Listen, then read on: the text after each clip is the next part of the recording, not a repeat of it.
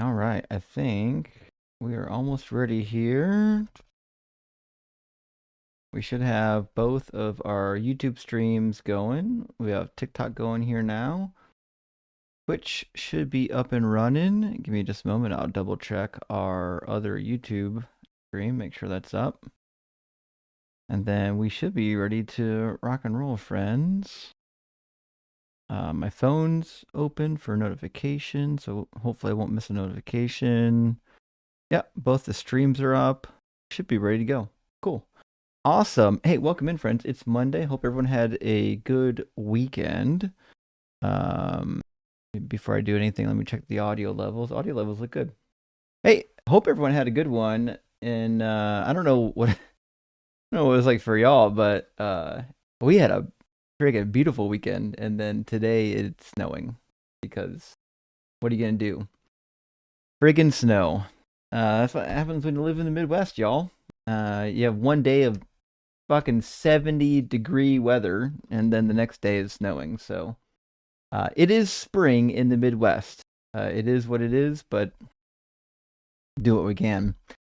Friends, we should have some people loading up in the guest boxes momentarily. I'm going to remind everyone, if you want to get in and you don't have TikTok, you can use the link on the screen, tiny.cc/DZLive. And of course, if you want to use TikTok, you can just hit that guest request button and you'll get in the old-fashioned way using the TikTok queue. Also, hey, if you're watching on Twitch, you can call in using the link on the screen as well. You don't have to have like a YouTube or a Twitch account to use the link. All you got to do is plug the link into your browser and you'll be ready to rock. Our word, thank you for this 666 friend, says, truly, I say to you, are you able to supply your P.O. box so we can send you stuff? I'm starting all my sentences with this now in order to sound cool. Actually, it worked for Jesus. And I do. So it is in my link tree, and my link tree is linked in all my profiles, and it's linked in the video. If you go to the video description, you'll find a link to my link tree as well. But give me a second. I'll show you. I'll put it on the screen real quick. Let me find it where my browser ended up at. Is it that one? Nope, that's not it. Is it that one? Nope, that's not it. Must be that one. That's not it. Let me try. Okay, it's not. 1 second. My OBS, for one reason or another, is deciding it does not know where my browser is. So let me restart my browser extension. Hopefully that'll take care of it. That might be it. Let's see. Is that it? Nope, that's not it. Wow. Really, there we go. We got her. Okay. Fantastic. Wunderbar. So here is my link tree. If you find it in any of my profiles, you'll find in my link tree, it'll say mailing address somewhere in the middle. Click on that and it'll give you, it's just a printout of the mailing address. It's 911 Graham Road, number 45. It's like the suite that they're in. It's a UPS location. Box 120 in Cuyahoga Falls, Ohio 44221. So if there's something you need to send me, whether you want me to sign your Bible or anything like that, which I'm more than happy to do, that's how to do it. It'll be in my link tree and all my profiles for anyone who needs it. Appreciate asking. And Chodicus Maximus, holy shit, starting the live off strong with a $199 tithe. Unfucking believable. To Doug. And big thank you, my friend. That really helps the channel a lot. Really appreciate it. I would say Doug should put a smoke offering up for you today. Holy shit. Thanks you, Chodicus. Good to see you, friend. Hope you're doing well. Also, speaking of friends, Gretchen. Thank you so much for the 311. Says 42 seconds late, slacker. I know, usually I try to hit that go button like right at the go time. Like just right right when it's time to hit go. But I was late today. In fact, I might have to get someone's gonna have to write me up. I'm gonna need a pink slip today.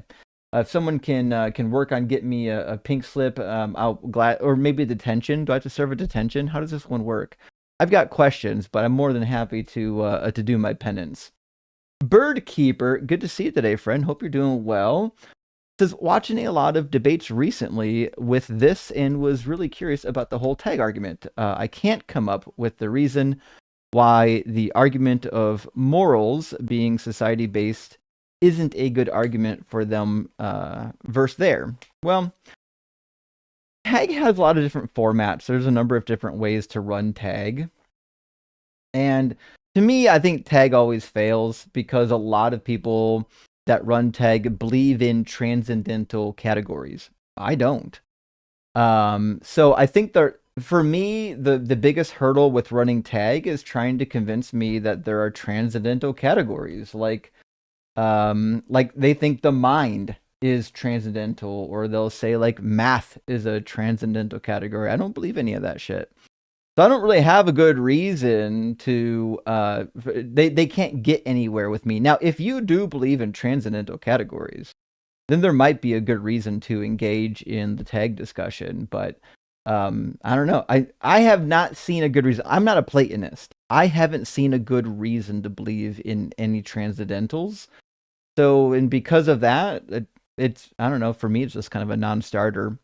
So they're going to ask you to like ground these transcendental categories. I don't think they even exist and need to be grounded. So it's, like I said, it's just a non-starter with me at least. But nevertheless, we have two guests that want to get in. I think one is a friend and one I think is opposition, if I remember correctly. I think David is a believer, and Skepticus, I don't recall. I thought Skepticus was an atheist like me, but we'll find out real quick. Welcome in, Skepticus. Hello. I'm not trying to crash things. Some of the other moderators had said that maybe I could be like a guest sitting in, kind of, but I mean, buddy, I'm not trying to impose on anything there. I already know your channel and have been subscribed for some time. You're more than welcome to come and hang out. Is there some different link I use for that, or what? I don't know. No, you got it. Okay, cool. I'm here for the ride. I'm gonna do one thing. I might change you to a different YouTube scene, but don't go anywhere. Give me 1 second.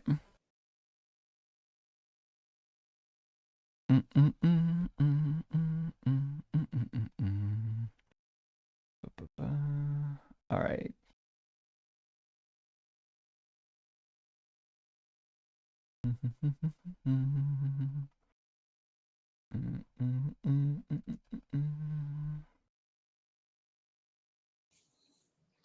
All right. I just moved you to a different YouTube scene on one screen, and I'll do it on the other. That way, when I bring in my guests, it won't do anything weird to your video. Your video will stay stable. Cool. Awesome. Also, for anyone who doesn't know, Skepticus has a channel on YouTube. You want to do a promo while you're up?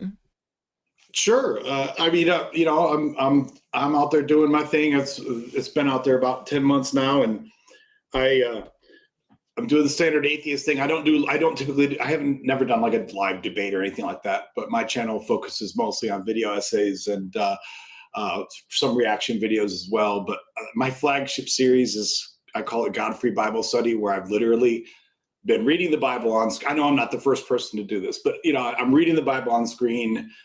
Of course, providing all of my own commentary. We just recorded the first couple episodes of Judges. So I've gone from Genesis up through Judges. Now it's about 50 hours of content so far. Now, if you didn't follow Skepticus yet on YouTube, you should do it. In fact, give me a second real quick. Since you're going to be up, let me go to Studio. I'll grab our first guest, but I'll add a link to your channel. So people can more easily find you, and then that should make things a little bit easier. Channel. All right, it should pop right up because I've already searched it. Try that again.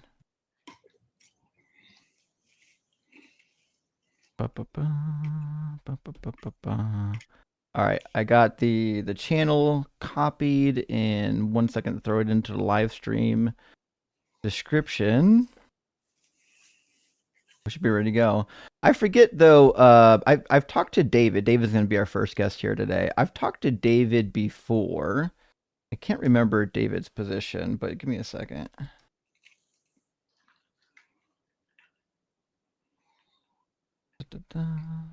Plus, while you're doing that, I just have to fanboy a little bit and say, it's really cool to kind of interact with you live. I've been watching your stuff for a long time now, so it's really cool.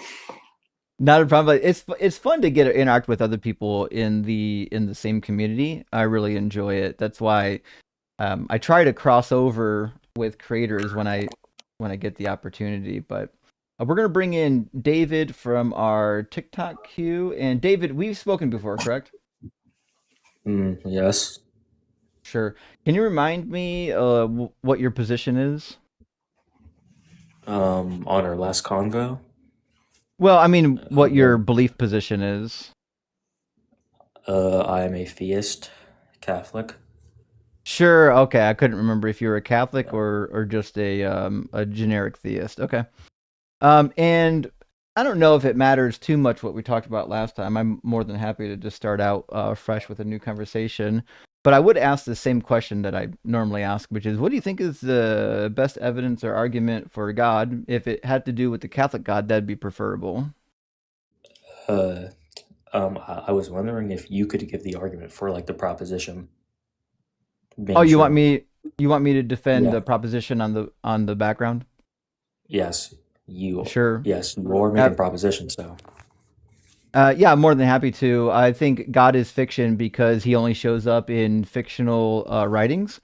So, for example, I could easily say that the Tooth Fairy is fiction because the Tooth Fairy only shows up in Tooth Fairy's writings. I could easily say the Easter Bunny is fiction because it literally only shows up in books and things that are fictional. So I would just lump God into the same category. You're more than welcome to be pissed off when I say that because I can recall that you're a Phil bro and you think that these types of claims are some sort of a philosophical dialogue rather than a starting point for a challenging discussion. But your God in particular absolutely doesn't fucking exist because the Trinity is illogical. Okay. Okay. So your first reasoning for God being fictional was God is fictional because he only shows up in fictional books. Okay. It's actually pretty easy. I think. Let's just use the baseline of Do you disagree that God shows up in fictional writings? Yes. Sure. Is Zeus fictional? I was going to get to that. Mm-hmm. Specifically about my God. Can you give the argument for why the Bible is fictional? And also, are we just talking about the baseline theist God, just like the mind that let's just say was the first cause of existence being made? But what are you calling the baseline theist God? I would say like the baseline of theism, is just the belief that like a mind, like let's say, made existence. Sure. Well, I would say the same argument I know you've heard me make a number of times, which is I don't think it is possible for anything to exist outside of time and then create time because time is necessary for creation events. So the idea that something like exists outside of space but doesn't exist anywhere and exists outside of time but exists at no point of time but then somehow does things without time is irrational. Okay. I want to get to the Trinity. But I'm more than happy to go into the Bible why I think the Bible's fiction. Yeah. Okay. Are you going to say because of the scripture in the Bible?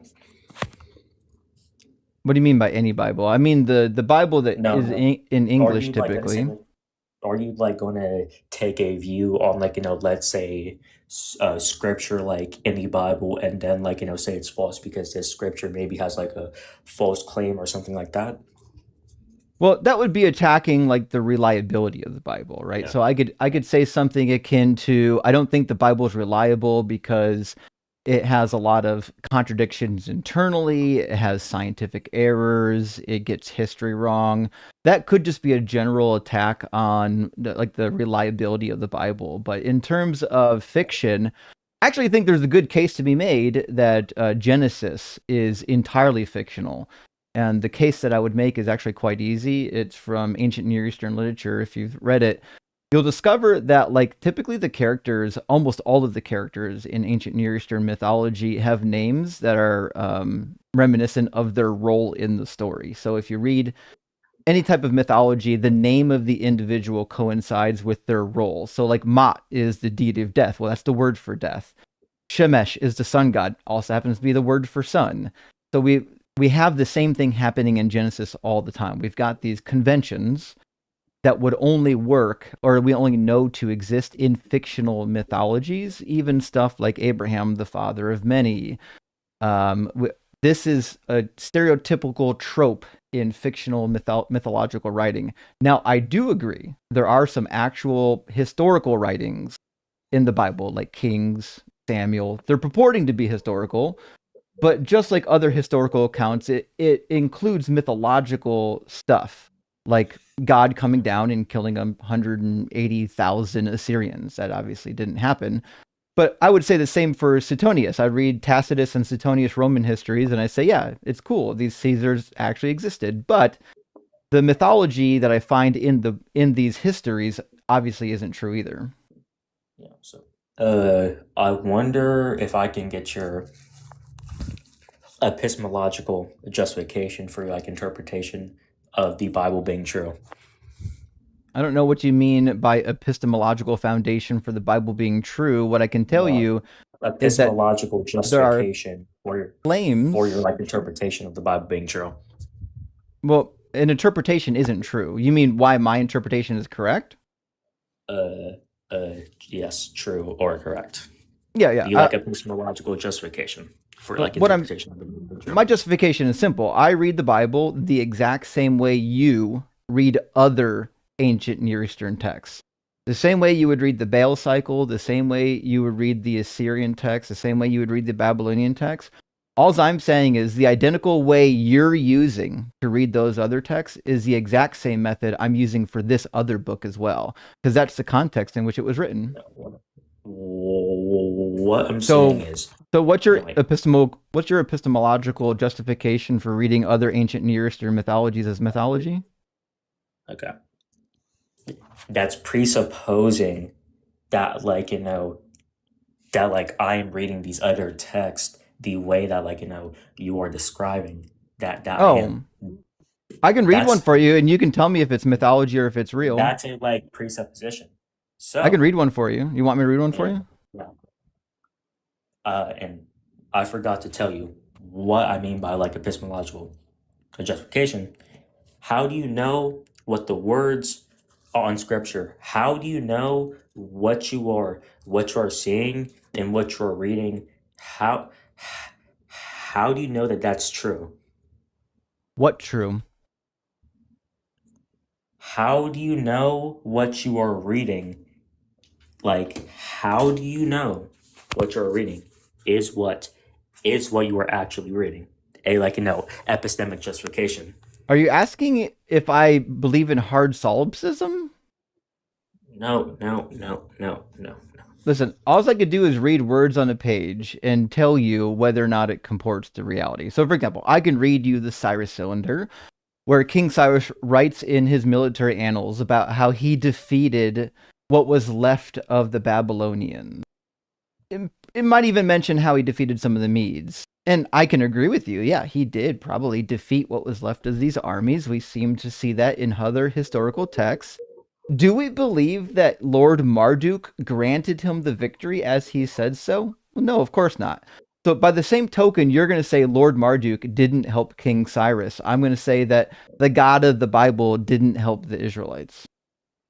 I'm still not getting on how like this proves your like interpretation is true. Like No, it's your interpretation. Let me demonstrate my point. So, wait.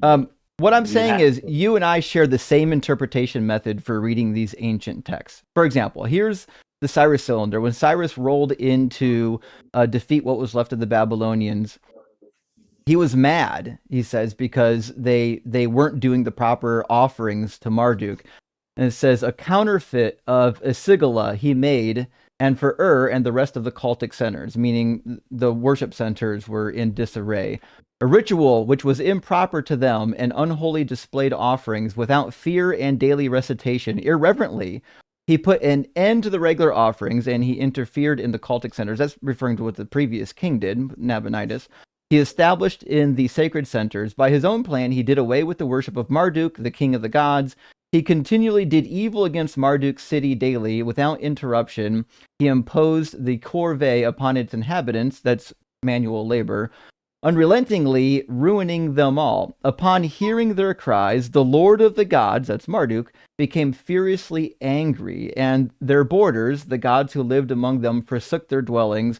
Angry that he brought them to Babylon, Marduk exalted the Lord of the gods, turned towards all the inhabitants that were abandoned, and then he talks about how he defeats these people who were disrespecting Marduk using the power of Marduk. Now, what I'm saying is, whatever justification you're going to use for saying that this Marduk didn't actually do it, I'm using the identical justification to say that Yahweh didn't do shit either. And can you prove that? Like what? Yeah, what justification? What justification do you have that Marduk didn't help King Cyrus? I'm doing a primary skeptic thinking basis right now. Do you know what that is? Yeah, I'm actually just pinpointing the hypocrisy in your viewpoint is what I'm doing. So what I'm saying is you don't believe that Marduk exists or that he helped King Cyrus. You're criticizing me on my viewpoint when I have the same viewpoint of your God. So whatever viewpoint you're about to criticize me for having, I'm going to criticize you for having the identical same viewpoint. So what's your epistemological foundation for your reading of the Cyrus cylinder saying that Marduk is fictional? Wait.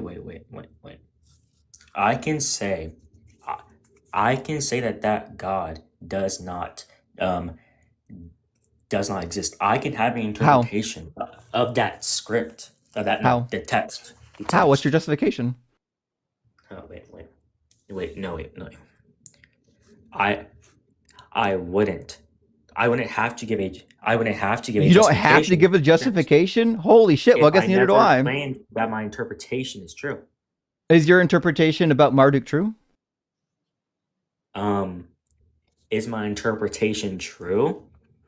I would say I would be agnostic on that. You're agnostic on Marduk now. That's crazy. Don't tell Jesus about that. Going down an epistemological rabbit hole here where I'm not trying to jump ahead of you, caller, but it sounds like what you're trying to say here, or trying to triangulate to, is saying that no matter what we say is true or false about the Bible, no matter whose claim or for any other religious text, I feel like this is going to a path where then you say, okay, because we can't have true, perfect knowledge of anything, therefore God. If that's not where you're going with it, then please correct me. But it feels like that's where we're going down this train towards the trail, the train tracks. No. I am currently attacking his position. I am not trying to prove God right now. I am just attacking his position. Yes. No. Yeah, and I did the return. I attacked your position with the exact same argument you're attacking mine with, and it seems like you don't like it. No, wait. Do you understand what a epistemic justification is? It sounds like I don't need to actually. I'm using the same one you're using. No. I mean, epistemology, we know what epistemology is. It's like how you know stuff, right? What I'm saying is the same way that you're applying how you know this text isn't real, I'm using the same method for your text. And also, I never claimed anything about that certain text being true or false. So you are still presupposing my way You of mean thinking. you mean So you yes, pretended to be agnostic is what you really mean. You I you never claimed refused anything you about the refused text. to tell the truth about whether or not you think this text is true because you don't want to get caught. That's what happened. I caught you. I'm being agnostic on the text. How You many That's prayers or crazy. sacrifices have you you are offered? not being agnostic on Imagine the a scripture. Christian being agnostic as to whether or not Lord Marduk exists as a I king of know. That's why gods. I'm like, has he prayed or offered any sacrifices to Marduk? I would like to know. What I'm doing is, the thing is, you are not being agnostic on the scripture when it comes to the Bible. You have this baseline argument out for, like, for my God being fictional. You are, The like, only bringing God up the only you are God I'm like bringing up agnostic the on scripture. is the demiurge. That's it. You you I already you told are you like why. I already told you why your God doesn't exist because the you Trinity is illogical and the Bible's untrue, and Jesus fulfilled zero prophecies. That's easy. That's not even a difficult one. Now, I think the gods of you are, Plato were a little more difficult to debunk. The gods of Plato theoretically live in this eternal universe. I already believe in an eternal universe. The question is, are there any gods in the eternal universe? And the only one I can seem to think is really classified as a god in modern English would be like the demiurge. So I don't know if I have a great argument against a demiurge other than I've never fucking seen one. That being said, your god's like really easy. It's not even difficult. deconstruction. So yes, you have tried to have your interpretation of the scriptures. Yes. No, not my I interpretation. Wait, what? I didn't say anything about my interpretation. Wait. Didn't you claim that there was contradictions in the Bible? That's not Yeah, you having an interpretation? no, I could just show you the What? contradiction. What? I can just show you. So my interpretive method is that the words just actually mean what the words say. Now you're going to tell me they don't, which is fine. You're more than welcome to do that. We'll see Can how you this works out for you. Have you can you like actually been on my live stream before to talk about contradictions? Because if not, this might be a fun one for you. wait? You just like invoked this method framework. Can you like give an argument on why I should accept it? Oh yeah, easy. Do you think 3 and 7 have the same meaning, or are those different numbers? I don't I don't want a question. I want an argument. Uh, I'm giving to you right now. And sometimes you have to engage. I could put it in premise form for you. Premise number 1: 3 and 7 are different numbers. You agree? That's invoking classical logic. I agree in logic. So we'll try again. That's Premise number that's 1. invoking that's In fact, invoking classical I'll write logic. it out for you. Hold on. That's I'll using put notes on the board since this is going to be a tough one. 3 and 7 are different numbers. Yes or no? In fact, let me zoom in and throw this up here so we don't get I know this is going to be a really long syllogism, so we're just going to make sure you don't lose track. Premise 1: 3 and 7 are different numbers. Agree or disagree? Wait, can you give a argument for why I should accept classical logic? It's crazy that now you don't accept logic. So just So wait, to wait. be sure, like if you don't What? accept like classical logic, you can just admit it. Do you not accept classical logic? I accept it in my own worldview. You are just invoking it on me. Cool, fantastic. Can So can you give a we argument for both why I should accept accept classical classical logic. logic? We don't need to. We both already accept it. Boom, done. No, Premise number it's 1: not. 3 and 7 are different numbers. Yes or no? Deconstruction. He's so Do you not terrified of understand actually basic logic engaging. It's 101? wild. No, wait. What I understand is that you and I both agree that basic logic is functional, so we don't have to support either of those claims that it either is or isn't functional because we both actually have an agreement here, so we don't have to Wait. support it. Deconstruction. You are invoking a framework. Give the argument. Like what? Oh, I don't You are need to. We not. already agree on it. No, you Actually, literally so do. we'll try this then. You We'll literally do do. What are you we'll do talking about? a pre argument. Premise number 1: the 3 laws of logic work. Yes or no? Do the three laws of logical work? I could write the 3 classical laws if that helps. I would say, I would say since I'm running a logical nihilist thinking basis, I don't think that they exist. I think that they are covert. You don't think that Can the you give 3 an laws of argument for, logic like- exist? It's crazy. Can you It's like, it's give an wild argument how for- he starts out saying he believes in the 3 classical laws of logic, and now he's refusing to agree that they actually work. Pretty wild. So you're a logical nihilist. Hey, are you David? Can you give an argument for, like, the I'm doing it three right laws of now. logic existing? Are you David? Is that an argument? Like what? It's a question. Are you David? Can you, like, give the argument? I'm doing it right now. You're afraid to answer my question because it destroys your position. Are you David? Can you give the argument?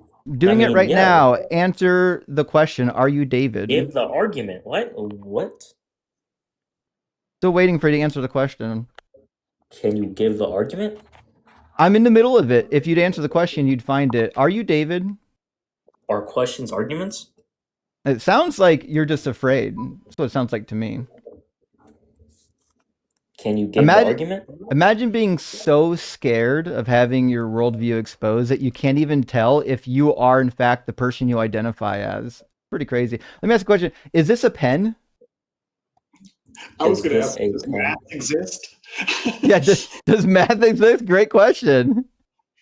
Does math exist? I mean, some people think that maths are axioms.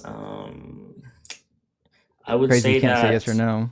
I would say that does math exist?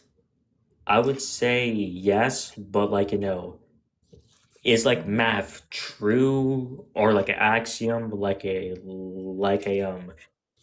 self-evident truth? That like math is true. Let's say we have 2 trees exist and like nothing else.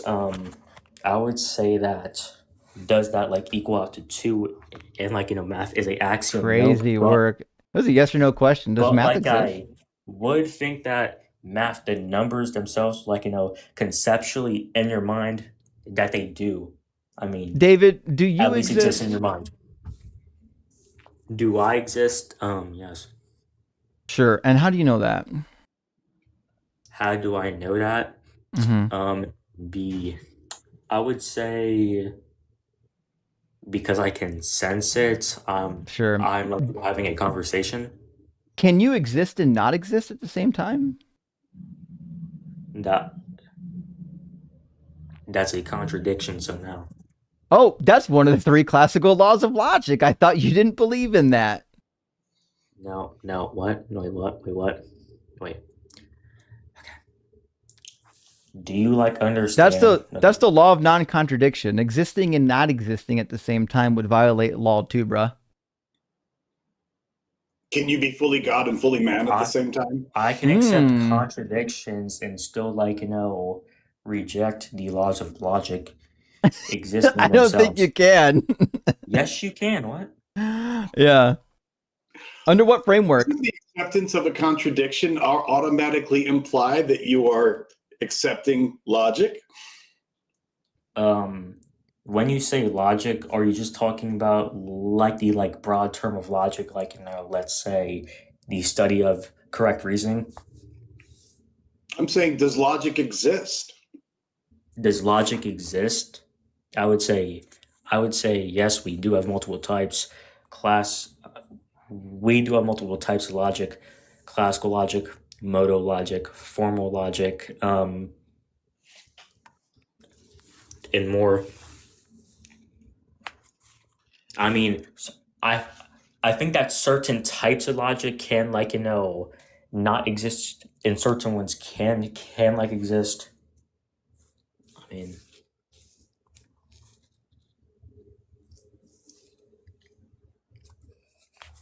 but okay. Well, I'll just give you the argument since it's pretty clear that you're actually just not going to engage, and that's fine. If you want to pettifog, you're more than welcome to. We'll just make fun of you when you're gone. My syllogism is going to be pretty bare bones. In fact, let me put it up here on the screen. We'll just assume laws of logic work. Premise number 1, 3 and 7 are different numbers. Premise number 2, 1 Chronicles 21, 10 through 12, and 2 Samuel 24, 11 through 13 tell the same story with different details. And we're going to say 3 and 7 are the different details. Premise number 3, I think, is pretty clear. Both cannot be correct because they contradict.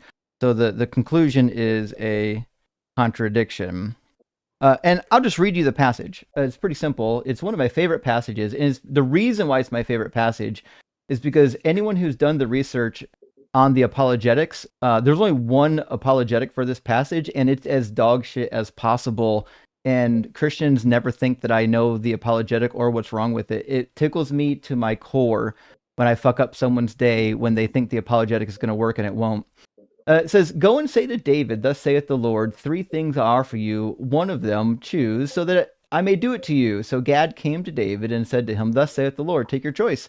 Either 3 years of famine or 3 months of devastation by your foes while the sword of your enemies overtakes you, or 3 days of the sword of the Lord, pestilence on the land, the angel of the Lord destroying throughout all the territory of Israel." So he has to decide which of these 3 punishments he's going to pick. Now, in the parallel passage in Samuel, it says, Gad, go and say to David, thus saith the Lord, 3 things I offer you, choose one of them, and I will do it to you. So Gad came to David and told him, and he asked him, shall 7 years of famine come to you on your land, or will you flee 3 months before your foes while they pursue you, or shall there be 3 days pestilence in your land?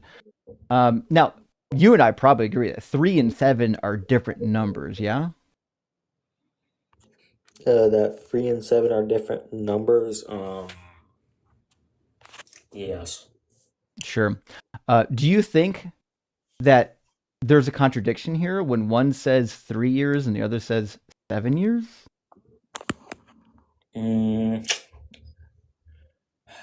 I would say, is there a contradiction? I mean, can I have the argument for like the interpretation of the contradiction being true? It's just a yes or no. Is there a contradiction when the story gives 2 details, 1 7 year and 1 3 years?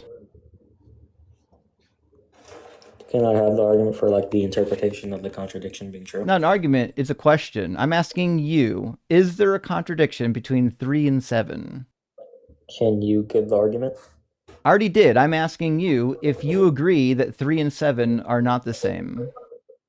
Can you give the argument? I did, and you weren't listening. The argument was simple. Premise 1, 3 and 7 are different numbers. Premise 2, 1 Chronicles and 2 Samuel tell the same story with different details, namely 3 and 7 years. Premise 3, both cannot be correct. Conclusion, a contradiction. That's not a argument for the like interpretation of the contradiction being true. All you are doing is just making an argument for their like actually contradiction. All you're doing is making a fool of yourself without actually asking, hey, are 3 and 7 the same number? Should I just be honest and say it's not the same number? This is embarrassing. David, dodging away. David, don't let your mom watch this. Please don't let her know that this is what you get up to on the internet. And we're not going to do any more of this conversation. You're obviously too much of a waste.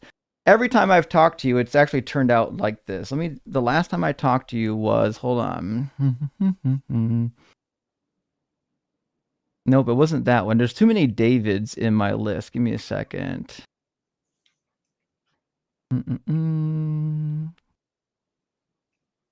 There we go. No, actually, I didn't write down the last time we talked. It's been too long. Okay, fair enough. I forget what we talked about last time, but David, you're boring every time. So this is not a great place for you, but I don't know if I would recommend this for you. I'm sure in real life you're probably a nice kid, but you're too brain dead for these debates. All right, let's get Joe. Let me grab a couple super chats. We'll get Joe in here. While I'm doing that, friends, make sure you're going to the description of the video and linking up with Skepticus' channel and dropping him a follow. In fact, give me a second. I'll copy that link over to the vertical stream. It's already on the horizontal stream description. Give me 1 second. I'll copy it over to the vertical stream before we get too deep into the debates.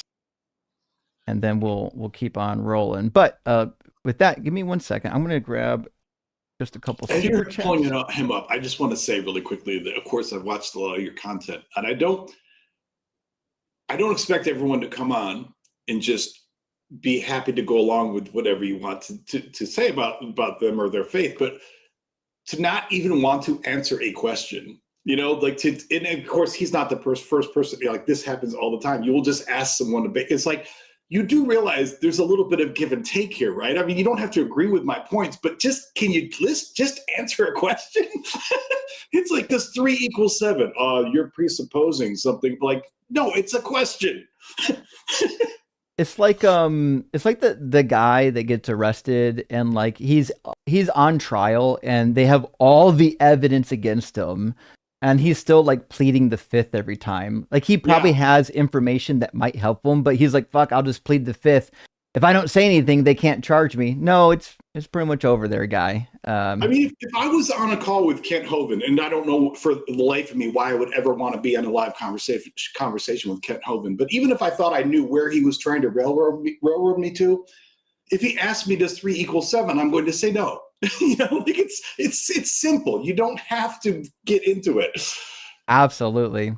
All right, friends, let me grab some super chats. We'll get Joja in here. Melanitis, good to see your friend, says, love those earlier streams. Perfect for Europeans. I do enjoy, in fact, in the summer, I'm doing a bunch of earlier streams because you guys know my schedule in the summer changes. My son is with me all summer because he's not in school.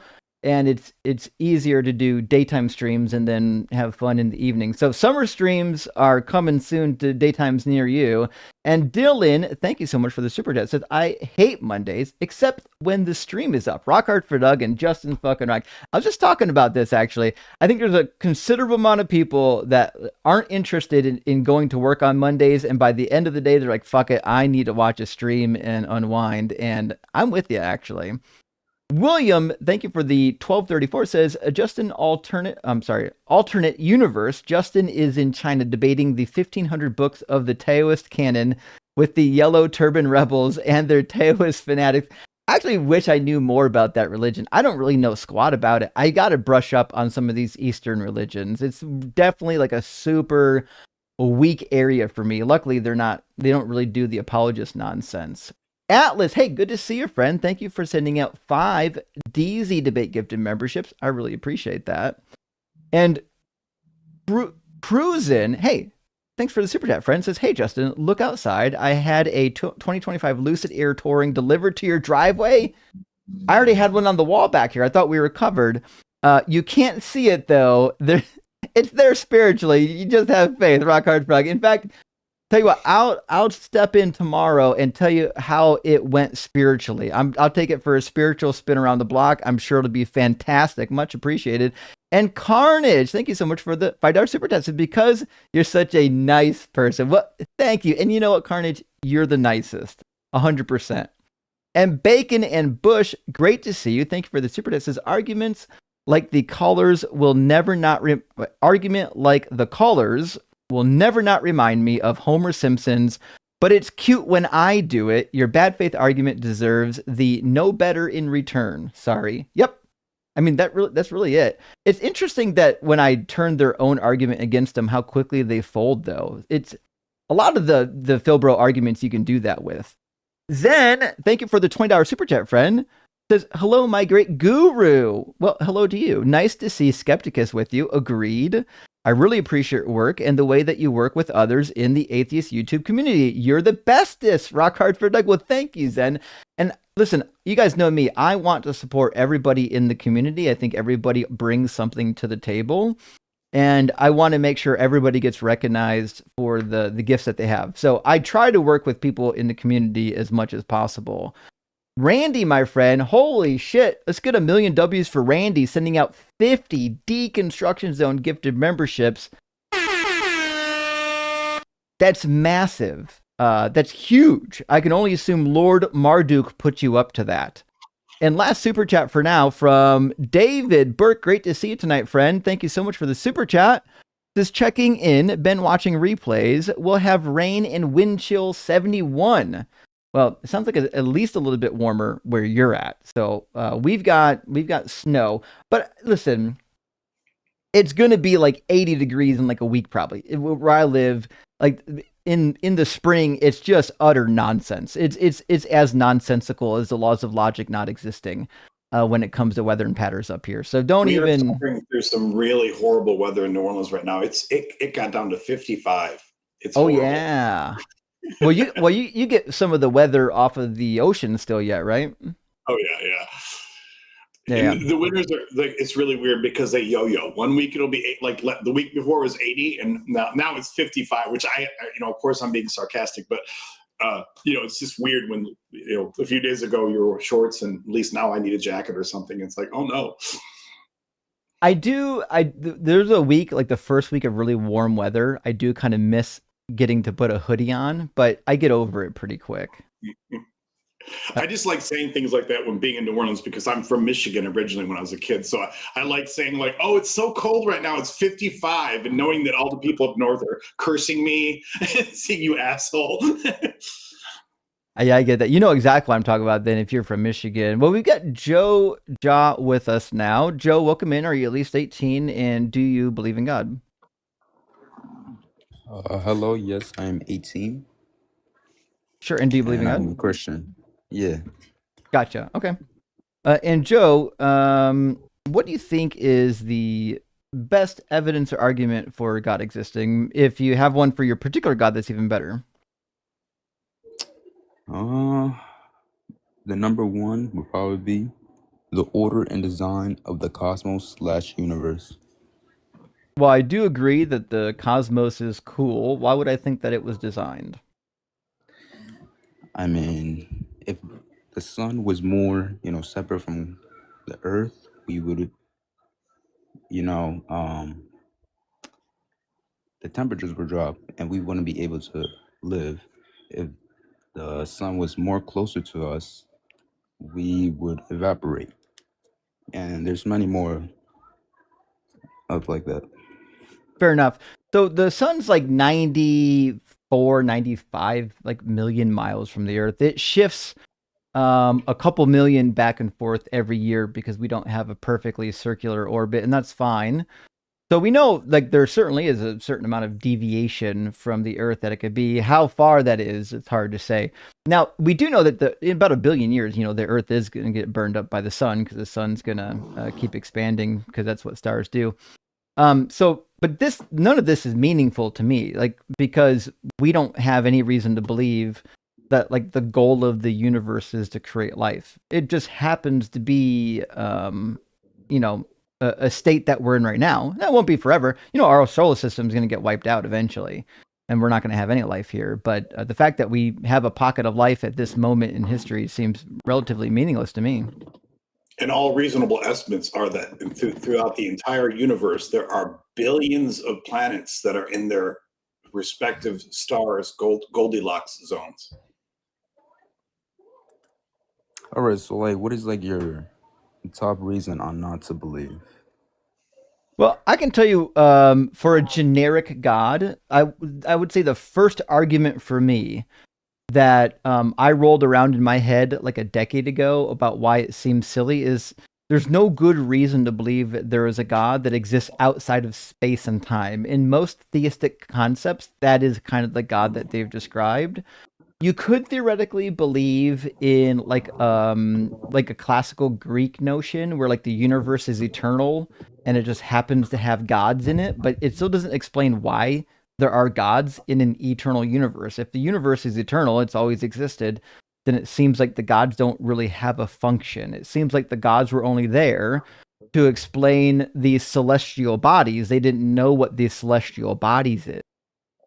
So with that in mind, I really don't have reason to believe in those gods. Now, when it comes to the formalized gods, I don't believe in any of the formalized gods because they're kind of ridiculous. They're full of contradictions. Their books are full of errors, like the Bible God. The Bible God's wild. It's supposedly all good, all loving, theoretically is all-knowing and all-powerful, but creates a world full of unnecessary suffering, makes all kinds of predictions that don't come true, and so it gets history wrong. All right, I'm gonna tell you this. In Genesis, we see that we separated from God, Sure. and when we separate from God, there's a gap, and when that gap happened, suffering and destruction and all sorts of bad goes through that gap, and God doesn't interfere because he chooses that we decided to do that, and he says, okay, I agree, and he lets it happen. Well, unfortunately, that's not how the story goes. The story goes Adam and Eve ate the apple, and then God cursed a whole bunch of stuff. He cursed the snake, he cursed women, he cursed animals, and he cursed the earth. Now, he didn't have to do that. Why did he do that, though? Well, that's for you to explain, not me. Now, in the Bible, he cursed the earth. Now, theoretically, prior to the cursing of the earth, there wasn't natural disasters. After the cursing of the earth, we theoretically have natural disasters, which seems completely unnecessary. If God is all good, there's no reason to create natural disasters after Adam and Eve sinned, given that they would needlessly and recklessly execute people at random, about 100,000 people a year. All right. Now I have a question for you. Mm-hmm. Why do you think God did this? Did what? Why do you think he let this happen? Like, he let Adam and Eve. Well, he planned it. How? Because he's all-knowing. In Ephesians chapter 1, it says that the elect were chosen before anything was even made, which means from the beginning, God already knew how all of this would play out and had it planned out.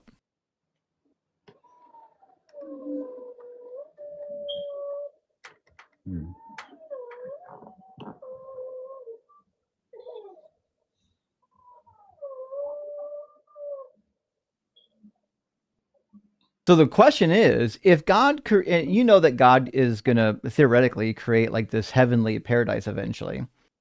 And we read about it in Revelation 21. We read about it again in Isaiah 65, where there's not supposed to be any suffering or sin or sorrow anymore. If he's capable of doing that with free will intact, which I assume you believe there's going to be free will in heaven, then whatever mechanism he's using to do it at that time, he could have just used from the beginning. None of this suffering charade needs to exist. Now, the reality is the suffering is explained in Genesis because it's not a real story. The ancient Hebrews wrote a story attempting to explain the current state of affairs, and that's the best explanation they can come up with. I just don't think it's a good one. Where's the evidence for that? In that Genesis is full of stuff that's not true. The earth isn't 6,000 years old. There's no Adam and Eve. There's no Noah. There's no Abraham. There's no Moses. And where are you getting all of this? It's easy. You can just use science. We've got radiometric dating. We've got all kinds of methods of dating the earth. We know for a fact that humans existed way before Adam and Eve. We've got settlements in Stonehill, Turkey. We've got settlements in Kara Tepe. We've got all kinds of settlements in the ancient world that date back at least 12,000 years. The earliest fossils in human remains in North America are 20,000 years old, and in South America is 15,000 years old, and that's just the Americas.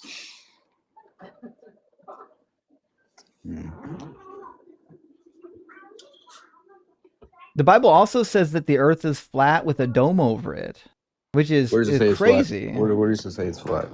Job 37 and Job 38 and Isaiah 40:22.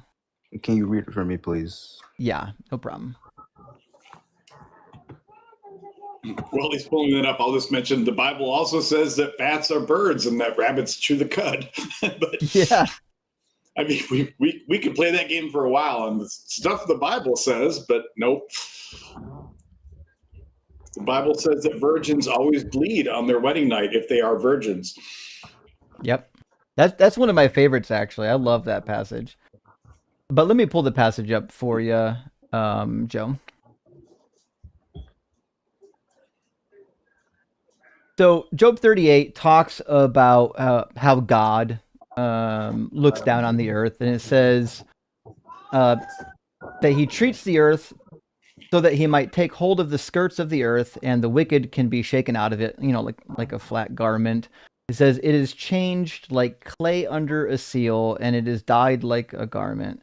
Now, clay in the ancient world, a clay seal in the ancient world was a flat disc. In fact, it'll look like this. This is the seal of Hezekiah. This is what it looked like when you pressed your ring into a piece of clay seal to seal something.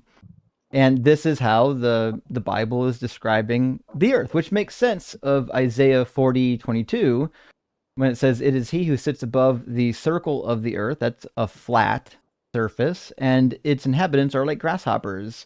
He stretches out the heavens like a curtain and spreads them like a tent to live in. Well, a circle is a flat disc, like what we see in all the ancient Near Eastern texts. In fact, behind me on the wall, you can only see the bottom of it, is the ancient Babylonian map of the world, which is also a flat disc, which is what everybody in the ancient world believed.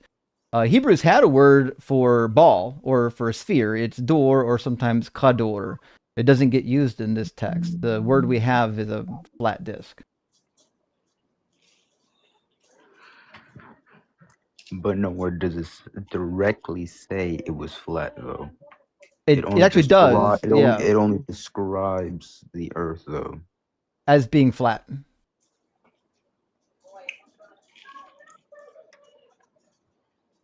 But I mean, if we're going to play that game, there are a ton of concepts which are understood from the Bible where the word itself does not exactly get referenced in the Bible, but that doesn't mean that the concept is not referenced in the Bible. But it depends on what you're talking about. Well, if I said the earth is like a pancake, you understand that's flat, right? Yes, but it's also circle. It's also not. Yes, a pancake is a circle, but not the earth. But what if he meant it as a circle? Then he would have used the word for circle, which is not the same as a ball. A ball is a different word. A circle is a 2D object. It's flat.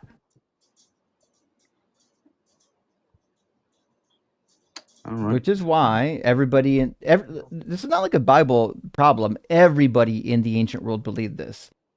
Even Muhammad's religion believed it. The Egyptians believed it. They drew pictures describing it. The Book of Enoch describes it in vivid detail. And they also believed there was a dome over top of it called the firmament. In fact, this one says... underneath, correct? Yeah, and Sheol was underneath, yep.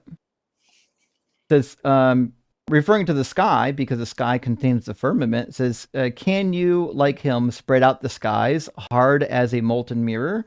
Because they thought the sky contained the firmament, which was a hard, crystalline structure, which is how it gets described in the Bible. That's what firmament means in the King James. That's a word that actually comes from the Latin, which means a hard, firm surface.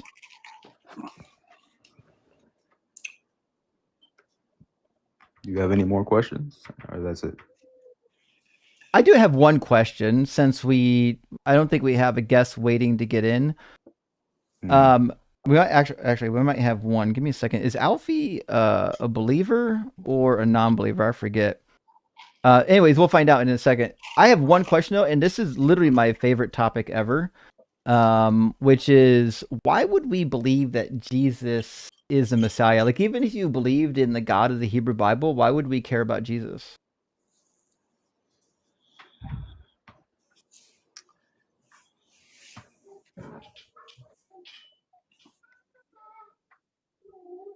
Wait, can you repeat the question? I didn't hear clearly. Yeah, even if I believed in a God, even if I was a Jew who believed in the Hebrew God, why would I care about Jesus? Well,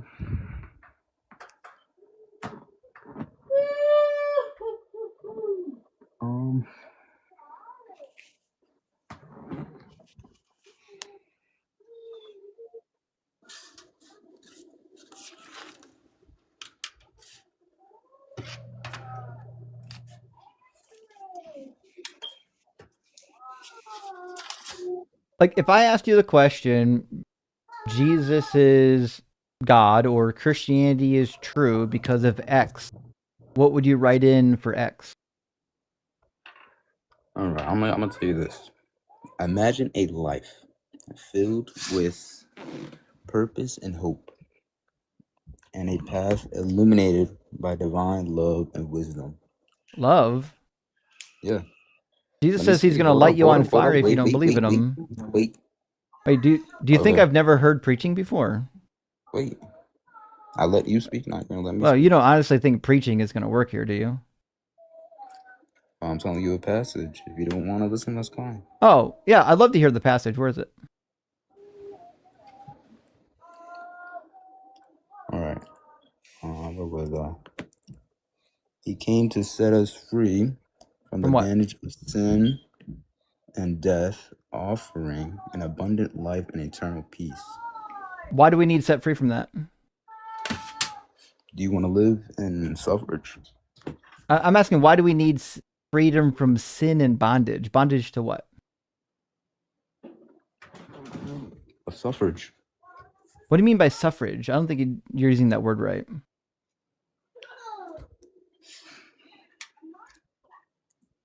You are familiar that Yahweh repeatedly refers to his own people in slavery terms, right? That they are his slaves. He has redeemed them, which means to buy them back for his own.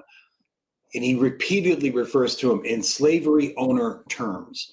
So the idea that we're equating anything remotely associated with freedom to worship of Yahweh is, I'm a bit incredulous at that.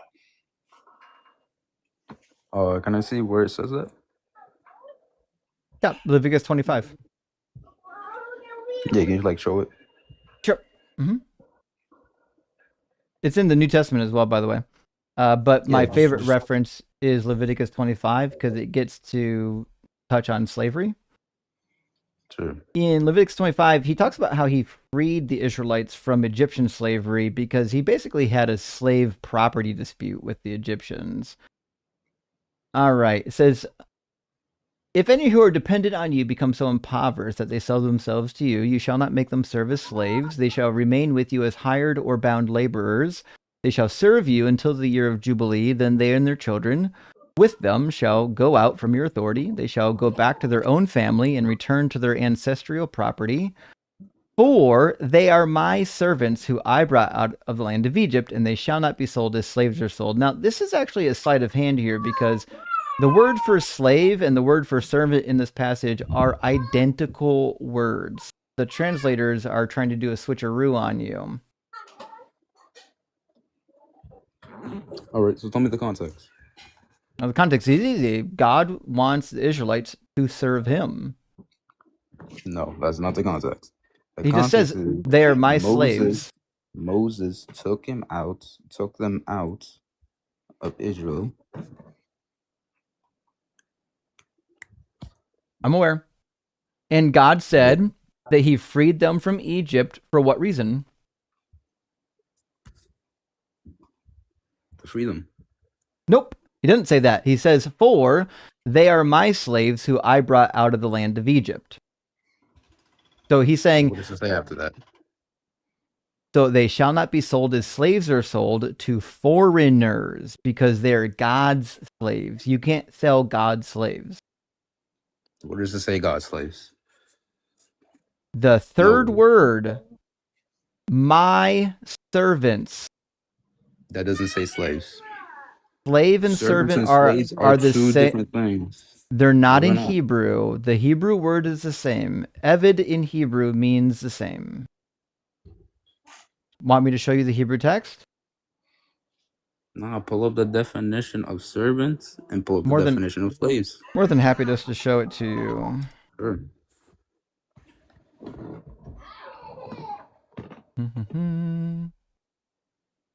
Let's see, it was 42.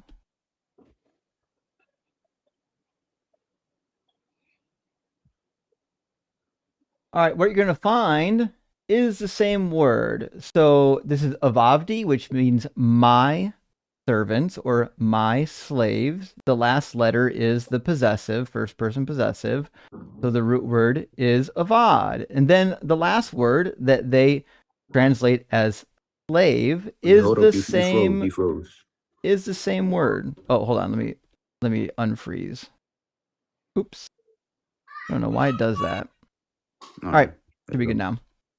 So there's two words in Hebrew or in English, one word in Hebrew. The Hebrew word is eved. This has a pronoun on the end of it, meaning mine, and this one doesn't. It's the same word. It's just slave.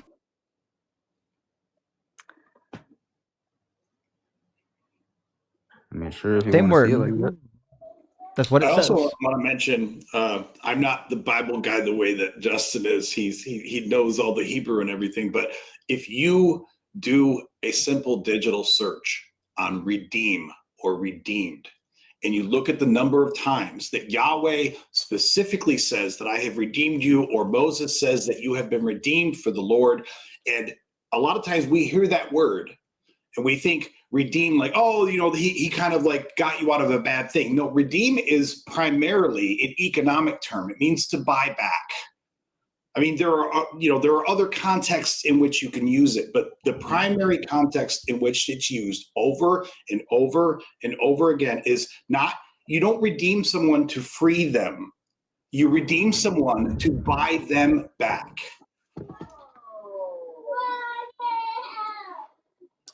Would you consider a maid a servant? Of course. Depends. Is it a So slave? are they slaves? It depends. No, he Servants. just said yes. No, he just said yes. No, you No, asked if a maid Don't is a change your answer servant. now. You said yes. You asked if a maid is a servant, and I said yes. You're switching terms. So How? I think.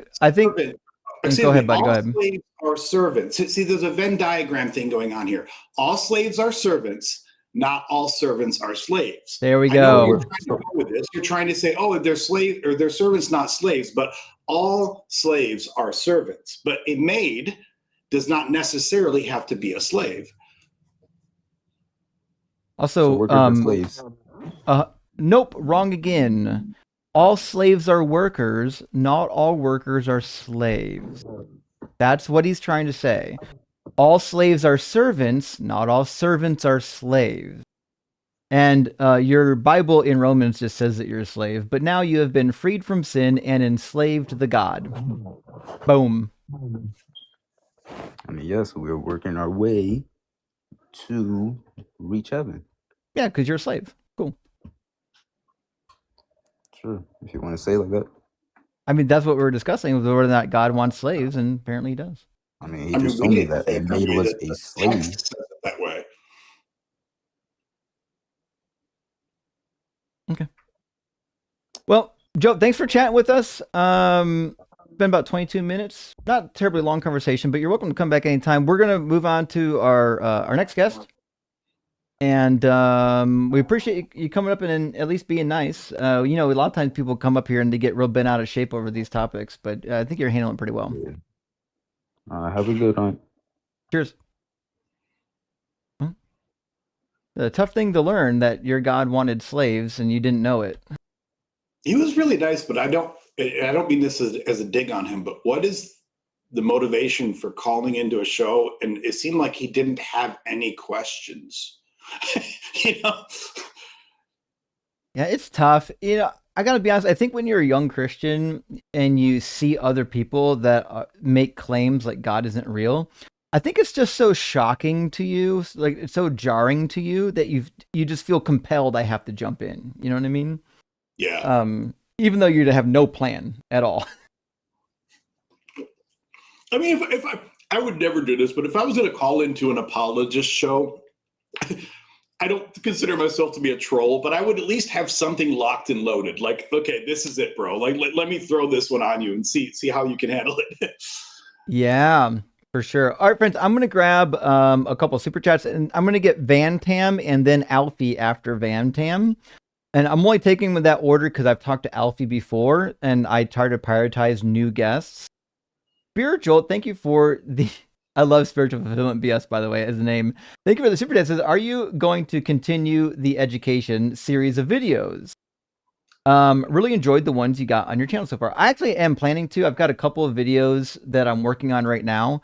I apologize, I didn't really get one out last month. It was a busy month, but I've got a couple that are in the works. It should be a lot of fun. And I'm planning on doing some more videos against apologists. Videos, so they are coming. I apologize. I stream so much, it's hard sometimes to make the pre-formatted videos, but I'm working on it. And Megan, thank you for the super chat, says, would you consider watching cursed religious movies and riffing on them like Mystery Science Theater 3000? Doug could play the part of Crow.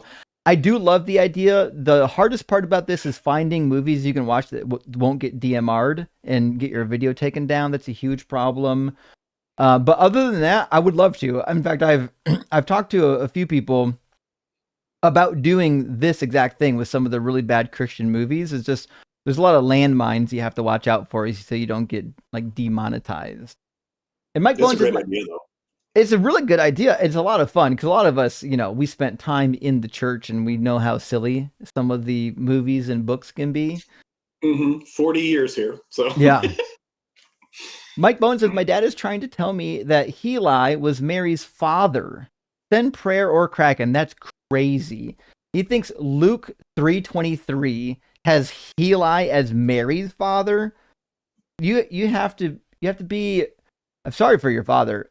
You have to be brain dead to think that's what the text says. It doesn't say that at all. What it says is that Jesus was about 30 years old when he began his work. He was the son, as was thought, of Joseph, son of Heli. Now, we know that Joseph is the son of Heli because Jesus isn't the son of Heli and Mary's not mentioned. So what this means is that Joseph is the son of Heli. Also, just in the word order of the Greek, it has Joseph, son of Heli, or Joseph of Heli in the genitive form. And when you do the genitive form, you know which ones are being paired because they're both conjugated or they're both constructed in the genitive. This genitive word goes with that genitive word because they're both in the genitive. And in fact, I'll bet you money, if I go to Luke 3:23, it's not going to have Jesus in the genitive, and Sirs Hell's not going to have Mary anywhere here.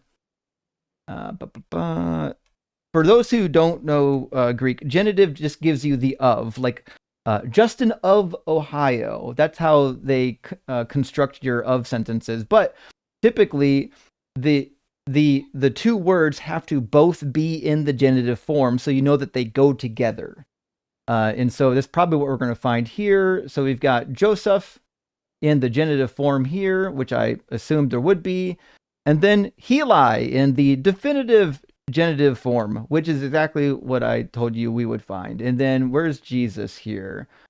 Jesus in the nominative format, not in the genitive, because this is not talking about the father of Jesus. This is talking about the father of Joseph. This is not difficult. This is basic Greek 101 stuff. This is not hard. I didn't even fucking like Greek. I had to take it just because it's part of the requirements, and even I know this shit. Hank, my friend, thank you for the $5 super chat. Says, nothing fires up my neurons quite like some faux disinterpreted ASMR Philbro mumble rap. I know. And you can tell when they come in. Like, you just know the minute you hear them talk, there's going to be some Philbro nonsense happening. Mike says, presup doesn't work because they have to presuppose all the foundations anyone else does and then add additional things. Occam Razor shreds it. Agreed 100%. A little bit of Occam's Razor and we're done. Gretchen says, Justin going full Phildo, second demerit. Do better, Jay. I'm sorry, Gretchen. You know, it didn't last long, and he was at least entertaining enough, I think. We got an early rise out of him. And Birdkeeper says, you think there's some prof out there sending these Phil bros to debate you for an assignment if they all deserve failing grades? Rock hard for dog. I don't know. My professors, when I was in seminary, would not have had you do this. You must go to clown school if your professors are telling you to do this. Randy, thank you for the super chat. Says, the ambassadors of Christianity I have crossed paths with over the years made me so happy to deconstruct. Listen, that is the case. If you've met a lot of Christians, a lot of them are very unpleasant and really make you think twice about associating with Christians, which is why, so many of them get up here and they're like, well, I believe in Jesus, but I'm not a Christian. Yeah, you're a Christian. You're just embarrassed to admit it because the other Christians are, you think they're horrific. The reality is you're all horrific. Nightman Cometh, thank you for the super chat. Says, in the immortal words of Ian, that is what you have to look forward to if you convert to Christianity. And that's true. Once you convert to Christianity, you can literally look forward to not even knowing if the laws of logic work or if 3 and 7 are the same number. Lega, thank you for the $10 super chat. And subbed to Skepticus. Thanks for always championing the community and happy to meet you, Skep. Big W. I did, Thank for you. people coming in, put a link down in the video description for Skepticus's channel. Definitely recommend going and dropping a follow. I'm going to grab just 4 more super chats, friends. Texas Panhandler, thank you. And good to see you tonight. Says, you're pretty nice. And I suppose. Also, hi to Joe. I hope he's listening. Well, hello, Joe, if you're listening. And you know what, Texas Panhandler, you're fucking nice too. Thanks so much for being here in all the streams and supporting. Big W. And Bible Guy, also with the $10 super chat, thank you, says, I've got a David video on TikTok. Just debated that turd. Oh, you just debated David? Everyone go see David cry on my TikTok after today's show. Rock hard for Doug. Wait, gay for Peggy. Oh, gapping for Peggy. Love it. Gapping for Peggy. Definitely, I want to see you cooking David. I bet there's a lot of crying happening in that video, and I'm fucking here for it. Absolutely here for it. And Sonus, thank you for sending out 50 DZ Debate gifted memberships. Huge W. Super appreciate that, friend. And Rosset, thank you for sending out. Thank you for the $20 super chat. Big W says, in Apologia's latest video, Kip Davis suggests that Hatzor destroyed in Joshua 11, that the people were a sacrifice to God, but I can't find it in the text. Am I misunderstood? 12,000 people sacrifice is crazy. Well, it depends. He's referring to the word harem in Hebrew and other Semitic languages, and it simply means to dedicate an entire killing of an entire people group to God. It's not identical to a sacrifice where you kill an animal and feed the god. It's a sacrifice in that I'm setting this whole city apart and killing them for my God. We find it in the Messiah. I think it's worse though than a sacrifice. I mean, yeah, it's true. I'm not a Hebrew person, but I'm just a layman. But every time, because I watched that video today, and it's a great video.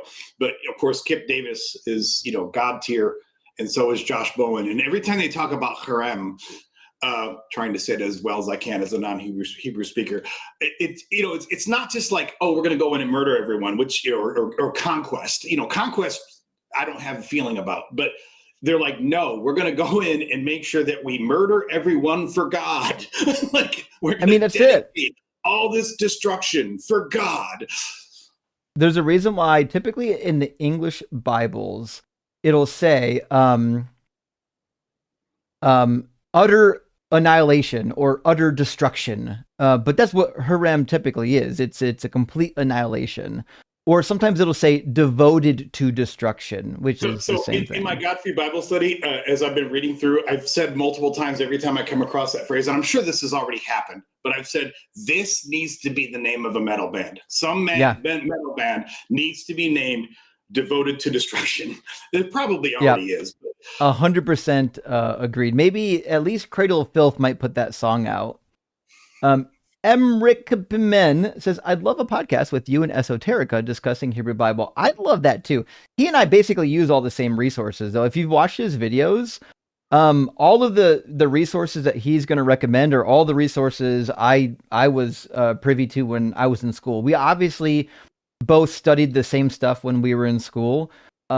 Esoterica and I are literally on the same page with everything. I've never heard him say something I didn't agree with. Justin Sledge is just awesome. If I could do a crossover video with him, I absolutely will.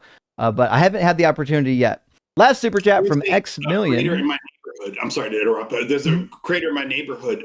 He's not a religious YouTube content creator, but he's a historical guy. He's like 2 neighborhoods over, and he has done a bunch of collaborations with Esoterica, and I think it's really cool. Sorry about that. No, he's really cool. Esoterica is. X Million. Hey, I appreciate the 20 super chat. Says that's what I get for not writing stuff down. I forgot my burning question.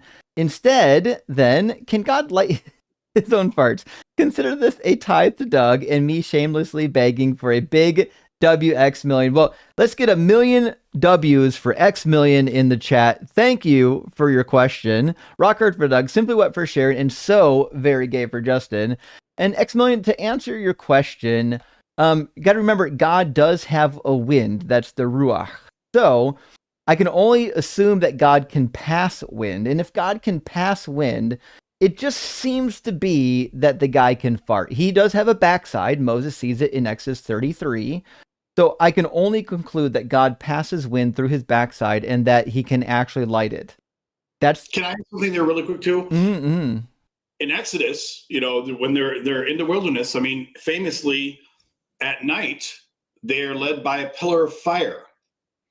Oh, which is Yahweh. Ooh. So if we're going to be, I mean, it doesn't say that it's Yahweh lighting his farts, but it doesn't say that it's not Yahweh lighting his farts. That's true. It must be. All right, friends, we're going to get Vanam in here. Alfie dropped. I don't know why. Alfie wasn't waiting that long. I've talked to Alfie once before. Alfie, if you're watching, you're welcome to come back. I just wanted to grab Vanam in here first. I don't know what his religion is, but we haven't talked to Vanam before. So welcome in, Van. Are you at least 18, and do you believe in God? Yes. Okay, and which God do you believe in?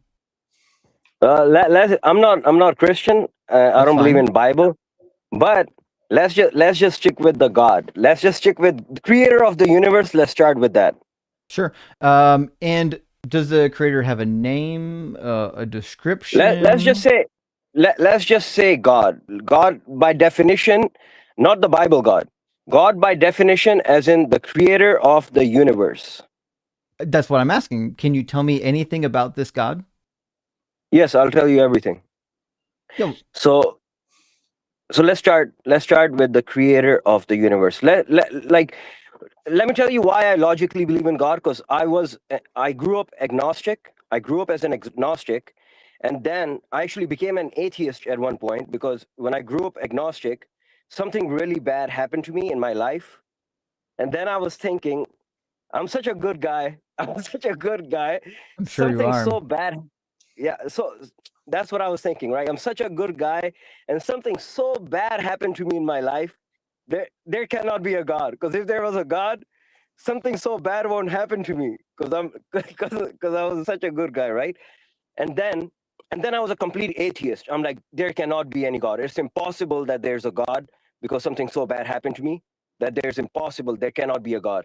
But then I was like, I do boxing. So one time I was in my I was in a hotel room in the boxing tournament, like waiting for the boxing tournament. And I was in the hotel room. Then I saw the highway. And then I was thinking, this highway, I don't know who made this highway, but I know this highway can't exist without a creator of this highway. Then I thought about the moon. The moon can't exist if this highway can't exist, and I don't know who created this highway. So this moon right up there, I'm looking at it, that moon can't exist without a creator too, and the sun. So my logical reasoning, like I logically believe in God. It's not like that was like more emotional when I was an atheist. Sure. It was like an emotional argument that something so bad happened to me. Well, that's not why I'm an atheist, so I'm not really sure this is relevant. Why would I believe that there was a creation at all? Let me tell you why now. Now, like, just by logically speaking, if you see a painting, like, now I'm going to tell you my position, why I believe Every in God, painting my has a position. painter? Oh, revolutionary argument. No. Let me just hear me out on this, and then you can elaborate. So my position is why I believe in God. And not only I believe in God, I know for a fact there's God. Like, Does every puddle have a puddler? Let me finish my things, and then you can let me know, because I know for a fact Maybe there's you've God. said I don't believe in God. maybe you've said too much, and we can streamline the dialogue just by answering some questions. Does every puddle have a puddler? I don't know. I don't even know what that means, but yeah, I know it's nonsensical. Yeah, what I'm demonstrating is that there are some things we know have craters. We know that paintings have painters. Okay, but you didn't but hear there my are some things that don't have craters, which we would say like puddles would be counting in that category. What I'm going to say is that the universe is like a puddle. It doesn't have a creator. It's a naturalistic phenomenon. Can I give you my evidence? I have two different evidence. One is empirical evidence, and one is no, not empirical. Sorry, one is inductive reasoning, and the other one is deductive reasoning. Sure. Now, the inductive reason. I'm about to give you my inductive reasoning evidence, and the inductive reasoning is correct most of the times, but deductive reasoning can never be wrong. It has to be correct. So, so my inductive reasoning is like, this applies to this. So if we apply this to this too, it should be correct. It's not always correct, but deductive reasoning is like, we deduct everything, which I will give you after, which is more stronger. But let me give you the base evidence. Now, I see a painting, right? I see a painting of the sun, moon, stars, mountains, trees, human beings, animals, rocks, river. Now listen to this. It's logical to accept this painting has a creator. It's illogical. Oh my God, I'm a believer now. You got me. Holy shit. Painters have painters. No interrupting. Bro, now you're interrupting. Like, let me finish, please. Buddy, get to it. Then you can talk. I'll let you talk the whole way. I love it. I love it when they come on my show and say they'll let me talk on my own show. You're interrupting, bro. It tickles me all the time. I'm just asking you to get to the point, bro.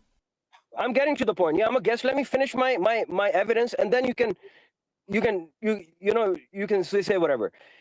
Now, it's logical to accept that the universe. I was getting to that. It's logical to accept this painting has a creator. It's illogical. It's illogical to deny this painting has a creator, and it's illogical. It's illogical to say I don't know. I don't know if this painting has a creator or not. Now, I believe the same thing should apply for the universe, logically speaking, because 1 + 1 is 2. 1 + 1 is 2 in grade 1. 1 + 1 is 2 in university. 1 + the universe is a painting. Yeah. Now let me get to it before you say any of this. It sounds like you're gonna need to demonstrate that the universe is a painting. My argument is so strong that you don't even want to let me finish. It actually, we're responding directly to your argument, and in fact, we've already done it twice.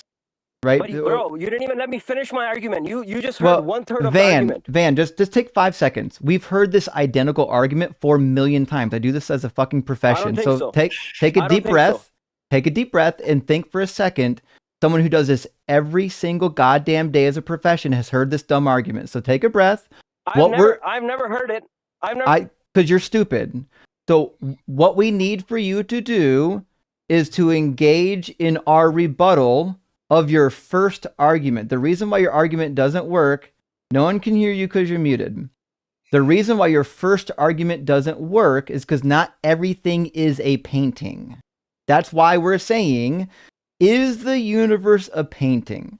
You can't just say, because a painting has a painter, that everything has a creator, because there are things in the universe that you would agree don't have a creator. For example, I already pointed out puddles. Puddles are a naturalistic phenomenon. Why would I believe that the universe is a painting rather than a puddle? Okay, so let me finish my argument because you didn't hear my argument. Yeah, that'll make it better. Even the puddles are created. Even the puddles are created because if I print a piece of paper from a printer, just because it's a printed paper, that's like naturalistic phenomenon. Just because it's a printed paper. What's the evidence that puddles are created? The same way the printed paper is created, the printer is created. What's the evidence that puddles are created? What's the evidence that the puddles are created? The universe Yes. is 3D Because the universe printed. is created. The puddle can't That's exist that's without the universe. that's the claim. You can't support your claim with the Yes, claim. I I'm can. asking you, Yes, I what's can. the Listen. no? You can't. That's called a circular argument. So No, it's again, not. I'm asking you, what's You don't the even- okay, evidence? Let me What's the finish my- evidence? What's the Yeah. evidence that puddles you are changing created? topics? Why are you changing topics? Let me finish my argument. You didn't I'm even let me finish my addressing argument the earlier. argument specifically. What didn't you even hear said, me. What's my puddles argument? are created, and I'm asking you, what's the evidence that puddles are created? Okay, before we even get to that, let me finish my argument. Now, one Tell you plus what, one. I'm going to let as you I was finish saying, the entire argument, and then I'm going to ask you the identical same question, and you're going to crumble the perfect. identical same way. Perfect. At least you're gonna let me finish respectfully. If you're gonna let me finish and not interrupt me, that'll be the best. That's the most respectful way, and not use ad hominem like you used earlier by calling me names. That wasn't an that ad shows- hominem. That was an insult. You're Yeah, clearly that was- suffering insult from is ad CTE. hominem. Insult means ad hominem. Ad hominem No, is insulting. ad hominem is Yes. when you offer an insult in lieu of an actual argumentation, and you Exactly, allow and the. that's what you did. No, that wasn't in lieu of an argument. I was just calling you stupid because you are. That's your opinion, but you blindly believe in a possibility of universe to exist without any evidence. You believe No, in something. that's actually not You're true. an atheist. That's actually not true. It You is don't true. know. You don't know anything I believe. And if you want to I give your do. argument, I'll tell you exactly what I believe and why I believe it.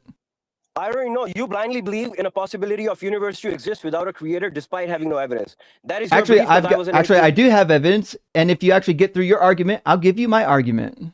Perfect. Let me get through my argument then. 1 + 1 is 2 in grade 1, in Oh grade fuck! 12, No in way. university, Okay, I'm writing this and one down. everywhere Hold in the on. universe. 'Cause Let the me logic know- never changes. Let me Logic never know. changes. Let me So know same if I'm logic getting this applies- right, though. I want to write down your argument to make sure I'm Yes. getting it correctly. 1 + 1 Yes. equals 2. Good.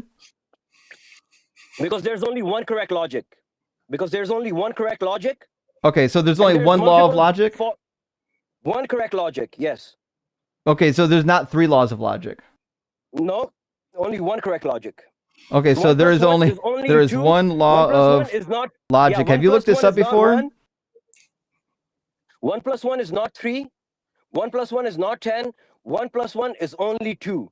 So the same logic that we use for the painting should be applied for the universe. It's logical to accept. You know, the 1 + 1 can Bro, be let me 3, finish, right? Bro, you keep interrupting me because you know your argument is weak. But the and my logic for argument the is too strong. painting didn't follow. You know Yeah, my evidence so- is too strong for you. That's why you don't let me finish. Because I- I debated a lot I'm of actually- intelligent Your atheists. story and didn't intelligent- follow. So An I'm actual smart actually person would let actually you finish. what I'm doing is Listen, is listen, I'm you're not good at debating, addressing bro. You're not I'm good at debating. You addressing keep the interrupting points me. that you raised, right? Your first point is that 1 + 1 equals 2. Your second No, point is I that made a there's point only before that. one law of logic. It turns out that neither one of those are strictly true. Like 1 + 1 equals is 2, true. depending on which form of mathematics you're using. However, if you're counting 1 + binary, 1 always equals 2. unless you're counting in binary, asshat, Okay, show me. How does 1 + 1 equals other than 2? Show me. it equals 3 if you're counting binary. Do you know what binary is? 1 + 1 only equals 2. It does not equal 3. Do you know what binary counting is?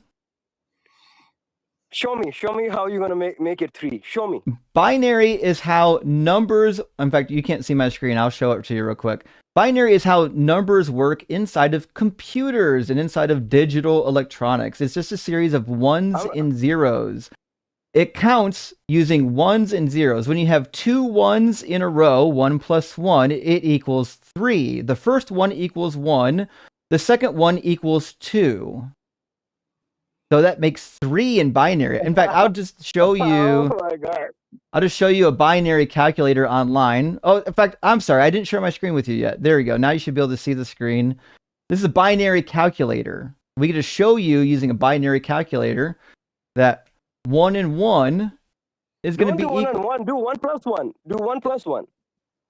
It's going to be the same. 1 + 1 and 1 in binary is the same exact value. So if I do 1, 1 in the binary section, it's going to give you the binary calculator. This is the table right here. Okay, in that binary calculator, can 1 and 1 be other than what it says? In binary, 1 is always equal to the slot that it is associated with. So the first slot is going to be equal to 1. The second slot is going to be following a equal series to of logic 2. that is designed. So what that means is you get a sum of 3. So what I'm trying to tell you is that mathematical systems exist, and there's multiple mathematical systems. Yes. Don't talk about Euclidean geometry. In the mathematical system that we use, or in that binary, it will never be other than what it says there. And in the mathematical system that we use, 1 + 1 always equals 2. In the everyday mathematical system that we use. But what I'm showing you is that there are multiple mathematical systems. One of them is called binary, and if you look at 1 and 1, it just means 3. A binary 1 and can it be anything other than 3? That'd be 1 0 0. So again, in binary, 3 is 1 and 1. Now you can add you can add 1 and 1. You can add 1 1 and 1. No, I said 1 and 1. Can it be other than 3 in that binary calculator? In the binary calculator, the value of your 1 is associated with the numerical slot that it accompanies. The first slot is 1, the second slot is 2. This is what I'm trying to tell you. There are multiple ways to do math. Now, if you want to do... And you're saying it's going to be 3. Yes. Can it be other than 3? No. Exactly. So even in binary calculator, there's only one correct logic. We agree.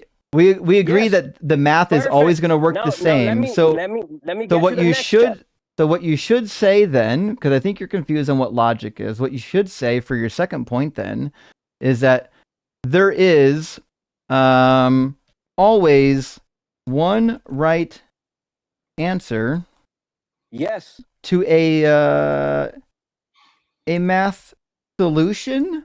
Is that what you're trying to say? Yes, or math question. Well, math solution. That's not really right. Sure. Okay. Sure. Yes, there's only one correct logic. No. In everything. Wrong again. There cannot be two. Is English your first language? It doesn't matter. Look, it does because no, it doesn't. You keep using words wrong, and we're trying to help you out here. So the reason why we're stopping you is because there's not just one logic. There's 3 laws of logic, which I tried to get you to. I tried to get you to identify a minute ago on whether or not you understood that there are 3 different laws of logic, and now you're muted because you're an idiot and you won't shut up long enough to learn something. So I'm going to show you.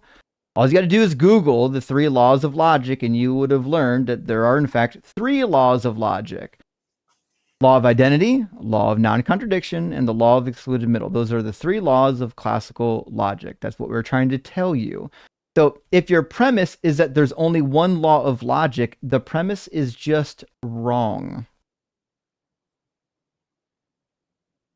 I didn't say there's only one law of logic. This shows that you're not even listening to me. You certainly did. In fact, put a 1 in the comments if you all heard him say that he only believes in one law of logic. You call me what you are. Every accusation is a confession from you. Because I said there's only one correct logic. I said there's only one correct logic. He absolutely did. I'm rubber and you're glue. That's what he did. Okay, there's only one correct logic. There's not only one law of logic. Yes, there's 3 laws of logic, but there's only one correct logic. Can there be 2 correct contradictory logic? No, there cannot be. We don't believe in contradictions. Exactly. There cannot be contradictions. Yes. So the same logic that we are using for the painting should be used for the universe. It's logical to accept the universe has a creator. It's illogical. It's illogical to say the universe doesn't have a creator. That's not how that works at all. And it's illogical to say, I don't know if the universe has a creator or not. That's not how that works at all. That's not deductive or inductive. That's stupidity. It does. So I'll explain it to you. If you're stupid, then that's the same laws for paintings should apply to the universe. Yeah, that's crazy. That's adorable. I would give you equally bad logic, and I'll explain to you why it's bad. So if I said that every puddle has no creator, because we see puddles forming literally on its own. And I said, by the same logic, paintings don't have creators. You would say, no, that's untrue, because we see actual painters painting paintings. That's why you can't just apply the logic to one thing to another thing, because, first of all, that's not logic, by the way. That's just observation. Like, we know that paintings have painters because we've watched how paintings get made. We know that paintings have painters through experience.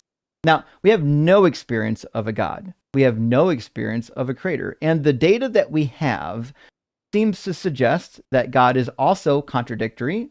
We can go over that in a minute.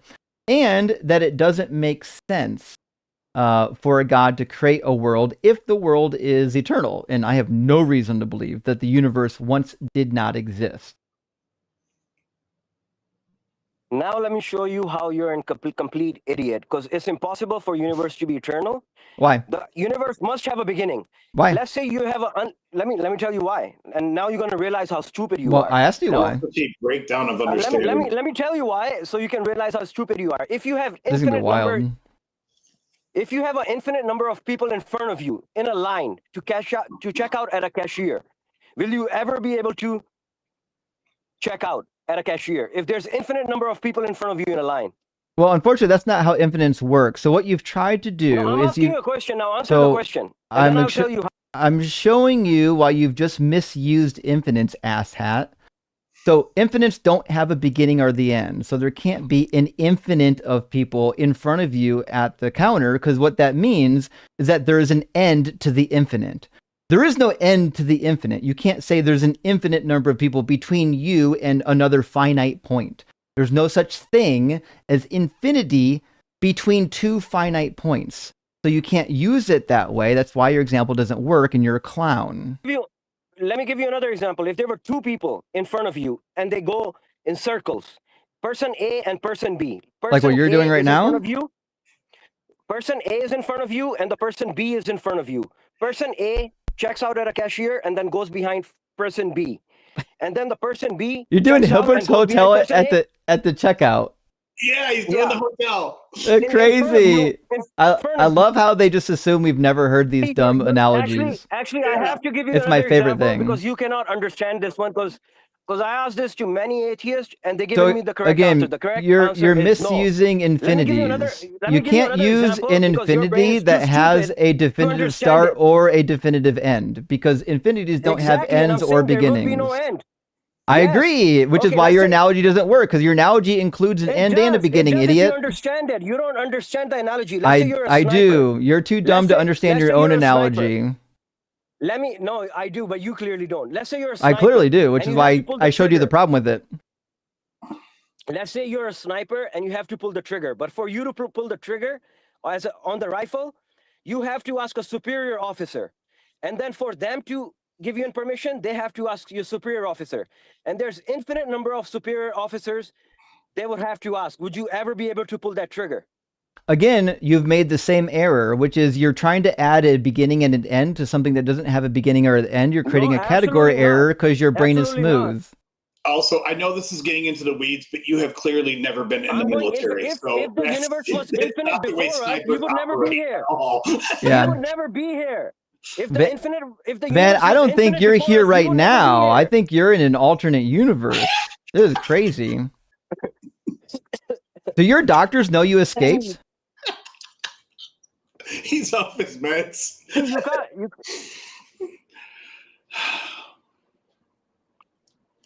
Okay, let me tell you. Let's say there were two people in front of you. I'm just trying to give you an example. You're going to give me 10 examples of the same problem.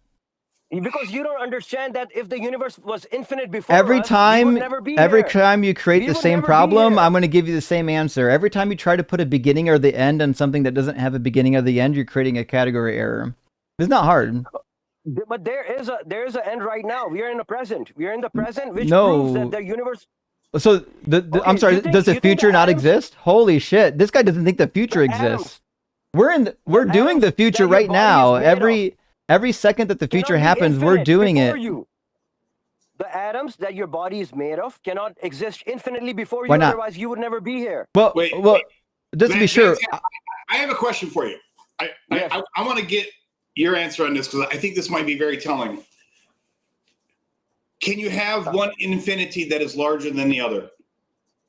Infinite? No. Infinity Okay, is so no beginning and no end. I knew you were going to say that, and that tells me everything that I need to know, because that means that by definition, you don't even understand infinities. This is provable mathematics, that there are larger infinities than others. You Bro, don't you're even stupid. understand infinities. this guy doesn't understand a whole lot of anything. Trust me on this. I don't. Hey, I'm let me ask you a question, Van. Your God is outside of time, right? Yes. Sure. You think your God created time? Yes. There has to be Sure. a beginning for the universe to exist. Sure. Yeah. Otherwise, we I wouldn't didn't be ask here. you any of that. I said, do you believe your God created time? Yes. Okay. And what do you think time is? A beginning and an end. Series of events. There we go. It's a series of events, isn't it? Okay. Would we say that all creation events has a before and an after? There's a before state and an after state? Since the universe was made, yes, there was before and after. Since the time started, yes. Okay. How do you have a before and an after without time? You only have before and after time. No, you can't have a before time. How do you have You a cannot. before and an after without space? You cannot have series of events before, You got before the it. series started. You Before the series nailed started. it. Yeah, you can't have a series of events because you don't have time yet. That's why time can't create you can't create time, and God can't do shit outside of time. In fact, I'll give you the syllogism for it. It's really easy. Premise 1, creation involves a change of states. You already agreed. Premise number 2, all changes of states have a before and after. Some of them have before, after, and during. That's another thing, but you agreed to that. Premise 3, anything with a before, during, or after state requires time, does it not? Look, now I'm gonna nail you to the cross. Watch this. Do you think I'm before gonna is a nail your temporal argument to the state? cross. Now listen to this.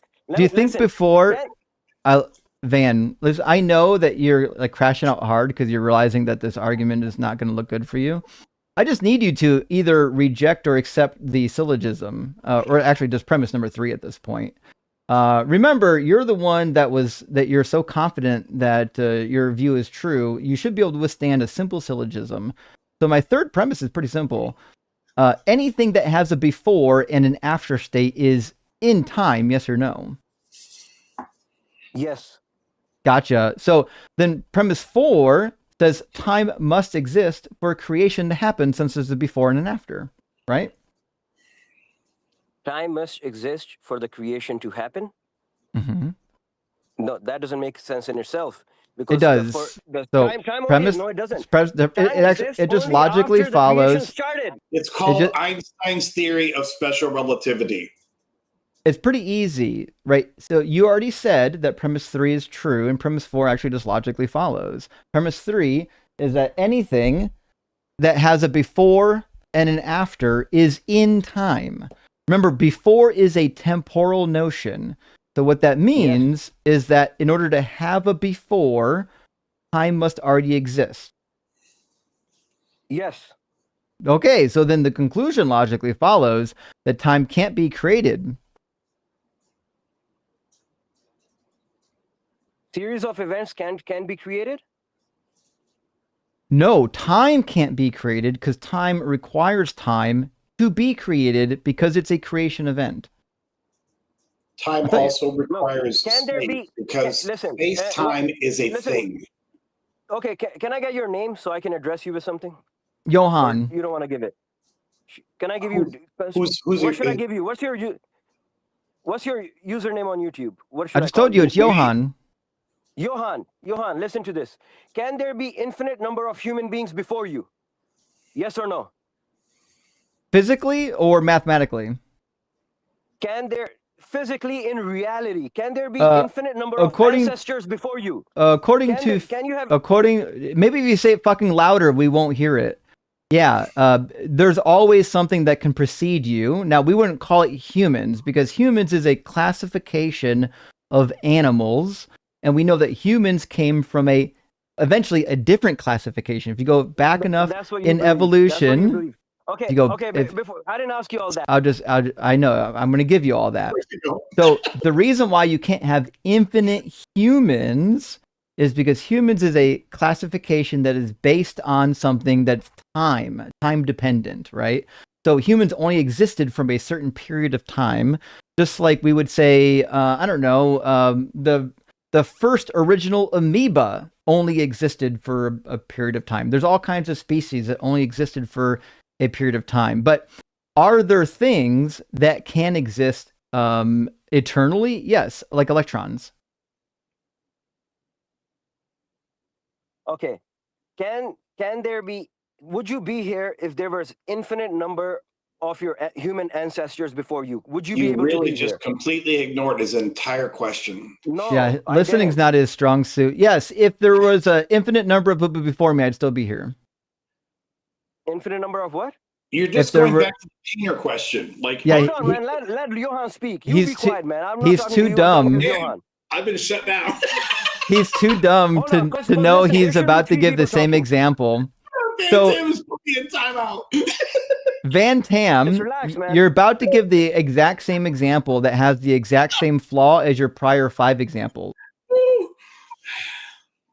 It doesn't have a flaw. Okay, I'm saying empirical. Like, let's say, hypothetically, can there be infinite number of human ancestors before you and you would still be here? Hypothetically.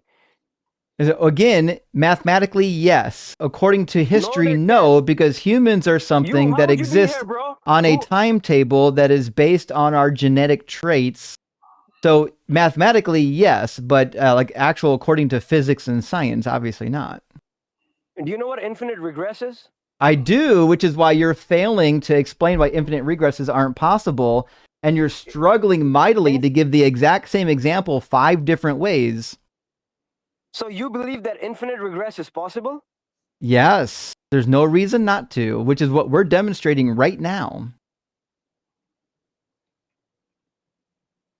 But I want to be clear on this too. Okay, listen, we're here in the present, right? In his mind, so you think there's an infinite regress of humans that's possible, and that's not what he's saying. He's saying that the general concept of infinite regress is absolutely mathematically possible, but the idea that there could be an infinite regress of humans is not possible. And I don't want to speak for you, Justin, but I don't think that's what you're saying at all, because we know how humans come about. We know that at some point, there weren't humans in the universe. But that doesn't mean you can't take this syllogism that says, if humans did not infinitely regress, therefore there is no infinite regression. That does not follow. Now, I'd be curious to know how he thinks God did anything, or thinks outside of time, because if God thinks or has thoughts or ideas, certainly they would have to be in time. And if God is doing stuff in time, it could only make sense that he's been in time infinitely, which would mean God is an infinite regression. Okay, let me show you why infinite regress is impossible. Now, what time is it over there? Over here is 7:53. He's about to give the same bad argument. No, if there's an infinite past, would you ever get to now? Oh no, he's destroyed me. Fucking ankle shattered. Never gonna debate again. Holy shit. Questions before, even though the questions were correct. I've actually given you, I'm going to give you the identical same answer that I've given you every single time you've tried to do this bad analogy, which is you're trying to put an end or a start on something that doesn't have an end or a start, which is why it doesn't work for you. The minute you put an end or a start on something that doesn't have an end or a start, what you've done is you've created a flawed analogy. We might even call this a paradox, depending on who you ask. But what it is, it's something that you formed that is just verbally invalid. One of the classic ways to explain this that I certainly did not come up with, this is very common in physics, is to ask what is north of the North Pole. You think, you can think you're being brilliant by saying, what came before the North Pole? But if you actually understand the geology and the space-time of the issue, you realize that it's an illogical question. Okay, it's completely different analogy, because did your podcast, this live stream, did it have a start? It sure did. Okay, perfect. He's gonna do the same thing. He never learns. Yes. This is a hallmark trait of TBI. Absolutely TBI happening in real time. Okay, let's. This is why we need Medicare for all, y'all. We need Medicare for all, and we need strict regulations on the boxing industry. You are so scared of. I'm shivering right now. Please give me the exact same analogy for the 6th time. Okay, so your live stream had a start, correct? Sure did, yeah. Let's use that as a starting point. We agree that starting points exist. Yes.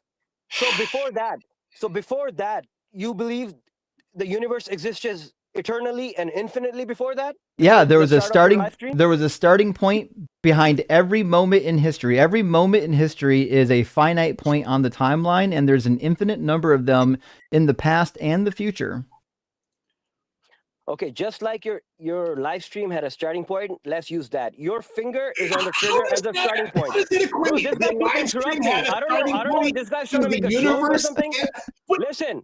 Let me and Johan talk instead of going all crazy on the side. Hey, Van, you're literally out of your mind right now. Skepticus is trying to explain something very easy to you, and you're crashing out because you're so concussed right now, which I get. You came by it honestly. Here's what we're gonna do. I want Skepticus to interact with you because I'm gonna tell you the identical same thing every single time. Maybe he's gonna say something that hits you different. Okay, but can he not interrupt me when I'm in the middle of my sentence? I'm not fucking talking. Start talking. To be eternal, there's an infinite regress on the sentence. Okay, that's Johan. And what's his name? What's your name, bro? I'm Skepticus. Skepticus, let me finish my sentence and then you can talk. Is that fair? Does the sentence ever end? Yes. Sentence has a starting and an end, just like the universe. Okay. Yeah. Okay. So let it finish and then. The universe has an end? Holy shit. Yes. Universe has a starting and an end. So let's use your live stream, your podcast as a starting point. You believe that there was infinite events before your live stream. Your live stream, I'm not going to let you finish. And you know why I'm not? Because every single time you go back to the same illogical premise, you keep trying to use something like a live stream as this proof of your idea that there is a start and an end. But we know how live streams work. We have literally no evidence in the entire universe of a live stream that ever started on its own or went infinitely on its own. We know how live streams work. Perfect. We know how humans come about. But you are trying to equate that then to some rational or irrational connection to eternal regress. And that makes no sense because the relationship between a live stream and the nature of space-time itself, which you don't understand because you don't even know that there are multiple sizes of infinities, and yet you still want to imply that the start of a live stream in some irrational way can be connected to the start of the universe, and it makes no logical sense. So you can keep saying this, and you keep trying to tell me and Justin to shut up, but you keep saying the same illogical thing over and over and over again, and you want us to ignore the complete lack of logic and just nod along while you continue your infinite sentences. Let me finish my sentence, buddy. Thank you for proving my point. Let me finish, bro. Okay. Oh man. So the live stream had a beginning point, and before that, you believe there was infinite. Okay. Now let's say just like that. Let's say your finger is on the trigger as a sniper, and you have to ask your superior officer to get the permission to. You already did this one. And, yes. And I already explained that you clearly have not been in the military. There's only one correct answer, bro. Let me just finish, bro. Like I keep getting tell you what, and when you guys talk, I know it's very frustrating. So here's what we do, Van Tam, because You've been so kind. I'm going to give you 2 minutes uninterrupted. I won't even let Skepticus interrupt I don't you. need 2 minutes. You'll get I at need least 30 seconds. you get as much as you need, a maximum of 2 minutes to say whatever you need to say, and then we won't interrupt Give you me 30 at all. seconds. All right, 30 30 seconds. seconds, please. Okay. Yeah. Okay. So let's say you're a sniper. All right. I think we're done there. All right, moving on. I think you got sniped just now. Chris, thank you for the super test. My name is Chris. Yes, I exist. Yes, math exists. That was easy. Hail, Doug. Indeed, it was, friend. Holy shit. Well, I tell you what, don't let your kids go into boxing without really good headgear. And Zaf says, every Philbro has a personality disorder. Prove me wrong. Rock hard for Doug. A lot of them seem to. To be fair, there's a lot of really good ones out there. It's just that they don't get drugged down in these dumb debates with these dumb talking points. The smart ones are smarter than they get drugged down in TikTok debates. Zachary, thank you for the super chat, says, my church teaches that taking medicine and or going to the doctor shows a lack of faith and might lead you to hell. Is there any biblical basis? Well, kind of. I mean, the Bible doesn't tell you to not seek medical help, but the Bible does seem to suggest that God is in charge of who gets sick and who gets better. For example, Exodus chapter 4, verse 11, God says, hey, who makes mortals blind or mute or deaf or speaking? Is it not I, the Lord? So God seems to be the guy in charge of making people sick or whole, and he seems to take over that later. That's why Jesus talks about how you have power and authority over all sicknesses and diseases, which would lead you to believe that if somebody's sick, you just lack faith. Now, I don't believe you can take all that and then say, well, if we do have known cures for things, you shouldn't seek them out. I don't think you could find that in the Bible, but you can absolutely get to a point in the Bible where you would expect God to do healing for you. Kibbles and Bits says, thank you for your donation. Hey, we appreciate being here, and thank you for your donation. And also Sage, thank you for the super chat, says, just watched McClellan's video on multiple gods in the Bible. Do you think any of the writers of the Bible thought only Yahweh existed, or just that he's the best? I don't think almost any of these biblical writers thought that God was the only God, with maybe possibly the exception of Paul, but even Paul contradicts that. Like 1 Corinthians chapter 8, he talks about how there are many so-called gods, but for us only the one God, which you could take as being strict monotheism, but in other parts he talks about there being other gods, but like they're lesser gods, right? So it comes down to what do you think is a god? But yeah, strictly speaking, the Bible is full of gods. Exodus 12:12 is one of my favorite examples, and Psalm 82. Caroline says, I took a deep dive into Ugaritic mythological texts. Love to hear it. And let's say L hosted some pretty wild and weird parties. Rock hard for Doug. Fuck yeah, he did. L knew how to get down. That is for sure. But that's also why Baal had to do his dirty work, why Baal had to do all the fighting for him. He was an old man, and he spent way too many years getting drunk and passing out in his own filth. He had to get one of his eldest sons to take over for him, you know? And Flanker, thank you. Flanker 420 is now Flanker 130. Thank you for the $10 super chat. It says, the same 5 arguments. It wouldn't bother me as much if they had an ounce of originality or unique thought. Does it bother you that they are literal test tube clones of each other? It doesn't bother me, but it does make me laugh when they have the same kindergarten arguments as everybody else, and they are convinced that they're going to fucking cook with them and that we've never heard them. That's my favorite.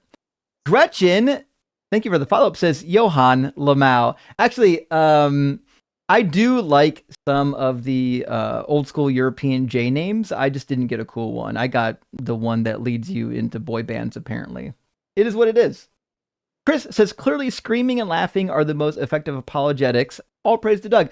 I will never understand as an apologist. I get it if you're not a Christian or you're not a believer, but if you're trying to convince somebody of your position, I'll never understand why you think shouting at the other person is convincing.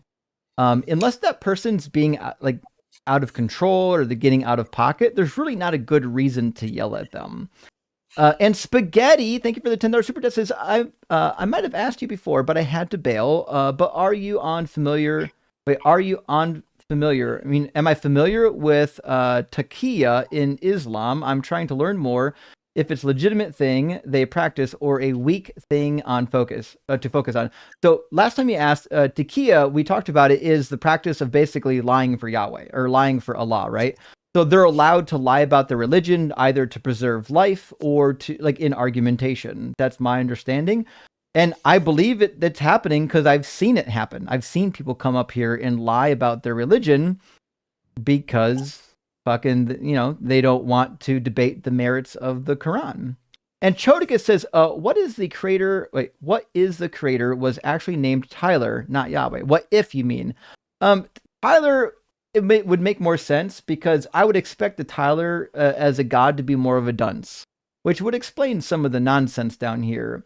Especially a fucking Kevin. Sorry to any Kevins out there in the Discord. Chodicus says, so the secret Muslim is saying we're on a highway to hell with Tyler, the creator, and maybe we will find the dark side of the moon. I think that's it, actually. I think you nailed it. And last but not least, before we get our next guest in here, Mostly Gizzards, great to see you tonight, friend. Thank you for the 666. Hail Nero says, posted this on Discord. New study on asteroid Ryugu yielded all 5 nucleobases. No fucking way. Religion is dead, but science lives on daily. Rock hard for Doug. I am upset that I didn't fucking see this one. Hold on. Asteroid. Yeah, me too. I haven't heard that. I gotta look that up. Ryugu. This is amazing information. Yeah, okay. It looks like it was scary, but it almost starts to feel like panspermia kind of, vibes. Yeah. It says a complete set of canonical nucleobases on the carbonaceous asteroid 162173 Ryugu, and I got to copy that, and I'm going to put it on the cheat sheet right now under resources in the origin of life section under abiogenesis. Actually, give me 1 second. Bada bing, bada boom. Got it in there. Holy shit. Thanks, Mostly Gizzards. I really appreciate that. I appreciate that shout out. That's really cool. I got to look that up. Really helpful. Yeah. Okay. So we've got a couple people waiting to get in. As far as I can tell, Darth Mark was next to get in. Regular John is in the queue, but Regular John, my friend, you're not fully connected. Something happened to your connection. It shows right now that you're not actually connected. You might have to refresh your browser. Once you refresh your browser, we can get you in. We also have Duke Tree waiting to get in. So we'll grab Darth, then we'll grab John, and then we'll grab Duke, unless somehow the order changes. So welcome in, Darth.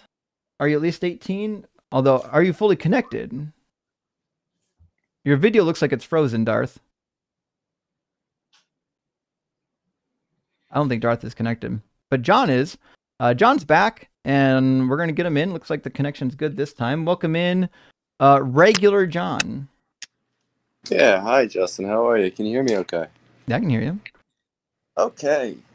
Well, that last guy was pretty wild. Yeah, he was something. Yeah, I'm not going to have any arguments like that, man. I don't have any stock in, look at the trees bullshit or anything like that. Oh, come on, man. Just bring it. Just go crazy. Okay, well, just look at the trees. Yeah. So, your title is God is Fiction, Prove Me Wrong. I honestly, the only way I could possibly prove you wrong would be to tell you, my personal experiences and why I believe. And you're gonna if I do that, you're just gonna fucking laugh at me. I would, well, you're being nice. So I wouldn't laugh at you, but I would give you the explanation that I give everybody, which is unfortunately, and I learned this the hard way when I was a Christian because I was talking to Muslims and people of other faiths. I wanted to know why they believed in their particular religion, and what I found was lots of personal testimonies, healings, miracles, all kinds of stuff.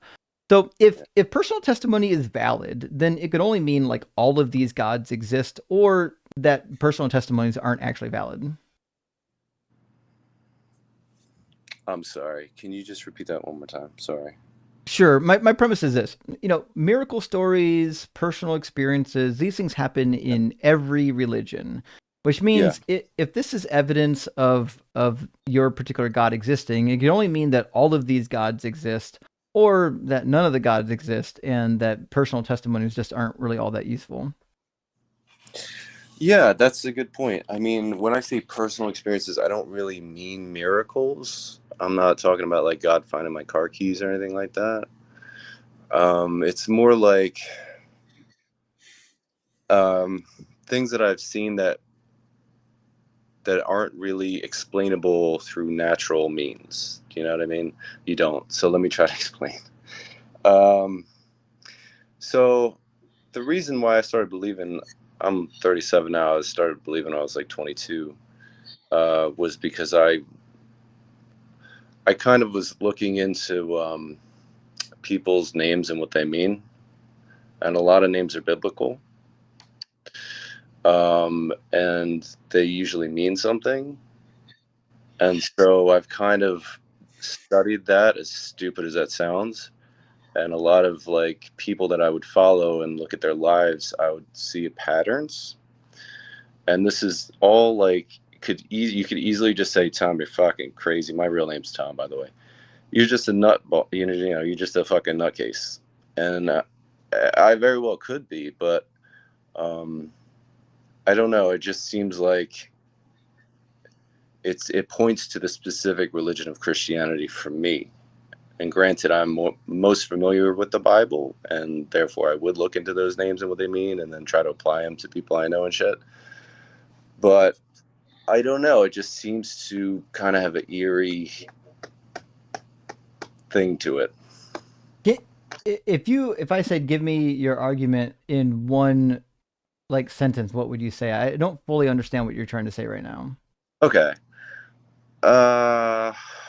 So like, let's say well, I'll just give you a real life example. So there was this guy that used to be a big fan of. He was a musician. He still is. His name's Joshua, right? He had a big drug problem, like a lot of musicians have. He actually ended up dying, and they resuscitated him. Now, Joshua, I'm sure you know, means Jesus, right? It's the same name. Yeah. Not really, but it's okay. Close enough. It's the English rendering of the Greek rendering of the shortened Hebrew word. So Yehoshua is Joshua in Hebrew. The shortened version is Yeshua, which when you transliterate in the Greek becomes Isu. When you transliterate eventually into Latin and English becomes Jesus, or Joshua. Nevertheless, we're with you. It's not important right now. Yeah, so basically, like, that was somebody I followed for a while, and he's a musician, right? So a lot of his life is put into music. He's a very brilliant artist, and you kind of had to go along. This is why it's so esoteric and so individual and personal, because you kind of have to experience these things, and you can't, because faith, you can't prove it, right? You can never prove your belief. That's why it's a belief. You know, I think I remember somebody on your show, and I've only watched the show a couple times. They're like, no, belief is knowledge. And I'm like, no, that's not true, though, because if you have knowledge, you don't have to believe. Right? Sure. So let me ask you a question. Are you suggesting that your friend being healed is evidence for the Christian God existing? Well, I think that his life and what it led up to, like his death, right? And resuscitation, I won't say resurrection, resuscitation, right? Because he's only a man. He's not actually Jesus. He just, what got him there was he was following all the worldly things that the Bible tells you not to follow, right? He was following success and money and girls and drugs and all that stuff. And that got him killed, right? And so that's kind of like a real life example of sin destroying somebody. Right, but what I'm asking is, are you suggesting that what happened to your friend is evidence for Christianity being true? It's evidence for me. I mean, I don't expect it to be evidence for anybody else. Okay, so would you take other healing and miracle stories in other religions to be just as valid? Potentially. I'd have to see something that really resonated with me, like intellectually and emotionally, because that's what happened. Okay, so But my point is this: we've got miracle stories in every religion. I think the religion that's most known for healing is probably the Roman religion, Greco-Roman religion, that is centered around a god named Asclepius.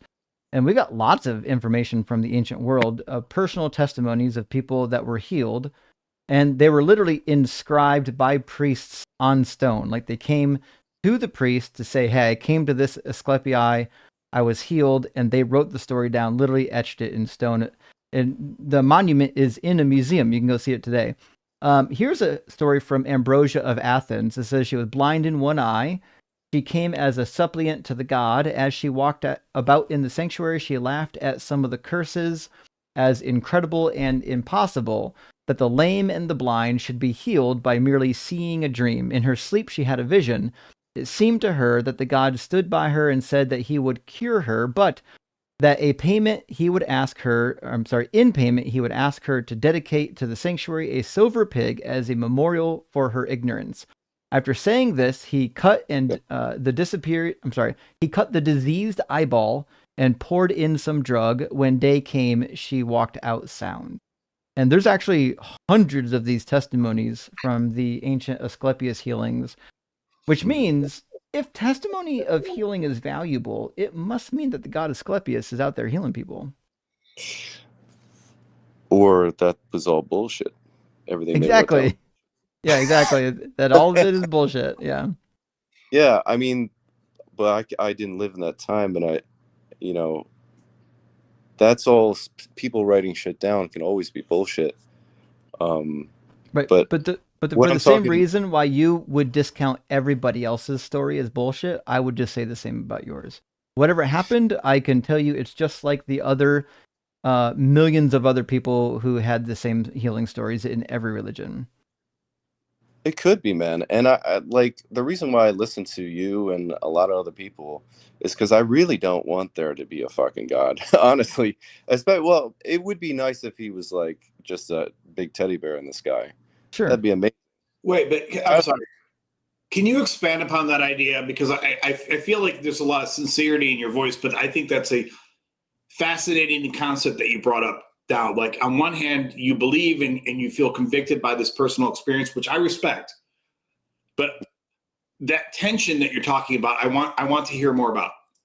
Well, there's a lot of shit in the Bible I don't like. Mm-hmm. It's terrible. And I have trouble reconciling that with my own morality. Like the idea of hell is just terrible. Mm-hmm. I would never. Which is not a universal Christian doctrine, but I understand what you mean. Yeah, I have one of my best friends is gay. I would never tell him anything about my beliefs at all, because of what the fucking Bible says about it. So, kind of forgot what the question was, man. Sorry. I just wanted to explore the fact that on one hand, it sounds like you're sincerely expressing this experience and why you believe. And again, I'll say I respect your experience, but that tension that you bring about when you say, but I really don't want to believe, like, do you feel that the experience was so strong that despite your reservations, it's undeniable that to you, in your mind, God is there? Well, I only gave you that one. There's a bunch of others that I could give. I'll spare you if you want, but I'm sorry. Let me interrupt. I know I just asked you a question, but let me put it a different way. What if your experiences are real and God is there, but God is also all of the negative things that you have in your mind? Well, then I'm going to have a shit ton of questions when I'm dead. I'm going to have a lot of questions and a lot of reservations. And I have no idea. It's so, there's some stuff in there that's so bad that, I just can't adopt it. And I really admire people who do, who, because a lot of people just shut it out and they just pretend like their God isn't the God of the Bible. But some people are like, yeah, well, that's what it says, so that's what I have to believe, I just don't I don't want to do that. But really, part of it is I do like to sin. To be honest with you, I'm a human being, and I like what human beings like, you know. So that's definitely a part of what pulls me away from it. So yeah. let me ask you a question. Like to sin, I don't know, I'm not even asking you to dive into what exactly you mean by that, but when you do the things that you are putting into that category in your mind, do you feel like you are sinning? Yeah, well, it's usually after, isn't it? I don't know. I mean, well, any kind of lack of. When I do the things that Christians tell me are sins, I don't feel bad in the moment, and I don't feel bad afterwards. So that's why I'm asking you. I think the fact that I have beliefs kind of reinforces those negative feelings, maybe more than an average person. But it doesn't really stop me. I'll be honest with you. So, yeah, I don't know, man. You're probably just talking to a mixed up human being who's got some mental issues, but no, I don't think so. I think you're actually trying to think through some of the stuff. It's just that you had a personal experience and you're trying to figure out what it means. Well, a lot of us did. I had personal experiences when I was in the church. It took me a long time to sort them out, to figure out what I believed. And I came out on the side of with the understanding that Christianity just wasn't true, despite my personal experiences, for all the reasons that I articulate on this channel. Yeah. And I'll definitely have to keep watching your channel, because there's a part of my mind that's rooting for that, for it not to be true.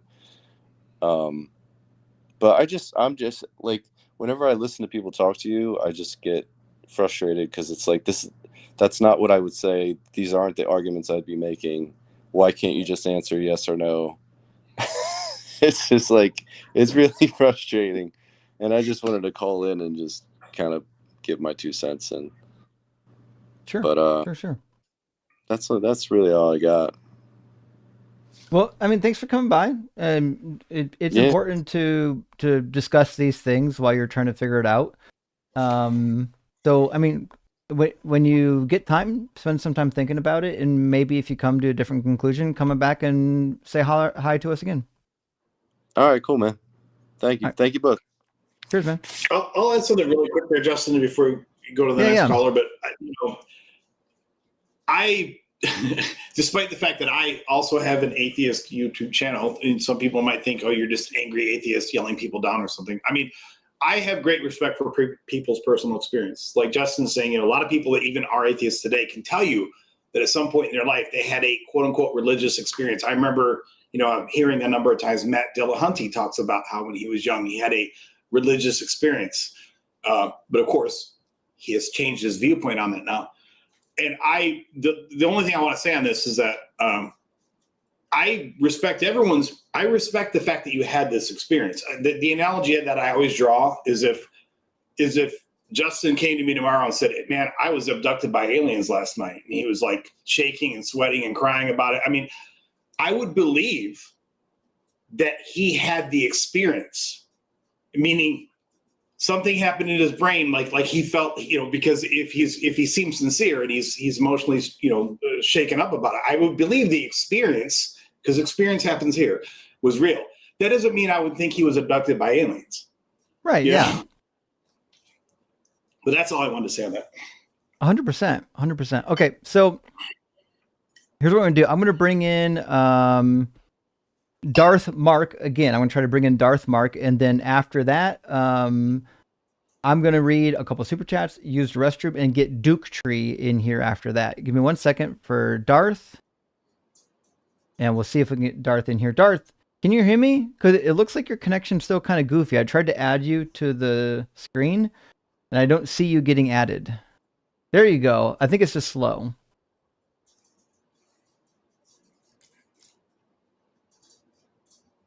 Darth, I think your connection's really slow, man.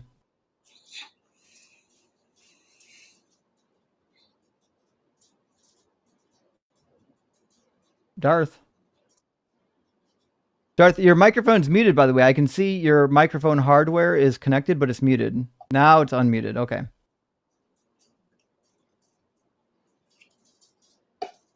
buddy. It shows right here that you're on an iPhone with Corsair not selected as your microphone. You've got your headphones on, but you didn't select them as a microphone source.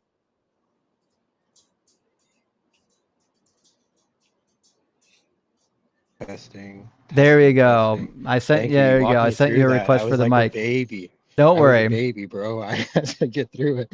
We got you. Okay, but I will turn off my camera though, because the last time I did this, it was like messing with my connection. Sure. Yeah, I thought I recognized your name before. Darth, refresh my memory. What's your belief system? So I believe in God, but I think the term is agnostic, where you believe in a God, but you don't know what God is exactly, or Okay. who God is, or if even God's. Well, I don't think God's a human. Well, maybe, I don't know, but I'll be quick. I'll tell you guys why I think God is not fiction. I'll try and stick to the prompt, and I'll start off with two like personal experiences, because the last guy that was wait, can you guys still hear me? I can Yeah. hear you. Okay, cool. I'll start off with two personal experiences that for me solidified to me that we're living in some sort of what I would call like a simulation, because to me God is like some sort of much higher being, like so much higher that we can't really comprehend.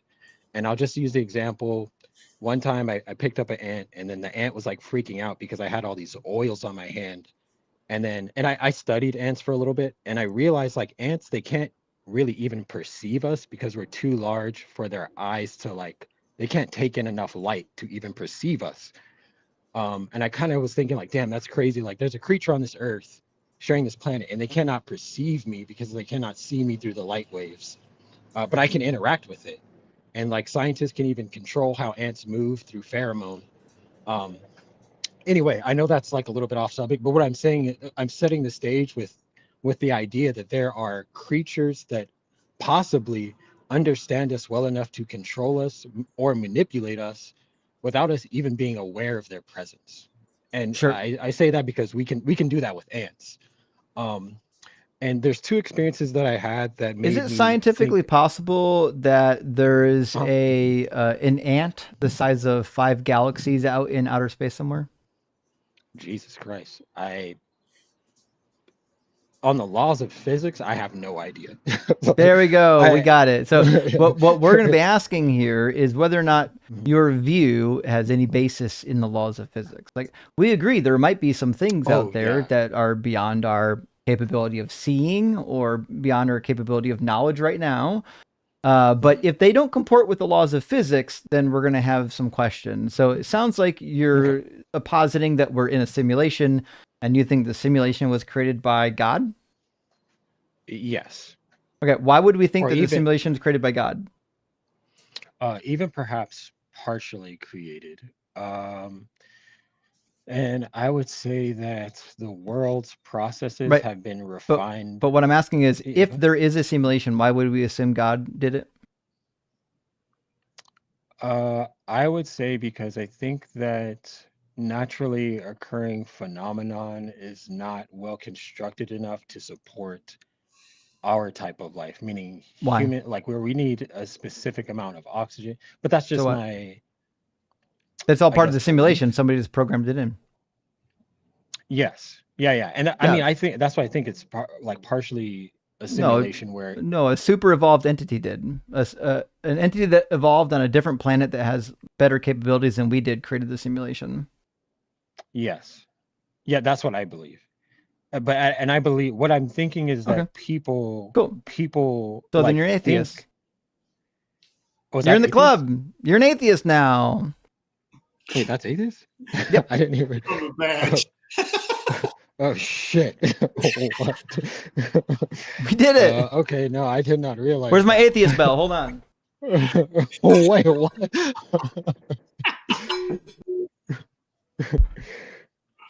Yeah. Well, okay, yeah. Then I guess I am. I didn't real. Okay, well, let me just give my two experiences because I think Christians or even Muslims, they need to hear this, because I would, if that is what an atheist is, then I would accept that I am one. Because, but I want to give this spirit, what I guess I would call a spiritual experience, which is that one, I am precog, meaning there's times when I see things before they happen, and I don't. It made me start to realize, like, okay, time is some type of vector that, like, it's you can peer in and out of it, like it's just a vector that. What do you think a vector But I is? don't understand. Well, it's a, or I guess what would be a proper term? Time is part of an overall vector. Like there's more than just these dimensions that we can see, and What? time is some type of But, dimension but, that. but what do you think is Yeah, a go ahead. vector? When you say vector, what do you think that is? A point moving forward, or not even a point. Like the mathematical term of a vector is like a direction that something is moving infinitely. No, it's a vector is direction coupled with time. So you can't have a vector that's just time, and you can't have a vector without time. Yeah, But you that, need well, like that's getting a little technical, size, but length, direction. right, a three-dimensional set of coordinates with time. So that's a vector. So time can be part of a Okay. vector. You can use a vector Yes. calculation that includes time, but you can't say that time is a vector. Well, I guess I would say that time is something that it's part of a vector that you can actually go back and forth between somehow, but I don't understand like why or how, or even like why are able to have sudden instances of seeing further into like we can see further into the vector than we actually are. Like we're I don't. placed here in this part of the vector, and then we see something into further. the vector. What does that mean? Yes. Like we can, well, so I'll give an example. The first time I realized that I was precog, Well, I had a let dream me. at night. Oh boy. Yeah, go. Let me fast forward a little bit. I've met a number of people that think that their precognitions are real. I've also read studies on people who think they have precognition, and here's what typically happens. A lot of people have precognitions, and then later they think it's confirmed. So in these studies, they'll have people write down their precognitions. Now it turns out when people write them down, they never come true. Because what's really happening is people are having events, and then the same thing that triggers deja vu triggers them to think that they had precognition about it. Now, if you write something down or tell us something, like if you get a precognition tonight, fucking email me, tell me what it is, and if that shit comes true, I'd be like, this motherfucker's got precognition. But until it's in writing, I believe that the demonstration from the studies is that people only think they have precognition for the same reason that deja vu works. I would have to disagree. Numbers, But, I will dedicate a live stream just to you. yes, but I don't think that's how it works though. I don't, well, because I think that we don't fully understand or grasp the nature of reality. Like there may be some way to actually go forward or back, but we don't understand. Yeah, but But let me ask you: there's some type of, if you believe you have precognition, what's one way to test the theory? it would be to tell somebody, and I have done this actually, but it's fucking weird because no one wants. It's just fucking weird. Like you don't do that to people. They're like, okay, bro. But so for example, I feel like I'm going to talk really, really fast. I feel like there's two types of precog. One is like you literally just see the actual event before it happens, and then you wake up and that shit happens, and you're like, what the fuck? And then I think there's another way, which happens to me, where I work in an office. I had a dream of this lady that I work with. She was turned away from me. Then she turned around and gave me a handshake. And then within the next 3 days, we were assigned to a project together. And this is more like interpretive precog or something. And then I'm like, why did I have a dream previously of her just like, and that was the whole dream, which is her standing there, her back turned to me, then turned around and shaking my hand. You said you had a dream where she gave you a handshake, and then you were on a project, and that is the confirmation of your precognition. Well, let me rewind. I think there's two types. There's ones that are like that, which I just explained, where it's like before I had a dream of her turning to me and shaking my hand. Then 3 days later, we were assigned to a project together. Then there's another type where it's literally. What are the odds that you're going to shake hands with a coworker? The odds that I will shake hands with them? With that specific person, low, because we're not friends like that. Like where, you know what I mean? Like, or even like, because my wife is also precog. She had a dream. Oh boy, This one's stupid. This one's stupid. She had a I believe dream it. of my ex Wait, coming wait. to my job. I'm She sorry. had a Addicting she had a dream of my ex coming to my job, and she came the next day, like to my job, and I was like, "What the fuck?" Like, I'm so it's sure she stuff like did. that where it's like, I can't. There's no way to like. So to me, these are miraculous How because it's far like away even does if you your ex live from you? now we live in different cities. No, at that time. We lived in the same city at this time. So you're local to each other, huh? Yeah, but I mean, Has she ever seen you since you broke what up? do you think the? Wait, say again. After you broke up with her, had she ever talked to you before, prior to meeting you there? No, it was pretty bad. It was bloody. Well, not It was literally. bloody. Not literally. Just like lots of yelling, fuck you, that Mhm. type of So type of breakup. you I had not wasn't mature. communicated. You had not communicated with her whatsoever prior to that, huh? No. And then she just showed up. Yes. Sounds like a fun coincidence.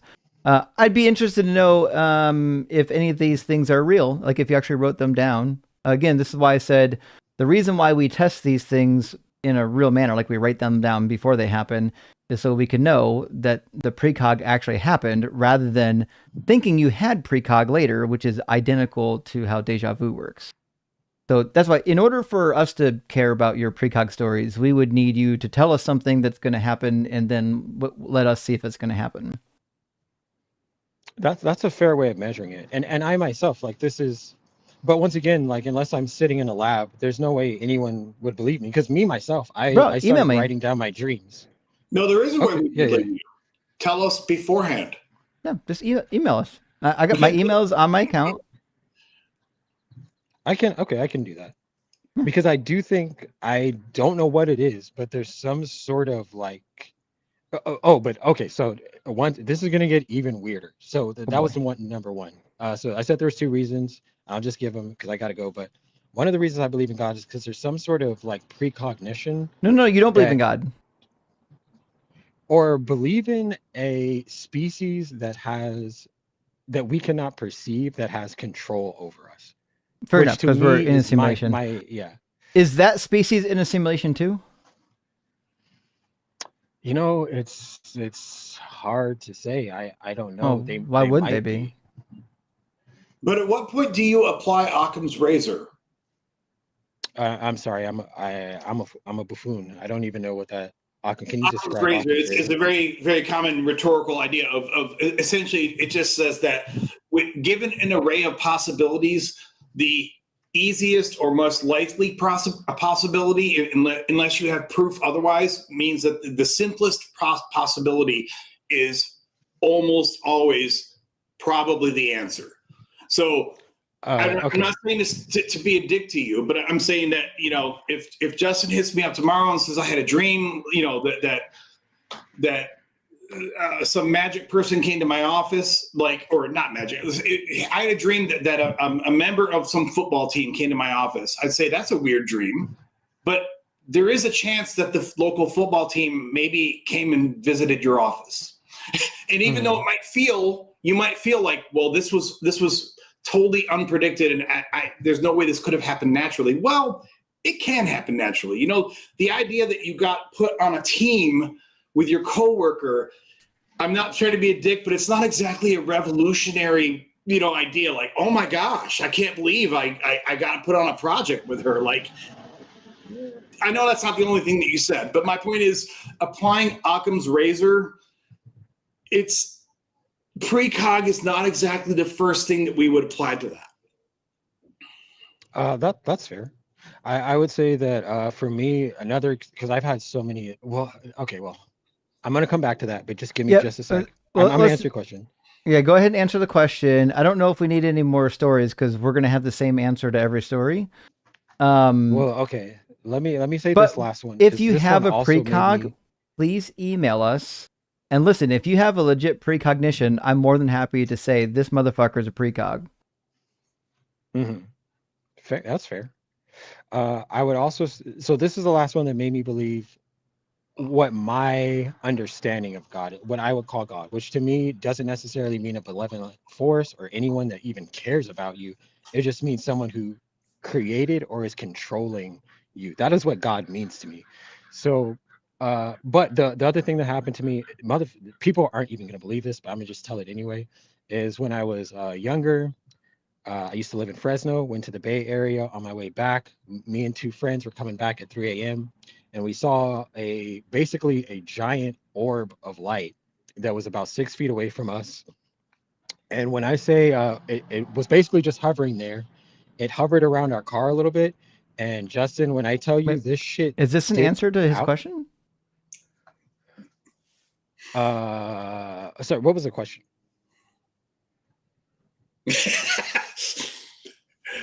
I mean, it's just Oh, really Occam's razor. Occam's razor. Occam's razor. Yes. So this is where I would apply Occam's razor. So for example, another thing that I did was when I was in a church, I'm praying to God.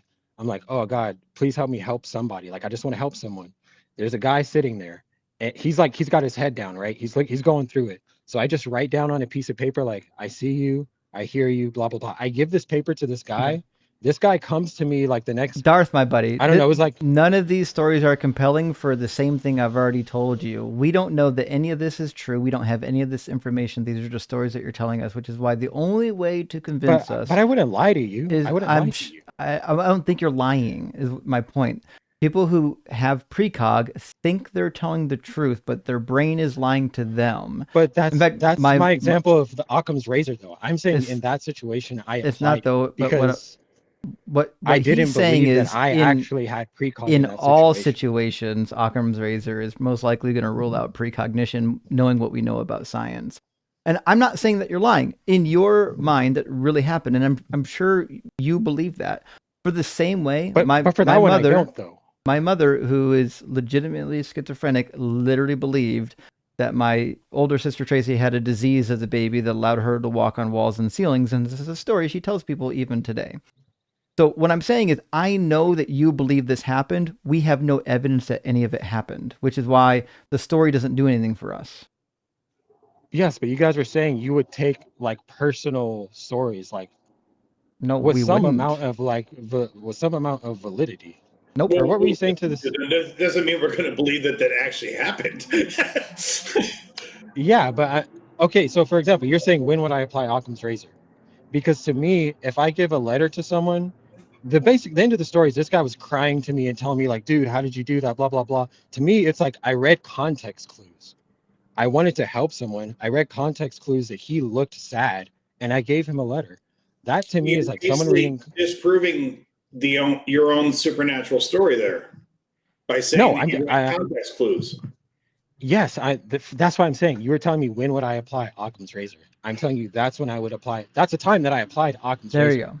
So this is proof to you that I'm not just like walking around thinking I'm like Jesus Christ. Like I have a intellectual capacity. I work as a 3D artist. I do simulation work. Crazy, dude. I would never like tell you that you're a horrible idiot or anything. I just you can. One of the things that I say on my channel a lot is that.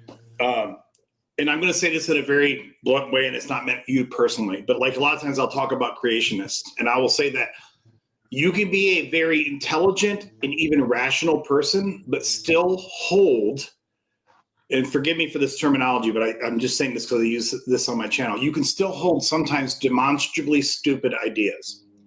Okay, that's not meant as an attack on you, but my point is, you can be a very intelligent, rational person, but still in certain parts of your life, based on your experiences or the people around you or the indoctrinations that whatever your life experiences are. Sometimes, my point is that like sometimes when we hear people communicate ideas that we don't believe in, we have a tendency to want to think that they're idiots. But that's usually not true. They can have stupid ideas, meaning, and in this respect, I'm saying stupid as far as like, there's no way you can verify that. That's not empirical on any level. It's completely anecdotal. But that doesn't mean that you're a bad person or a stupid person or an irrational person, but it just means that in this area, you have become convinced that you have this this proclivity to precognition. And I'm not saying you're wrong, but without anything other than anecdotes, like Justin's saying, you can tell us 15 more anecdotes, and the meter on how much, I don't want to speak for Justin, but I'm pretty sure the bar or the meter on how much either one of us are going to believe you at all is not going to move at all. Yeah, that's fair.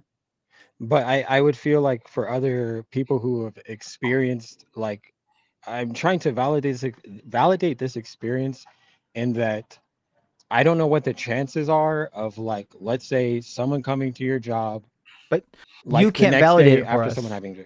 That's the point. Right.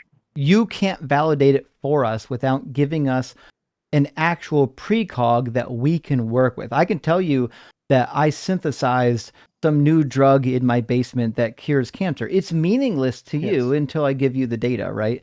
So it doesn't matter how many stories you tell us, you actually would need a demonstration of this supposed gift. And the only way to do that is when you have a precog, you email me so I can write it down the day that it happened, and then we can find out if it does happen. Okay. Well, the last thing I will say before I go is this, because I feel like this works in the inverse, in the sense that when we talked about the ant, how scientists have proven we can basically control how ants move through pheromone. If you were to even hold one, they cannot even perceive what's happening because we're too big for the light waves that are moving into their eyes. I feel like this is the same thing with what my form of God is because there's some being that I cannot, there's like traces like happening to me that I cannot explain, and therefore, of Yeah. course, modern science can't. But that's not a God, explain it, remember? because it's like, It's a super evolved entity, a naturalistic phenomenon, not a God. but to me, I guess my form of God is and that something God's in a can simulation control too. you. Oh, why do you say this? Because it's only reasonable. The same principles that would lead you to believe that you're in a simulation would also demand that whatever put us in a simulation is also in a simulation, and that they're also in a simulation, and actually they're also in a simulation. It's pretty absurd. But nevertheless, you don't believe in God. You just keep calling it a God. It's actually just a naturalistic phenomenon, and that's fine. But we do have to move on to the next and keep the show rolling. We appreciate you coming in and chatting with us, though. If you get a precog, email me. Cool beans. It's on your YouTube, Yeah. Mhm. like on your description. It's, Cool. yeah, I'll hit you up. yeah. Go to my profile. You'll see it. Yeah, you guys have a good one. All right. Cheers. All right. Fantastic. Well, friends, it's almost. I have to take a bathroom break. It's almost time to read super chats. I'm gonna run. Hey, as I told you, we've got 3 episodes where I am lucky enough to have a cool sponsor, which means I don't fucking have to run any mid rolls when I run this video back. All y'all, they're gonna watch this after the fact. Won't be a single mid roll in it because our sponsor, private internet access. So I'm going to take a bathroom break, and then I'm going to read some super chats. We're going to get our next guest in here, which looks like it's going to be Alfie. Well, actually Duke and then Alfie, because Alfie left. And we'll keep the conversations rolling. Friends, if you're an atheist or a non-believer like me, one thing you never have to worry about is a magic man in the sky looking down, worrying about what you're doing with your genitals, or perhaps looking at your search history. That being said, there are real people who exist who do actually have access to your computer and your search history. They can access your IP address, your browsing data, and that's stuff you need to keep private. In fact, I was once working out of a hotel without a VPN, and another guest was able to access my banking credentials merely being on the same Wi-Fi network as me. That's why I want to talk today about our sponsor, Private Internet Access. Private Internet Access keeps your personal data unexposed to would-be hackers and thieves. This is even more important for those of us that are terminally online in the streaming community, as our accounts are constantly under attack. All of us are using a VPN for security reasons. In fact, I'm using private internet access as I record this video. Now, I know my audience is made up of critical thinkers, and you might be asking yourself right now, why would we pick private internet access over any other VPN provider? Well, there are some really good reasons. One, it's headquartered in the USA, and it's got 24/7 live support. It also gives you split tunneling access for free. It's got customizable encryption, adware, malware blocking, and you can get a dedicated IP address. It also allows you to have multiple devices on just one account. You can also select locations outside of your country of origin if you want to get access to things that might otherwise be off limits. Not only that, It's got a 30-day money-back guarantee. So if you try it and don't like it, you can get your money back and cancel the service. And last but not least, it's still currently 83% off with 4 months free of charge when you sign up. So use the link on the screen, piavpn.com/DZ debates. Get a VPN so strong that even fictional entities can't access your data. Fuck, and we're back. Also, there's a link in the description of this video if you're interested. You just click that rather than typing it in. I try to put links to everything in the descriptions of the videos. You'll also find a link to my friend Skepticus, his channel on YouTube, in the description of the video.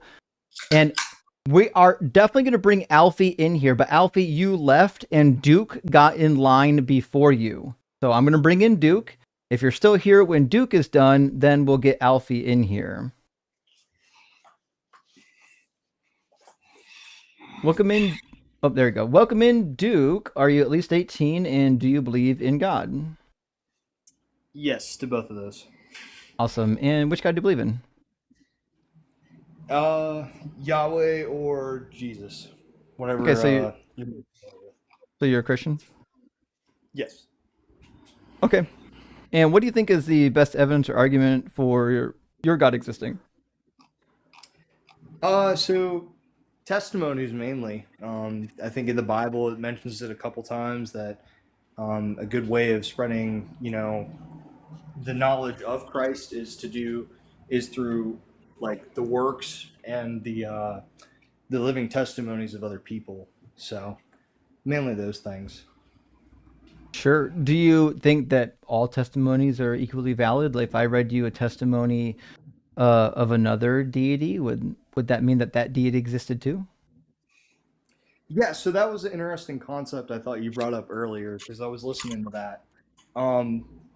It doesn't discredit the fact that deity may exist. Yeah, all testimonies are valid in the sense that, somebody experienced that. You can't discredit that. I think that it's a little bit more complex though, whenever we look at how we look at gods, because if we look at the Old Testament, we see people that were worshiping idols and all these other things, and clearly those people were worshiping those idols because they received something from those idols. It wasn't something that they just decided that, hey, I'm going to worship this golden cow, like that's a thing now. Like, no, it was way more complicated than that, and I feel like it's not talked about as deeply as it should be, on just because really everybody's like, nowadays we're like, we look back on the Old Testament and it's like, well, if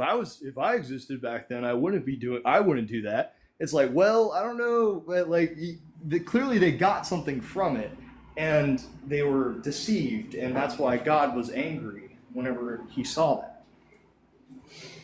I don't really know where that's going. However, I would ask, if a book makes claims about God, like your book makes claims about God, and another book makes claims about God, we'll say the Quran, and the two claims can't be both true. One of them has to be false. How would you know which one is false? You'd have to corroborate the sources. So whatever exists the most common between the two is probably the truth. So somewhere in between. No. I'm saying, what if they have a fundamental disagreement? If the Quran says that Jesus was not crucified and resurrected, and the Bible says that he was crucified and resurrected, which one is true, and how do you know? Again, testimonies. Whenever you look at the Bible, you have several people that were willing to die for the fact that this man was crucified and then was resurrected. Those people died for that truth. People died for Islam too. That's true, but I don't think that it was. You'd have to give me some examples of the Islamic faith people dying for it to be me to agree with you. Not aware of the early Islamic jihadists? No. I mean, they started as literally a war religion. Like, even in the Quran, they talk about how to engage in jihad, because it's happening as a religion is being built. While Muhammad was still alive, he's talking about how to engage in jihad. Okay. How old are you? I'm fucking 23. old, dude. I'm a boomer. No, I'm sorry. How old is the caller? Oh, sorry. I didn't hear who asked me. Yeah. 23. Okay, so you weren't alive during 9/11. I guess maybe that explains your confusion there. Yeah, well, so my thing is with that is that I don't think that those guys were the Islamic faith stuff that went on during like the 9/11 stuff is kind of unique because you'd have to look at how they were raised and stuff like that. I don't know. There's a lot of factors that go into that. So those factors didn't go into the apostles? No, it did. I'm not discrediting. Both had very complex things. I mean, to say that Jesus Christ's existence was not complicated would be an understatement. I mean, the fact that, you know, a virgin conceived a child, that's complicated. They had It's to very leave. complicated. Yeah. So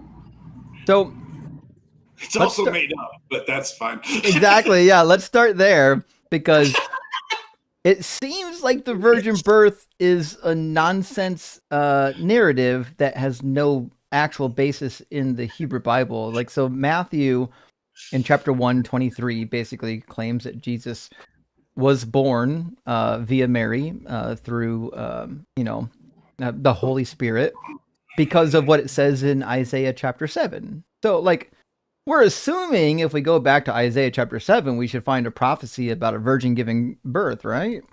Or Ahaz, one of the two, you know. Fuck yeah. That'd be a miracle if Ahaz gave birth. That would be. That would convert me tomorrow.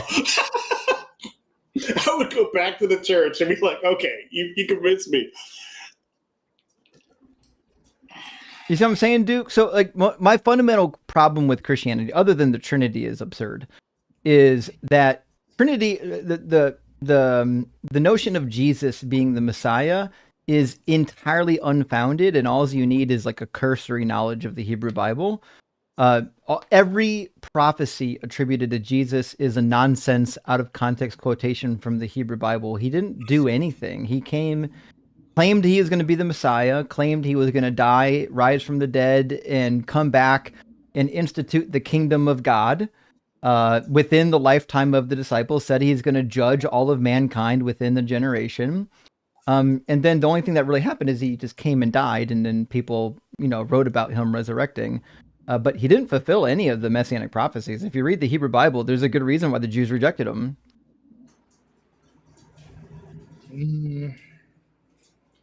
I wouldn't say that. I think the Pharisees were kind of the whole dilemma that Jesus had with the Pharisees was that they were self-righteous. They thought that they practiced the laws, and Jesus sees his Wait, people on the street.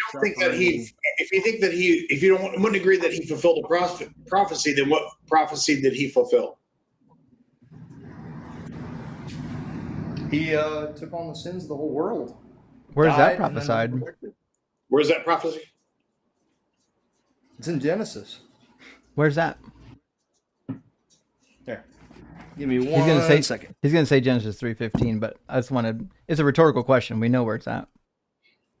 Okay, well then why did you ask the question if it was going to be rhetorical? We're curious if you're going to actually come up with it. You want to read the prophecy with me? Sure. All right. I don't think it's a prophecy, by the way.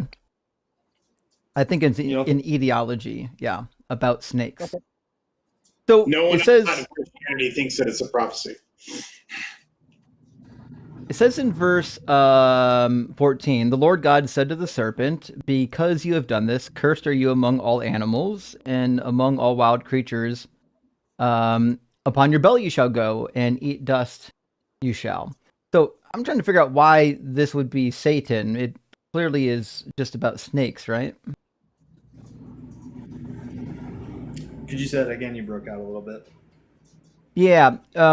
What in verse 14 would lead me to believe that the snake is anything but a snake? So that would be a little bit further back. So if we put it into context, whenever you see Adam and Eve in the garden, and the serpent is by the tree that God tells them not to eat, and Eve is talking to the serpent, and the serpent is like, "Well, surely you'll live if you consume the fruit," and so on and so forth. So it's some sort of deception spirit. So may not be deception. What did the snake say that was deceiving? The snake told the truth. So that's what Satan does. He's tricky. If you look at Job, he does a similar thing. He says truth. He says truth, and then phrases it in a manner. Well, he'll say truth, and then he'll deceive you. Into what lie did he tell? Let me look it up real quick. Because in the same chapter, it declares that he told the truth. Right? It says, you will not die, for God knows that when you eat of it, your eyes will be opened, and you will be like God, knowing good and evil. And when you go down to verse 22, it says exactly, like God. That was like God, knowing good and evil, which is confirmed in verse 22, when God says, see, the humans have become like one of us, knowing good and evil. There you go. So he's directly equating knowing good and evil to being like God. He's not giving any other attributes in that sentence of being like God other than knowing good and evil. No, so what he's saying, what Satan is saying in that is he's saying that when you eat of this fruit, you're going to become... No, he's... Yes and no. He's basically saying that you're going to be able to... No, it's serpent. It's a simple word. Right, but if you read the book of Job, right? Oh boy. Inside the book of Job. Well, hold on, because we agree that Satan shows up in the book of Job. I don't agree that Satan shows up in Genesis. Well, I agree that the accuser shows up in the book of Job, but if you're thinking about the Christian idea of Satan, no, I don't think that Satan is in. But that's break this down. Let's break this down super simple. Good and evil, do they exist? No. No. Okay. Then morality exists, right? Only as abstract concepts in human brain. Okay. So there's a spectrum of good and bad, right? Yeah. It's an abstract spectrum that is developed by human brains, though. Okay. So do you think that it's possible that this abstract idea of good and evil had existed also back then? Yeah, as long as humans existed, in fact, as long as animals exist that have the capacity to think, there's always been moral systems, which is why other animals have them too. Humans aren't the only ones that have moral codes. It's also possible that Adam had a cock ring, but I don't have any reason to believe that from the text. Fucking A, he did. I mean, it's possible. I'm confused what point you're trying to make with that one. You were bringing up what is possible. Is it possible that these things are referring to, these things from Genesis are referring to abstract concepts and concepts of Satan and good and evil? And, you can play the possible game all night long, but we could also say, let's just agree on what's in the text. There's a point to this. I'm trying to connect the dots so that you guys can see where the perspective is. Does that make sense? Uh-huh. Okay. So we agreed that there is a spectrum of good and evil. Can we agree that if someone tells you, if you tell somebody that you're not going to do something and you perceive to do it, and because something said to disobey that thing that you said, and it wasn't the person that you made that covenant with, do you think that is on the spectrum of good or on the spectrum of evil? It's nowhere on the spectrum. It's completely subjective. If you tell me that I'm supposed to wipe out the villagers and burn the village and wipe out all the villagers, then it doesn't matter that I'm not following your commands. Okay, well, let me put this into a more personal thing, right? I have a dad. I love my dad. If my dad says, hey, don't eat of this fruit, And then my uncle says, hey, this fruit's good. It's delicious. I think that you should eat of it. Should I listen to my dad, who I love, or should I Well, listen to my uncle? do you know right and wrong yet? That's the thing, though, is that they already had known what was right and wrong. Nope. All they had to Nope. do was No, hold on. it. They don't know right and wrong.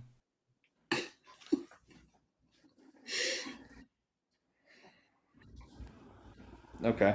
Well, I think that there was at least an idea of what right and wrong was. Nope. They They had didn't know. no knowledge of good and evil, Right. according to the text. So let me ask you a question. If there was no contextual knowledge of good and evil at all, there was no discernment of that at all, then why is it that God bestowed a curse upon humanity? There was a punishment Easy. for the disobedience. I can tell you why. Because the Bible is a nonsensical book of plot holes because the authors weren't creative enough to realize that they were creating plot holes when they were writing it.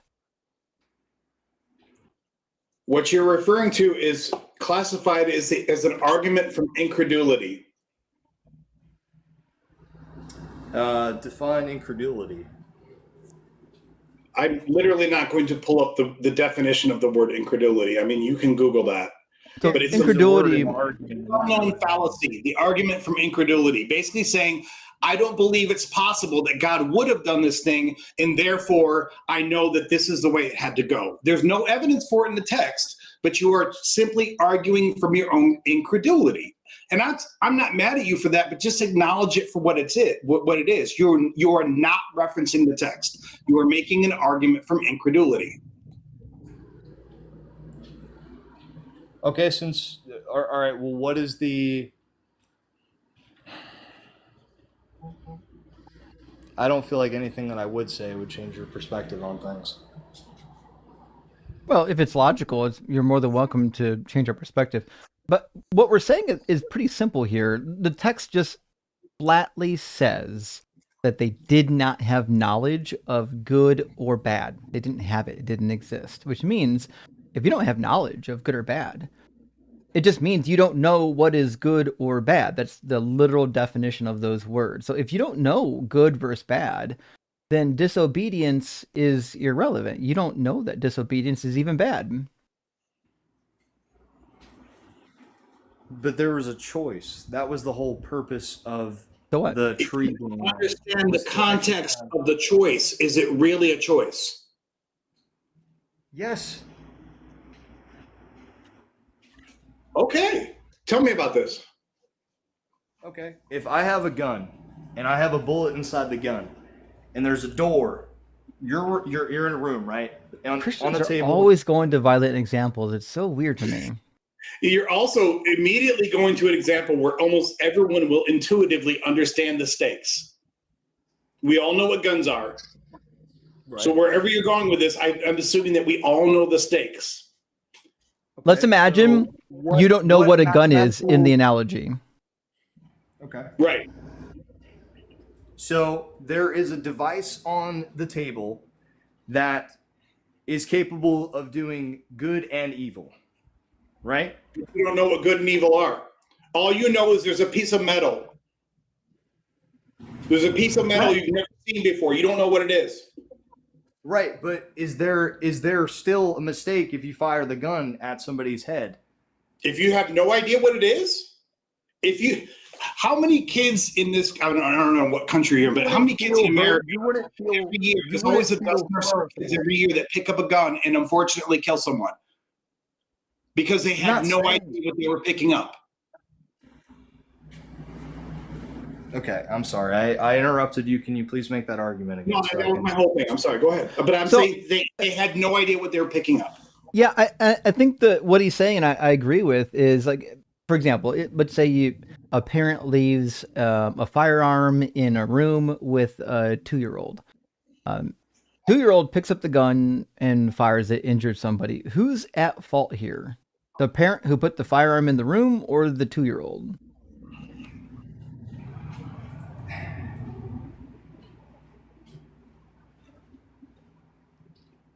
if the parent had told, so the 2-year-old, I feel like is an exaggerated example. I feel like if you were to increase the age and it was like a 10-year-old that could actually. I don't care if they're 50. They have no knowledge of good and evil. They are emotionally and intellectually toddlers. Okay. So according to the story. Right. Let me be more literal about it. They've been alive for a day. Right. So if you don't know right from wrong, you don't know what death is, you don't know what punishments are, you don't know anything. How are you supposed to know that you're doing wrong if you eat the apple? Or it's not an apple, it's just a fruit, it says. Hebrew puri. We don't know what kind of fruit it was. But so how do you know if you're doing anything wrong if you don't know right from wrong? But that was the thing, though, is they were told not to eat of the fruit. But they don't know that disobedience is wrong. See, in the story, you're assuming that disobedience is wrong, but they don't know that it's wrong. So yes, I agree, they have the choice to eat it or not to eat it, but they don't know that disobeying God is wrong. No, I would agree with you on that. Yes, that would make sense. Yes. Okay. Yeah. So just like a 2-year-old with a firearm, a 2-year-old doesn't know that it's wrong to pick up this firearm and do something with it. Even if you told the 2-year-old not to, it doesn't know. That was the thing, though. It wasn't the gun that it was the thing. The issue in the room was never the gun. The issue in the room was the gun. It was the fate of humanity, according to Christian doctrine. That God put in the hands of emotional, intellectual toddlers.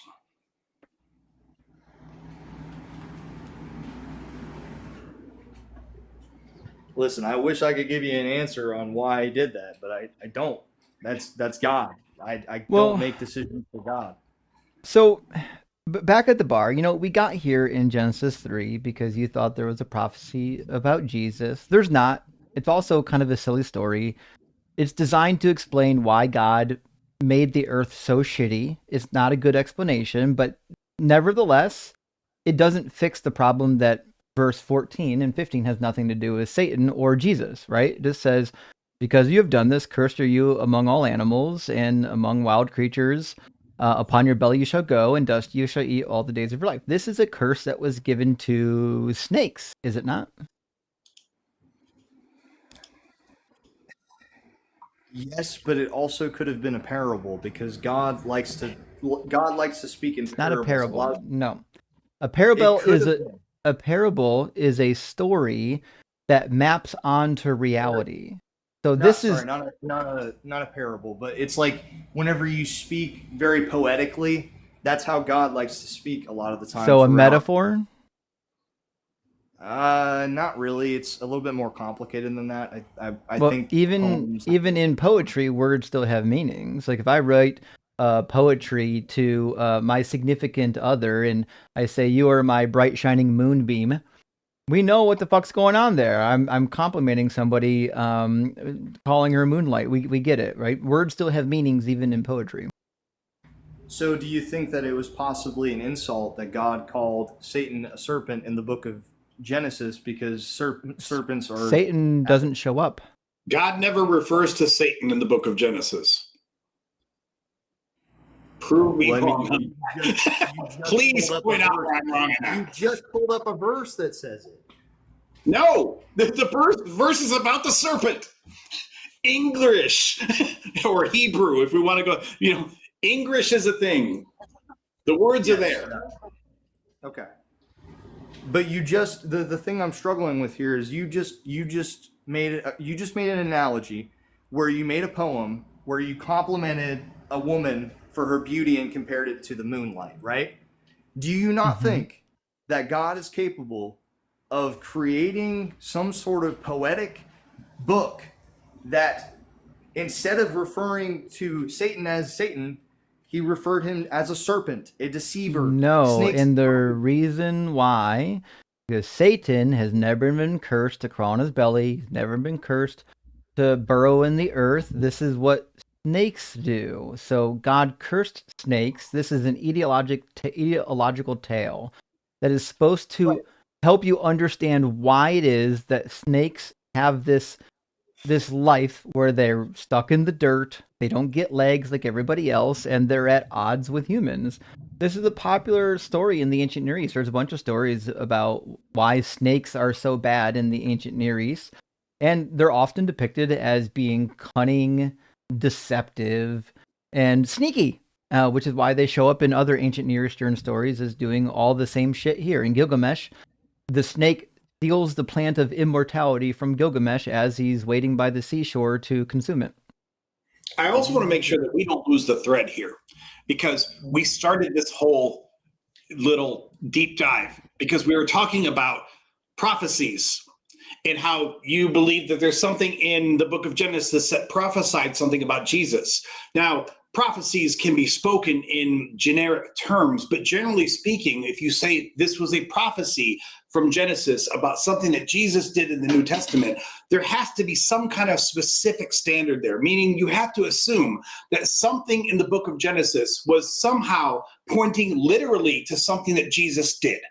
So you can't have it both ways. You can't sit here and look at these vague terms from Genesis and say it's a specific prophecy of something that happened 1,000 or 1,500 years later when Jesus came on the scene. And then also in the same breath or the same thread of the conversation say, but, oh, you know what? It's a metaphor. I mean, I agree with you. I was a Christian for 40 years. And for 40 years, this is a large part of the way that I synthesize this by saying this is metaphor, this is story, this is myth, which is fine. But you can't have it both ways. You can't tell me that this is all mythology or a metaphor, and then in the same conversation tell me, but these are specific prophecies that point to Jesus. Those two don't mesh. Okay, but can I give you an instance of where they do mesh, where the poetic speech does mesh and it makes sense? Please do. Okay. Absolutely. Do you think that the lake of fire, do you think that whenever Jesus is referring to the lake of fire, do you think that he literally means a lake of fire? No, yep. I think he literally means Gehenna, which was a dump outside of the city gates where it was like always on. Justin's kind of cringing. I think maybe I missed. Sorry, my friend. You don't want to do that one. I love you, but don't do that one. Go ahead. I may have that wrong. So it's okay. I have actually collected and synthesized every single mention of hell in all of the Jewish literature. And I've documented it on my deconstruction cheat sheet. When they refer to Gehenna, it's a long-standing tradition as a reference for hell. In fact, it says at the beginning of creation in the Talmud, there was two locations that were created first, one paradise and one Gehenna, where the horrible people will go. And the reason why they picked Gehenna as their euphemism for hell is because they had fire there. And they're like, this is like the worst place ever. And also where they would sacrifice babies. This is right. Okay, so, I will freely admit that I'm not fully versed in that. So thank you. Well, that's okay. You know, not everyone has spent this amount of time on this particular issue. But my point is, Jesus and the rest of the Jews all agreed that hell was a fiery abyss. Just like in the Greek literature where people went and they got tortured and they suffered. Well, at the time of Jesus, they did. I mean, at the time of and correct me if I'm wrong here, but at the time that Genesis was supposedly happening, they didn't even really have a concept of a fiery hell. They had Sheol. Absolutely, yes. So back prior to the period of the Greeks, they had no idea of this fiery abyss. They believed what everyone believed in the ancient Near East, which is that there's this shadowy realm called Sheol, where all people go to, and then hopefully, when the Lord puts an end to all the nonsense on the earth, He'll resurrect from Sheol all of the righteous, and the righteous will live again, and they'll live eternally. But Sheol is actually not a place of punishment in the Hebrew Bible. That's something that they have to adopt from the Greeks.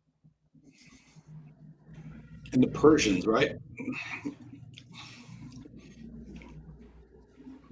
In case it's not very clear for anyone watching, he's the Bible guy. I mean, I read the Bible a lot, but I don't know Hebrew. I don't know Greek. I don't pretend. I don't want to miss. And if I speak too confidently, I appreciate anyone correcting me on that. I totally get it.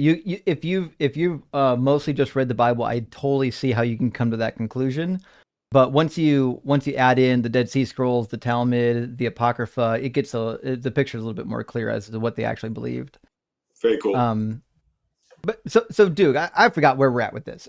I think the point that Skepticus and I are both in violent agreement with here is there's no good reason to believe that Jesus is the Messiah when he didn't fulfill any prophecies, certainly not Genesis chapter 3.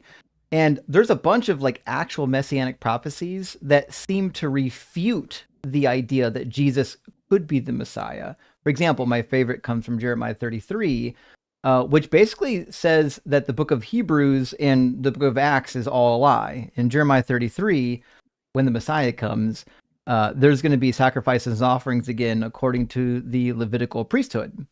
And this certainly couldn't be the case because the New Testament says that Jesus was the final sacrifice. So after they're restored to the land of Israel, that's verse 12 and 13, all the nations or all the scattered people among the nations get restored to their land. Then it says, the days are surely coming, says the Lord, when I will fulfill the promise that I made to the house of Israel and the house of Judah. In those days and at that time, I will cause a righteous branch to spring up for David, and he shall execute justice and righteousness in the land. In those days, Judah will be saved and Jerusalem will live in safety. And I know that Christians will say, well, this will happen at the end. I get that. I know you think this is for the end. And it says, and this is the name by which it will be called, the Lord is our righteousness. For thus saith the Lord, David shall never lack a man to sit on the throne of the house of Israel, and the Levitical priests shall never lack a man in my presence to offer burnt offerings, to make grain offerings, and to make sacrifices for all time. So I have no reason to believe that Jesus could be the final sacrifice when the Hebrew Bible tells you that when the Messiah comes, there will be continued Levitical sacrifices.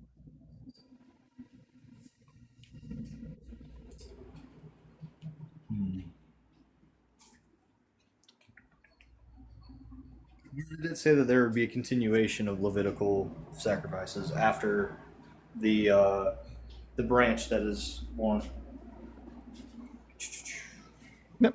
It says, David shall never lack a man to sit on the throne of the house of Israel, and the Levitical priests shall never lack a man in my presence to offer burnt offerings and to make grain offerings and to make sacrifices for all time. The Hebrew word is just le'olam, which just means forever or for all time. And it just means there's going to be continual sacrifices from the Levites. I don't think that is exactly what it means. We're pulling one verse and assuming that is the whole contextualization for what that book was. Nope. So I'd have to read the entire book to understand what that actually means. Well, I mean, I've read the whole book. That's why I'm giving you the context. In the book, when the Messiah comes, the Israelites are going to be restored to their land. They're going to live in safety and security forever. There's going to be an actual king on the throne, and there will be Levites giving offerings and sacrifices. The same thing is said in Ezekiel. If you go to Ezekiel, you'll find in chapter 46, when it talks about the new heaven, new earth, new Jerusalem, that there will still be Levitical sacrifices going on. They even tell you like which animals.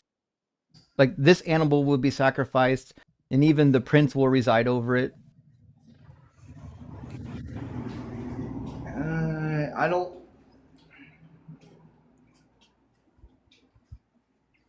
I'm still a little bit confused on where you're getting all those pieces together. What pieces?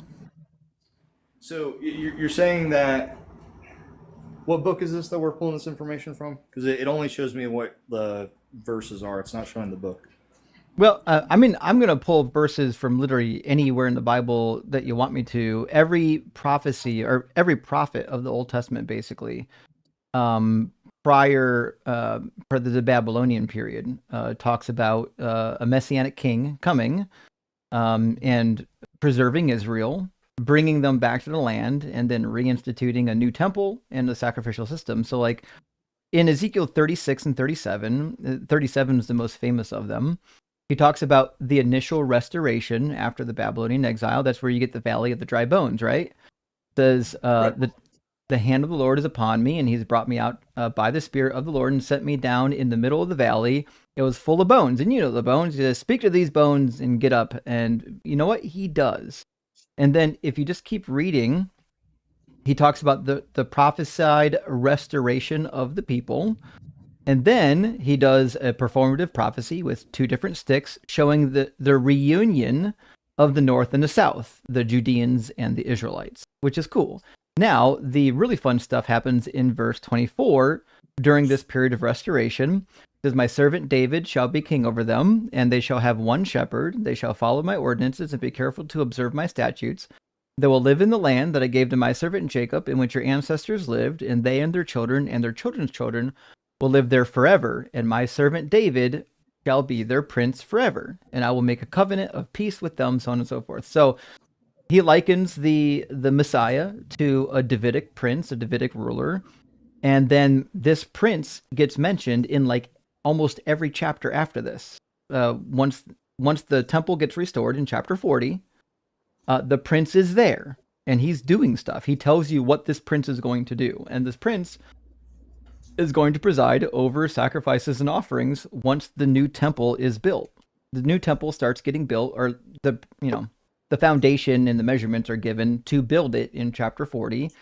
And then in 46, you get instructions for what to do when, in fact, you're at the temple, right? It says the prince shall enter by the vestibule of the gate, and then he gives all kinds of instructions. It says the burnt offering that the prince offers to the Lord on the Sabbath day shall be 6 lambs without blemish and a ram without blemish. So they're following the laws of Moses. They're giving Levitical sacrifices. The prince, the Davidic prince, is presiding over them. These are all Levitical rules that are going to be happening in the supposed end times, which would preclude any of the New Testament nonsense.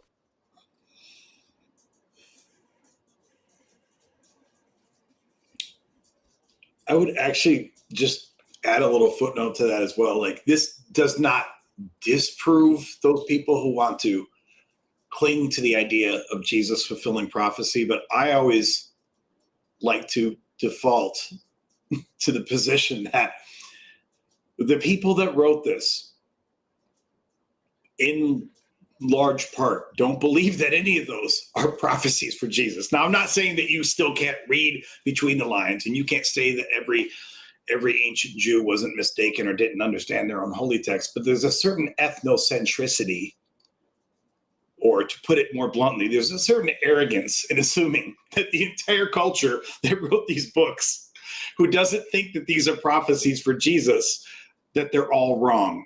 I mean, is it possible? Sure.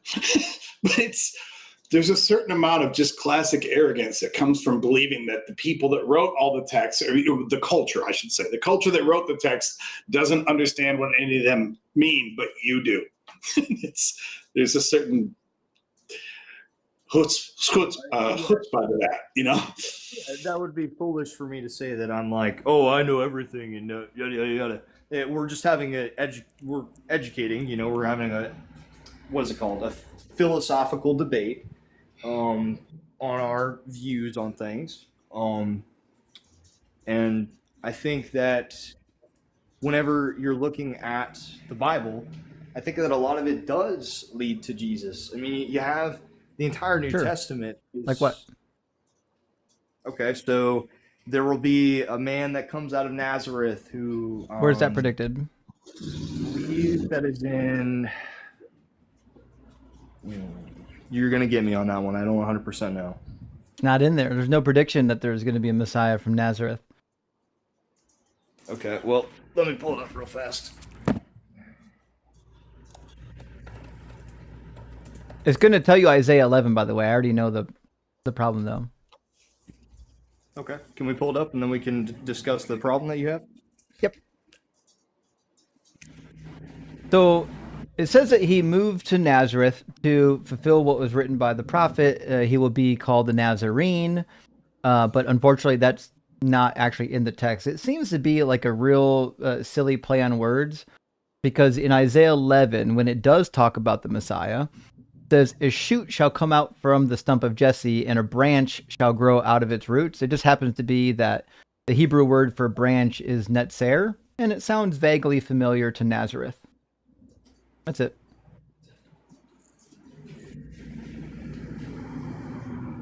You don't think that they were written in the same language?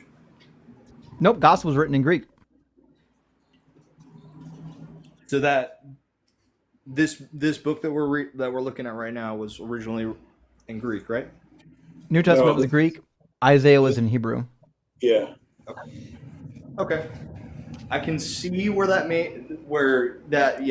could be an issue, but that doesn't discredit the fact that Jesus was a real person and that What? there were these testimonies of people saying that he performed these miracles for these people. I agree that he seemed to be a real person. I don't agree that he did miracles for the same reason that you don't think that Asclepius performed a bunch of miracles. But we've got a lot of miracle claims from the ancient world about this guy who became a deity named Asclepius, who healed a ton of people. In fact, there's a stone inscribed that you can go look at in a museum, obviously not here in the States, it's over in Europe, that is all kinds of healings.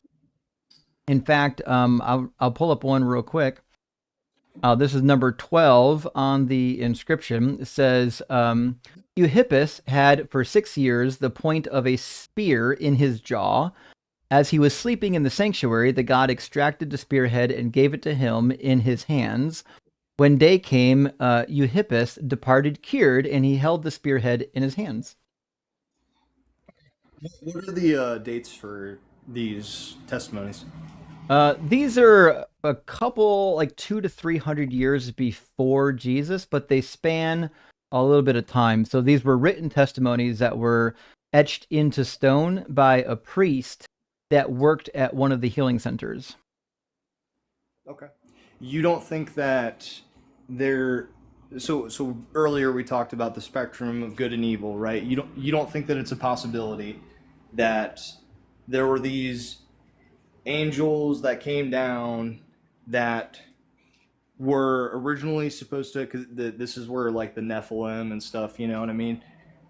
I'm assuming you probably already know where I'm going with it. I know exactly what you're talking about when you mentioned Nephilim, Yep. but go ahead. Yep. So if you have these angels that are procreating with the human women and stuff like that, and then we have these quotation marks angels because they become fallen and stuff like that. If we have these creatures that exist and they are supposedly they would be more knowledgeable, considering that their lifespan is almost infinite to ours.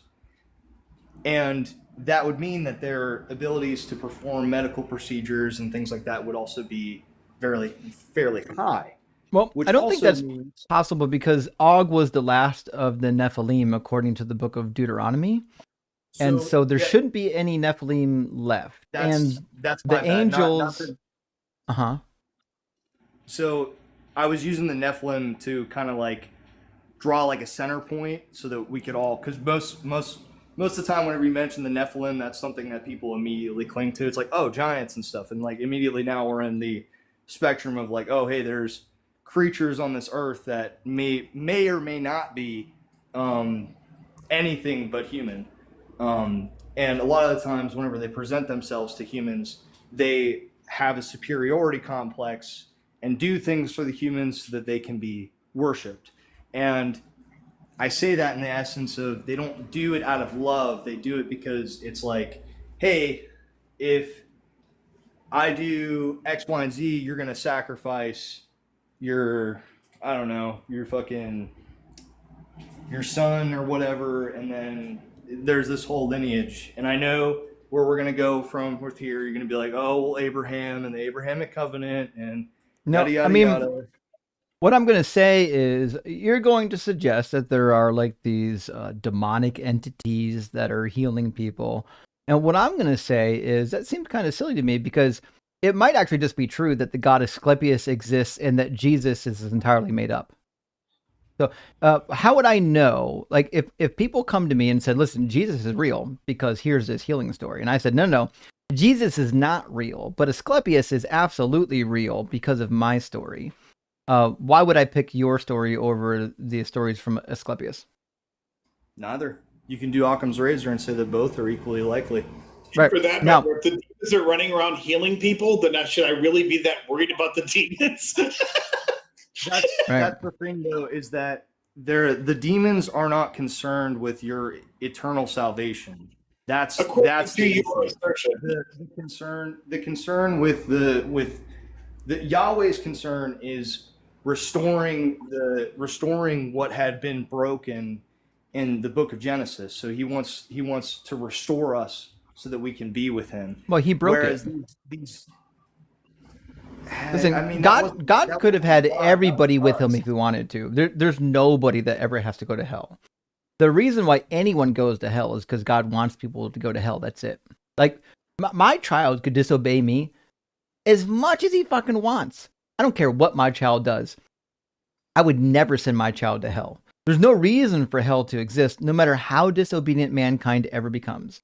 Heaven and hell is a false dichotomy when you have an all-powerful God.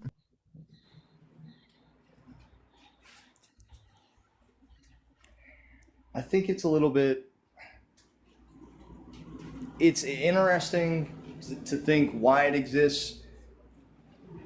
I don't know why, but if that's what he wants to do, that's what he wants to do. That's how he sees things. Well, it's, And, I mean- it's not logical is what I'm saying. Right? This Right. idea that God wants you to be with him, and then for no other reason other than he decided, will also burn you forever in eternity in hellfire, or until you're annihilated. You could be an annihilationist. The point remains, that's not actually necessary, and it contradicts the idea that he wants you to be with him, because the reality is, whatever sin is happening here, he has a way to actually prevent it, because in Revelation 21, everyone's going to be theoretically in heaven. There's going to be no more suffering, no more sorrow, no more pain, yet presumably there's free will. So whatever mechanism he has to doing that in heaven so that everyone's happy and harmonious, while allowing them to have free will, he could have done all that shit here. But that would be the thing, is if whenever, you know how we talked about the whole dilemma with putting the gun in the room and the fruit and stuff, is it a choice? It's like, is it a choice? It doesn't matter. The immediate is it a choice to choose God if there is no Nope. alternate to being with God? Nope, because in your world, you think that you need to choose to not be with God, but you don't, because if you choose to not be with God, then in fact, he'll burn you alive, which means you don't actually have a choice. You've got an ultimatum. If I said, hey, Duke, I'm going to take your sister out this weekend, which I wouldn't fucking do because I'm seeing somebody, but if I did, and I said, listen, she'll have the time of her life, but if she says no, I'm absolutely going to have to put her in my basement and light it on fire. Would I be a good guy if I took her out on that date? A choice backed by coercion is not choice.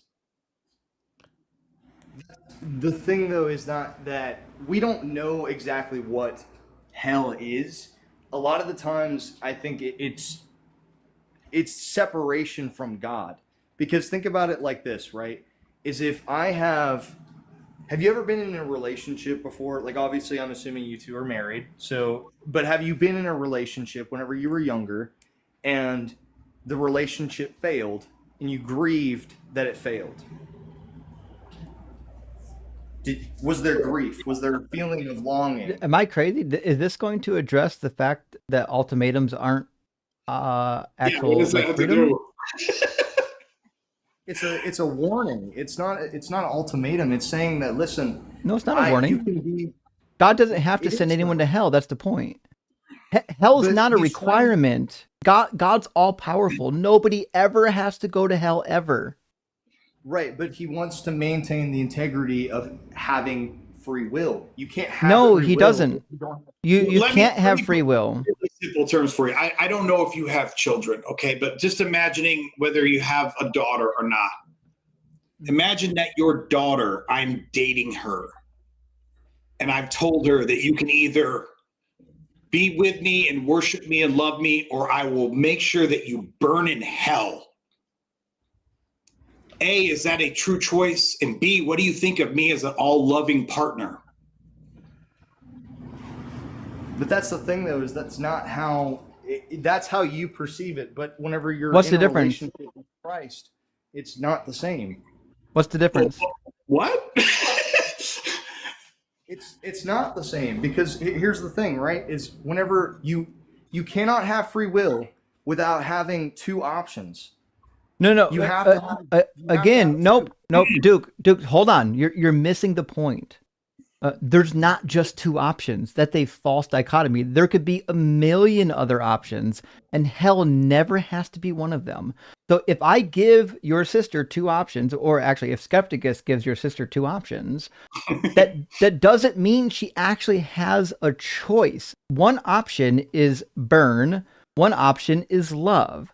That's not real love. That's an ultimatum. If the only option we have is love God or burn, it's just an ultimatum, not a choice. But that's the thing, though, is if you're perceiving it in that manner, you're not thinking about what could happen in those places. Let's say that What places? Let's say, so there's two choices, regardless of the situation that you presented or the situation that I presented. There are You two don't know the choices.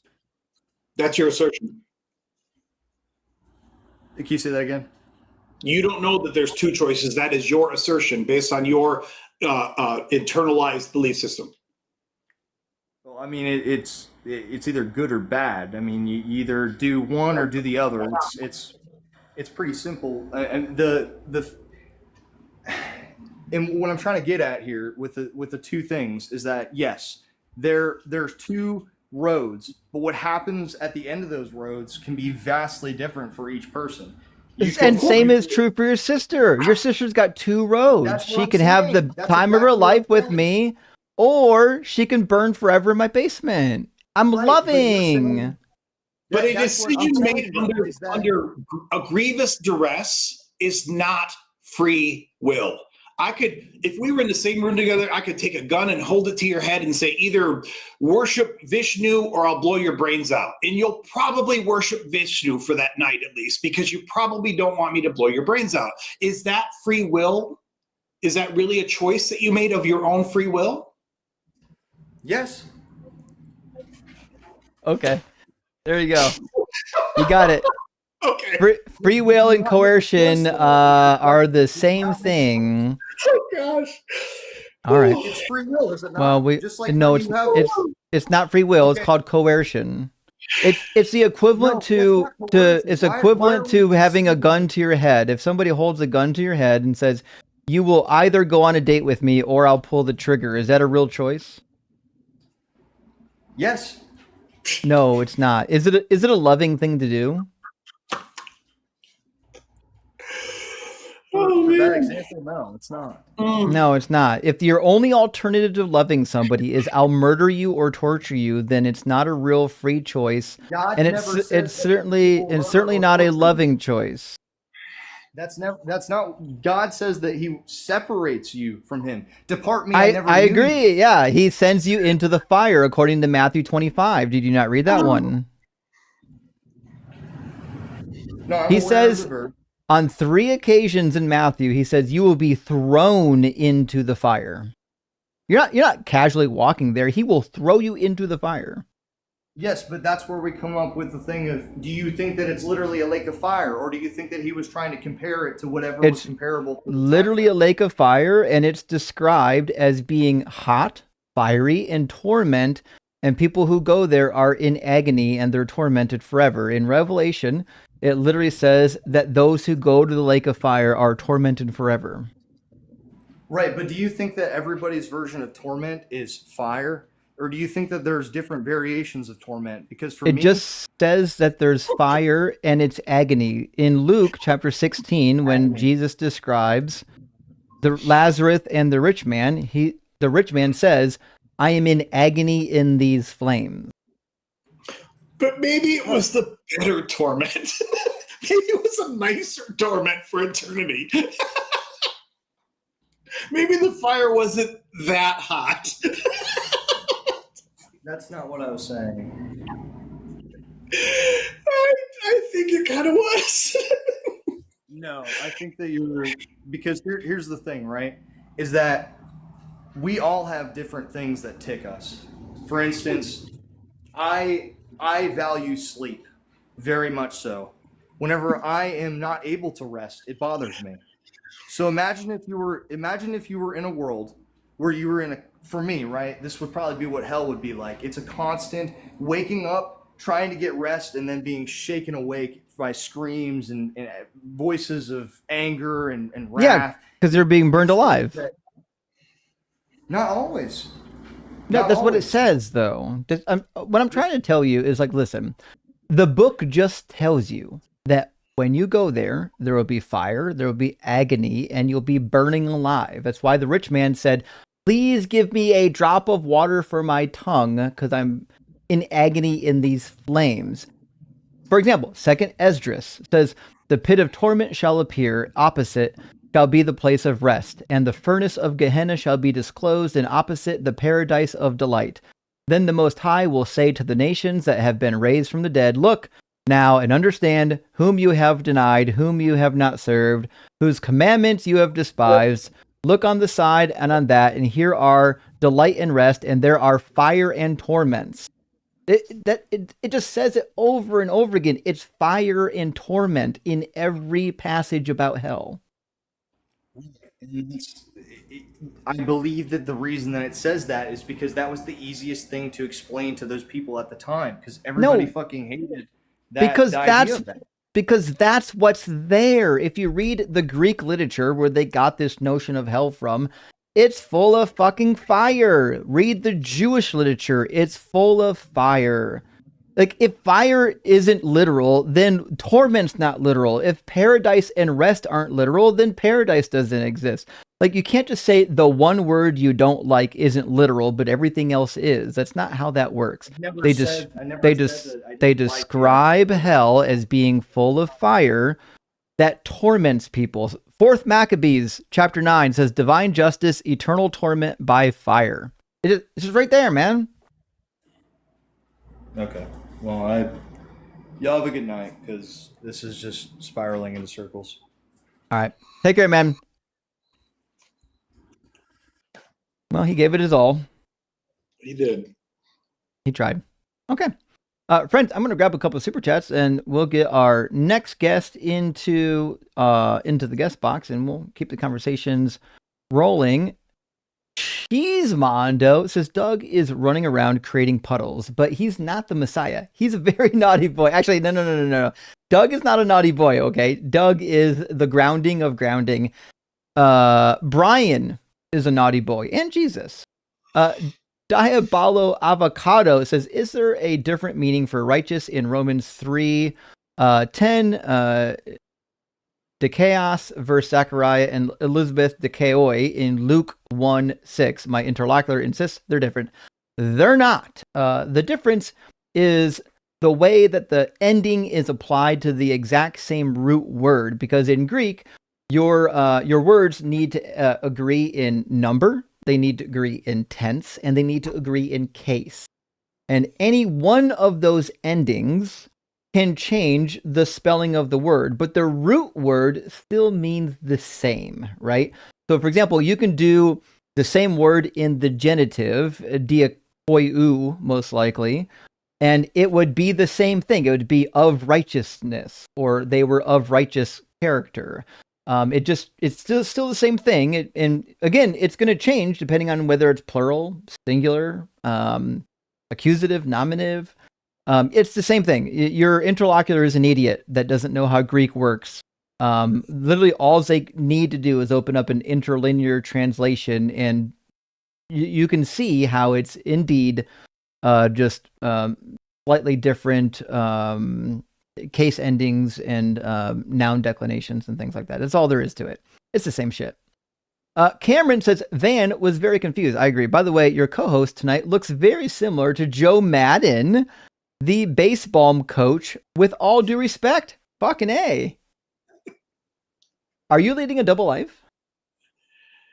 I mean, not that I would tell you, because it wouldn't really be a double life then, would it? I just had to ask. Sheriff. I mean, oh, sorry. My Sheriff coworkers I have a YouTube channel, so I guess you can say yes. Actually, it's funny. I don't think any of my coworkers knew I had a YouTube channel until like I was right about to quit. But they'll find out eventually. Sheriff Slug says, want to get into learning more about the Quran. Do you recommend a certain version? I don't really know much about the best translation. I do know that there is a study version of the Quran that my buddy Chet led me to, and here it is. I don't know if there are a ton of them on the market, but I got the one. It's called The Study Quran, a new translation and commentary by S.H. Nassar. He's the editor-in-chief. It looks like this. I have yet to read it. I can't tell you if it's good, but I do know that Chet recommended it. And Chet's a real studious individual, so if Chet recommended it, it's probably pretty decent, and I'm sure it's quite readable as well. Mac, my friend, great to see you tonight. Says fire alarm at 29:21. Men listening to me and waited and kept silence for my counsel. Oh fuck, that's a verse. Alarm 29:21. The amount of people that get up here with fire alarms beeping in the background to me is crazy, or smoke alarms rather. I don't understand it. I wouldn't be able to concentrate for even 10 minutes if that thing was in my house. And Minnie DeVille, good to see you. Great evening, and says ready for the barbecue and mixing my band's single. And your cookout is perfect. Is a perfect break from hearing a song over and over again, or I added the extra over. So rock hard for Doug, literally. Hell yeah, rock out for Doug while you're rocking out. Definitely appreciate that. Huge W there. And Free Beard says, does constructing now feel similar to converting people to Christianity when you were one? Would you say you've converted or deconstructed more people? Rock hard for Doug. I've definitely deconverted way more people probably than I ever converted to Christianity at this point. I wasn't a super, like I did do some apologetics and I did share my faith with a lot of people, but I was never super like, I didn't like pound my fist on the table and say, listen, this is the only thing that makes sense, because I didn't really grow up super in the religion. I was just surrounded by other religious people and found my way into it. So like I understood instinctively that like, hey, some people aren't going to believe it and some people will, and that's okay. That's how, the brain works. And Beard of Entropy says, wait, Jesus is oily, Josh. That's true. Some paintings use oil paints. True. Therefore, Jesus painted the world. Checkmate, Justin. Time to hang it up. Sorry, man. Fuck Beard. You know what? I'm taking back my support for your therapy. And I'm going to have to end my channel. This is all your fault. Fuck, I might have to call you for therapy now. Shit. Okay. I want to point out that I am one of my hobbies is that I'm a painter. So I'm pretty sure that according to our first caller, that means that I am a god. Fuck, are you God? I mean, at least one of them, at least like a minor deity or something. Okay, we'll put you in the Pantheon. You're in. Okay.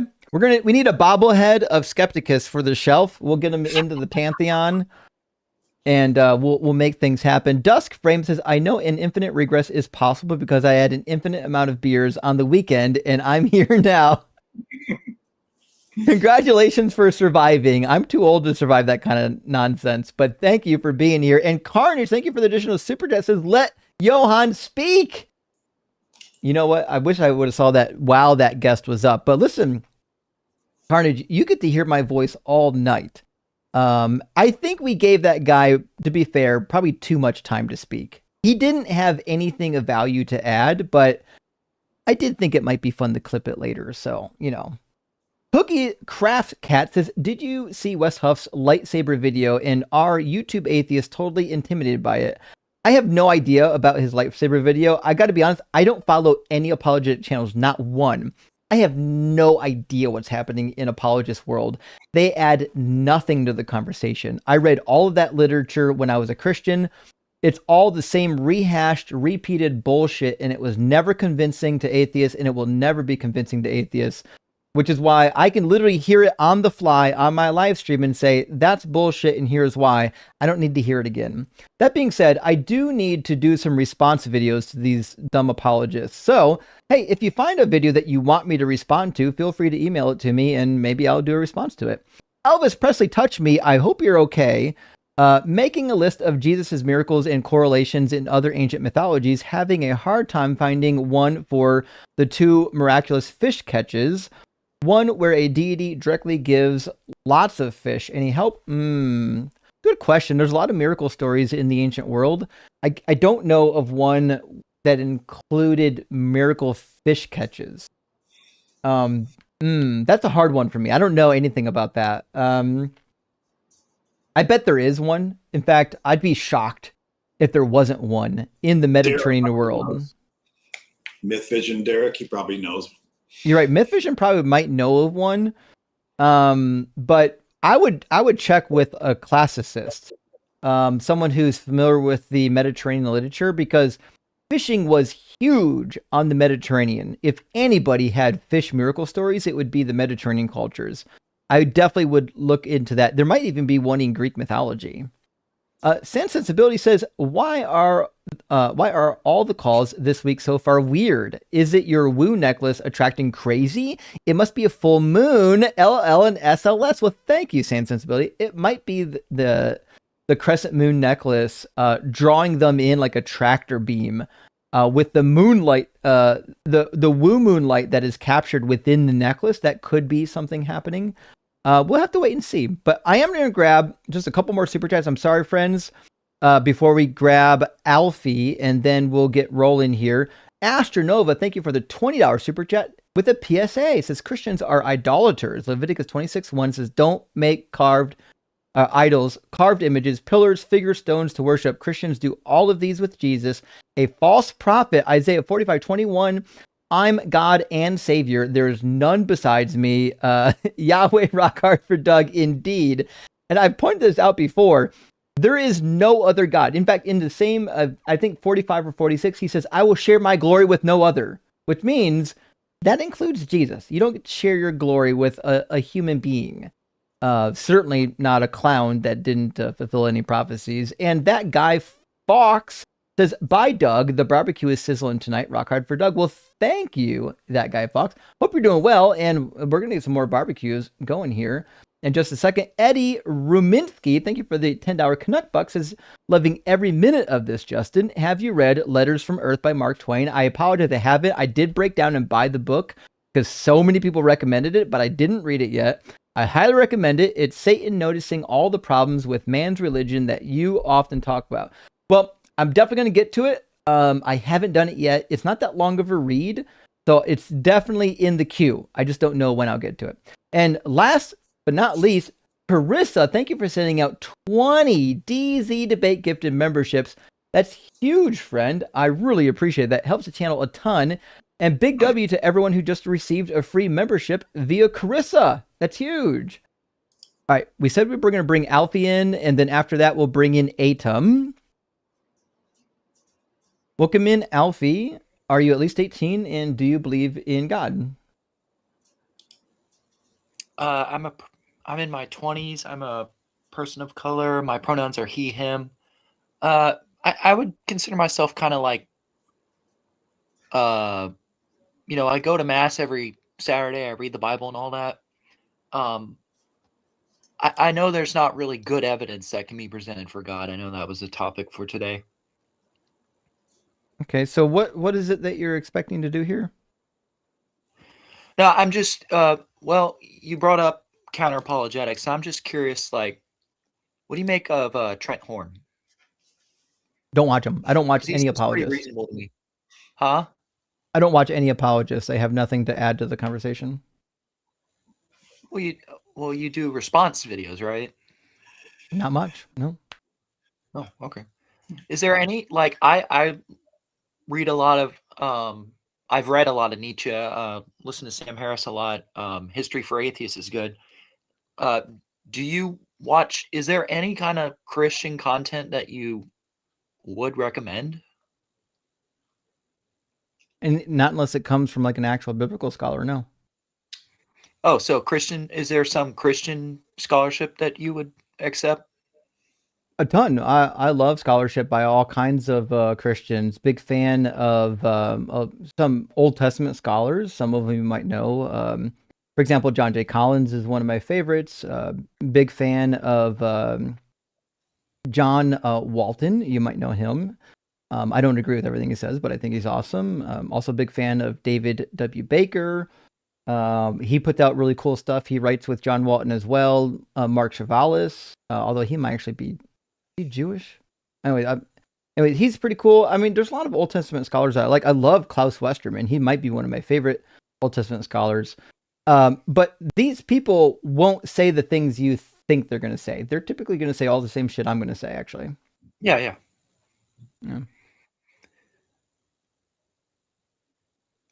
Yeah, I understand. Like, they kind of put their faith on the shelf, or they read it all naturalistically.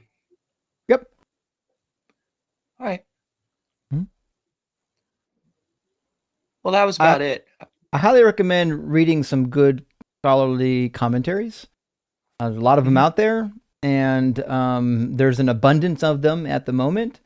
And I think those are way better than watching YouTube videos. Yeah, you know how it is when you're doing something and you listen to something on the side. That's what I was doing. I get it. If you're doing that, you know, some of the only atheists I really watch would be like Kip Davis, Josh Bowen, Megan Lewis. Sometimes I watch Bart Ehrman, but a lot of his stuff is just like advertising for conferences now. Yeah. So he sensationalizes a lot of stuff. I don't really care for it. I'm a big fan of Esther Hamori, even before her newest book came out, God's Monsters. Her original book, which started as her thesis, was fucking amazing. When Gods Were Men, couldn't recommend it more. But there's not a lot of really good scholars that are making rounds on YouTube. Kloppenborg's on. Goodacre too. I don't know if you know. Yeah, those. Mark Goodacre is pretty good. Yeah, I like him. And there's some classicists like Richard Miller. He's making rounds. There's some that show up on Myth Vision and History Valley. They're fun to listen to. Some of them are kind of sensational. Some of them are like mythicists. I like listening to even the mythicist scholars, even though I'm not a mythicist. But in general, I don't think YouTube is bustling with real great scholars, which is why I typically go to print. All right. Well, I appreciate it. Sure thing. Cheers, man. That was not the Alfie I thought it was going to be. I had an Alfie that I talked to a couple weeks ago. Same spelling and everything. That was an absolute tool. That guy was all right. Let's get Atum in here next, and we'll see if we get some opposition. How you doing, Atum? Are you at least 18?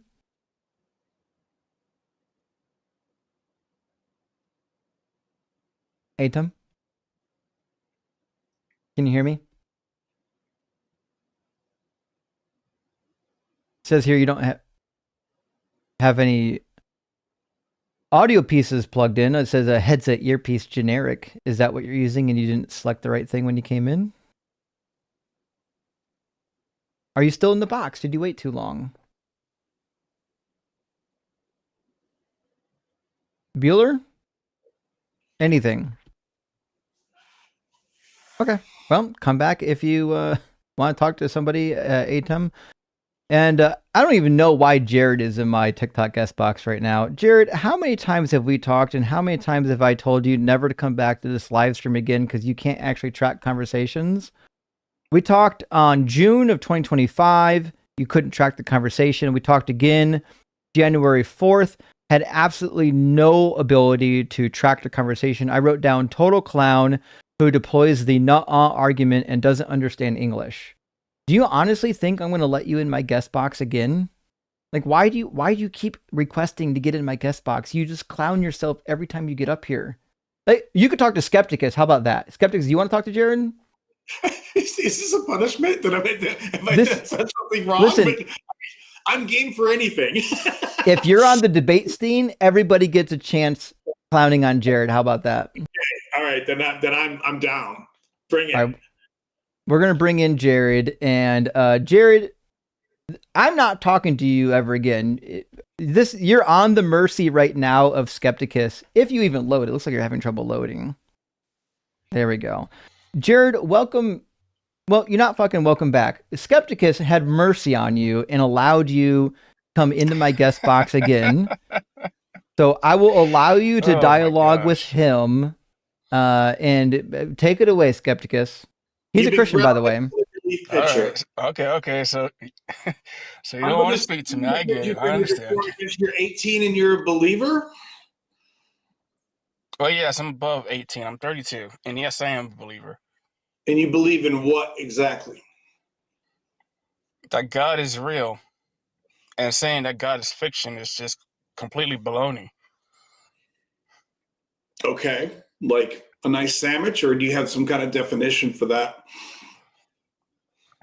Well, what I mean by baloney, meaning it's stupid. Because we're the only things throughout all of creation that say God isn't real, which is just completely ridiculous. I mean, I don't So know who even started something like that, saying God isn't real. That's dumb. So you actually have the full radar on the entire damn universe. What do you mean full radar of the entire universe? You said we are the only things in all of creation. So you have even Satan doesn't even say something stupid like that. All of space and time right now. Yeah, I'm saying nothing else in creation besides us, for whatever reason, says that God isn't real. Even the demons know that God is real, and they shudder in fear. I mean, do you commune with God? How do you know what is happening in the Andromeda Galaxy right now? Well, I don't know. I've never been to the Andromeda Galaxy. Wait. You just made to me a pretty definitive statement that we are the only things in all of creation that do this. So I'm assuming that you have a pretty good insight into what exactly is happening in the Andromeda Galaxy. All right, well, let me go further for you. All right, so you got a better understanding. Go further, I guess. Okay, what I mean by... You're just moving on past that. Yeah, let me help you out so you have a better viewpoint of what I'm saying.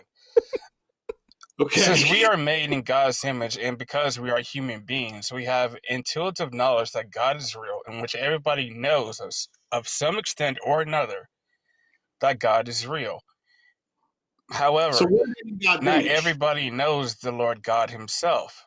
And that's one of the reasons why we have all these other fake religions in the world, or some other people worshiping some other false gods, or saying something ridiculous of saying that God is not real, even though that person already knows that God is real.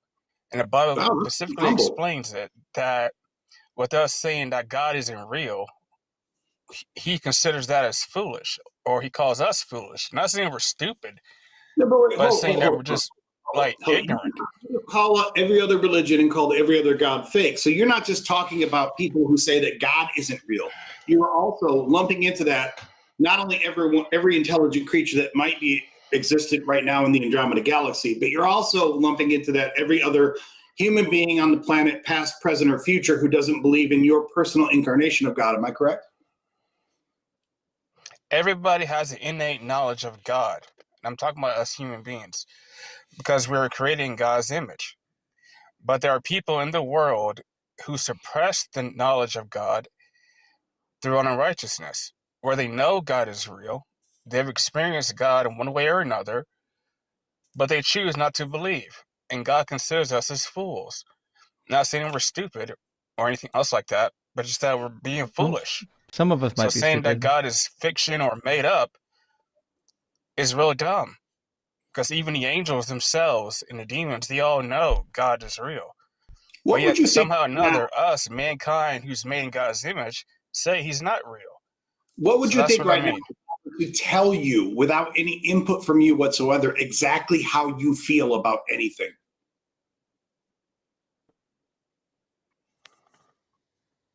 Well, what do you mean? Such as what? Anything. How would you feel if I were to dictate to you right now, if I were to tell you how you feel with no input from you? I'm not going to ask you any questions. I'm just going to tell you I'm going to tell you how you feel about Major League Baseball. I'm going to tell you how you feel about mustard-based barbecue. I'm going to tell you how you feel about church on Saturday night. I'm going to tell you how you feel about everything, but I'm not going to ask you a single thing about it. What would you think about me? Well, you wouldn't know unless I told you, or you personally knew me or something like that. But you seem pretty confident in blanketly stating across the entire universe that all the rest of us who do not believe in your God absolutely know about God, and we are just rejecting. Yeah, when it comes down to atheism, stuff like that, yes, I didn't say people atheism. are I choosing didn't not say to atheism at believe. all. That word never came out of my mouth. But you know what I mean. No, I don't think I don't think you Because understand what I here's mean. the thing, one way or another, everybody knows to some extent that God is real. But the issue How comes you is that feel people, right now? I there are people in the told world who you. do not know God, where they know How would God you is real, feel but if they I don't know told him, you don't right have a now relationship how with you God. feel about That's the Asian problem. people? What if I went on a long diatribe telling you how you feel about Asian people, good or bad? Would that feel good to you? Would it feel authentic? What does the Asian people have to do with what I'm talking about? The point is, I just picked Asian people as a generic group. The point is, you are telling me what I know in my heart and my mind based upon your 3,000-year-old book. And you can't possibly conceive of any issue with that. Okay, that's better. All right. So this one is also leaning towards You could the answer that. creation. This goes right back up to Genesis itself, You could answer where that. you would not say, yeah, I'm answering you. This lines back up with Genesis, where, like I said, we're being made in God's image, but at the same time, God's left more than enough evidence that points to I'm him. not It doesn't asking bring you. him down into existence. I'm asking you, Hold man on, to hold man. on. But I'm it asking points you, to man to him. man. What would you think if I told you what you think about anything at all without asking for your input first and without even accepting any rebuttal that you wanted to give to me? I'm not sure. I mean, I don't specifically know you, just like you don't really know me as a person. Oh, But I know oh, you in terms but of you as a human you being. know what I know about God. Well, you know God exists, right? What do you think the answer to Do you that not? is? Yes, I you have do. an YouTube channel. I was a Christian for 40 years. I have spent more than 500 hours in the last 10 months making content that explicitly does nothing but tear apart every bullshit concept of God that I was indoctrinated in for 40 years. But you are going to tell me that I know there's a God without getting any input from Yes, me you on know God is it. real. You're going to tell me. Yeah, you know God is real. Yes, Okay. everybody does. And you don't But my like Asian question people, is, right? why, if you are no longer believing in God or no longer Christian, what happened? Why did you run away? Wait a minute. You just told me that I know God is real. How can you even logically answer that Yeah, and question? now I'm asking you, why did you run away? Or why are you running away? Where am I running to? I'm right here, dude. I am more out there than most people you will ever meet in your life. How many people do you know that are putting themselves out there, not just on this show tonight, but in the YouTubosphere or whatever? How many people do you know that put themselves out there that much? What do you think I'm running from? Let me change that. What do you think God tells you that I'm running from? Well, you're running away from him. And if anything, I would tell you just go back to him. Because there's Well, nothing out why there. don't you go back to Vishnu, dude? Why are you running Because from Vishnu Vishnu? is a false god. And Oh, Vishnu is not the Lord God Almighty. oh, because you said so. No, it's not because I said so. It's because the Lord God says so. Do you know what the word It's not based on me. ethnocentrism means? No, I don't. But how does that help in what I'm telling you? Well, you should look it up because it's the founding principle of Christianity and most religions. Okay. And there's nothing I can tell you in this call before we end this. But can you answer my question? What's going on? Why are you going in That's the opposite bad. direction? Jared, it's been 10 minutes and even Skepticus is tired of your nonsense. Yeah, you are already asserting to me what you are telling me that I am running. It's no different than me telling you that you hate Asian people. Why do you hate Asian people, dude? Why? Yeah, exactly. Why are you running away from your hatred of people? It doesn't feel good, does it? It's not based on anything in Can you reality. answer the question? Sure. Can you answer my question?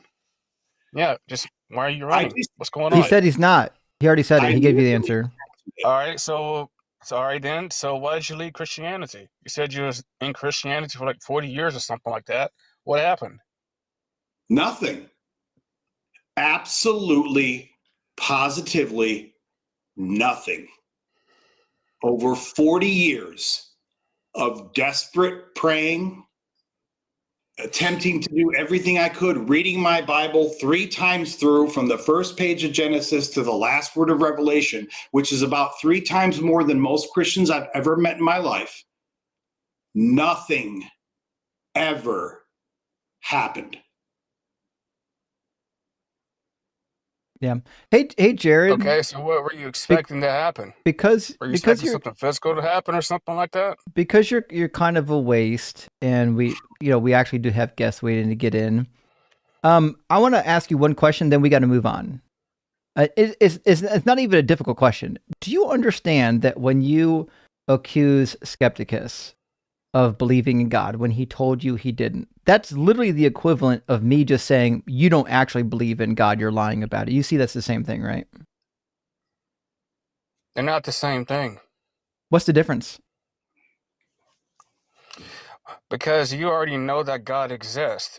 No, you know God within your doesn't heart, mind, exist. and soul. No, you know in your mind that you're lying. Yes, I know God. No, let me finish. No, you know that you're God lying. exists No, you because already know made that in you're His lying. image, but No, you're not. choosing You know that to you're not suppress made the in His truth. image. You know that So you'll you're be lying right to now. yourself. So you're lying to You're yourself. lying to yourself. And You're lying to yourself. others, and you're lying to You're God. lying to everyone right So now. that's what it is. You're lying to yourself so you And can with the sleep at night. worldview of atheism, you can't. That's about enough of Jared, right? Yeah. I got to hit the restroom. He's not mentally equipped for these actual conversations. Okay. It didn't seem to be going anywhere quickly. No worries. I want to grab a couple of super chats while Skepticus, he's in the restroom, and then we're going to get James in here. Chodicus, good to see you, my friend.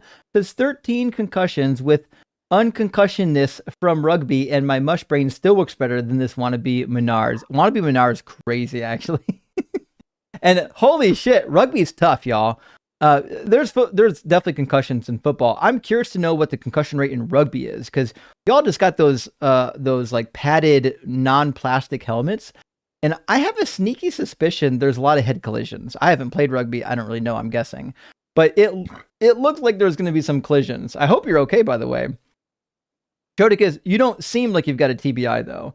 And 1020 Carrie says, I think Johan did a great job. W. Johan. Well, thank you, Carrie, and great to see you, and lovely cat. Brian, thank you for the super chat, says, the Philbro Clown School is run by Jay Dyer. You know what? That is true. And made by Jim Bob. Special classes run by Gary Milne. That is the truth. I actually have a sneaky suspicion that I think Jay actually knows how weak his arguments is, even though he keeps using them. I think Jim Bob, I could be wrong. I don't really watch these channels. I catch them in passing from people who send me videos. I suspect Jim Bob actually does buy into the sauce. I think he's a true believer in the precept nonsense. I don't know if Jay is or if it's kind of a grift. It's hard to tell. Jay seems like a smart person, so it's hard to know if he's serious. House 70 says, Dum Dum Day seems so, unless TBI became contagious. Hot card for Doug. You know what? That is the case. We've got a new form of TBI. It turns out it spreads and it's contagious and it's fucking here, y'all. Dan Sensibility, thank you for the additional super chat. Says we have clearance, Roger. What's our vector, Victor? I love Airplane 2 movie quotes. I fucking forgot about airplane quotes, by the way. But surely as the day is long, I'll watch it again, and don't call me Shirley. Gretchen, thank you for the super chat. Says, I am so a precog. I just had a precognition that I will be calling you Johan for at least a month. Can't wait to see if I'm right. LOL. And I actually believe you. You might have converted me in this very moment, and you've got proof that you're actually going to be doing it. So, and Chris says people died in Jonestown. True. We bring this up, but we didn't bring it up today. This is a good point, Chris.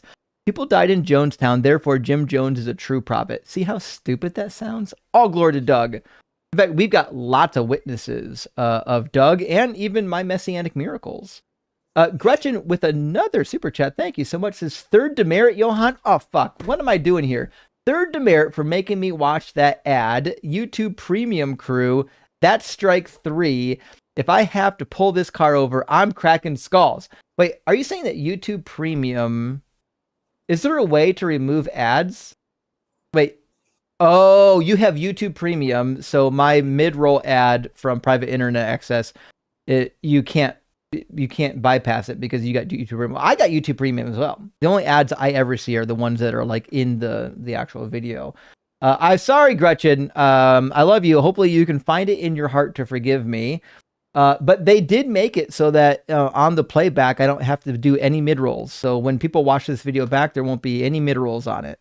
Retired Bomb Tech, thank you for the super chat, says, perfect show to end my day. There's not enough time in the day to watch you, Leaving Faith, Mezzo, Joel, and the Bible Guy once again to keep up awesome work. Well, thank you, Retired Bomb Tech.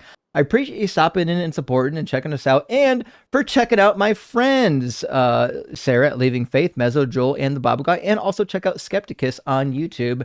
There's a lot of people in this community and a lot of people doing good work. So definitely check out everybody. And good question says, can you mention when and in what city Israelites started believing in angels, human spiritual existence, supernatural enemies of God, and punishment instead of annihilation after physical death? Well, it's a spectrum. So they believed in angels from way back. They didn't call them angels until the period of the Greeks, when they translated the sons of God into angelos. The sons of God, the B'nai Elohim in Hebrew, used to just be the lesser deities born to, El and Asherah. Spirits were everywhere in the ancient world. They got slowly demoted over the course of time.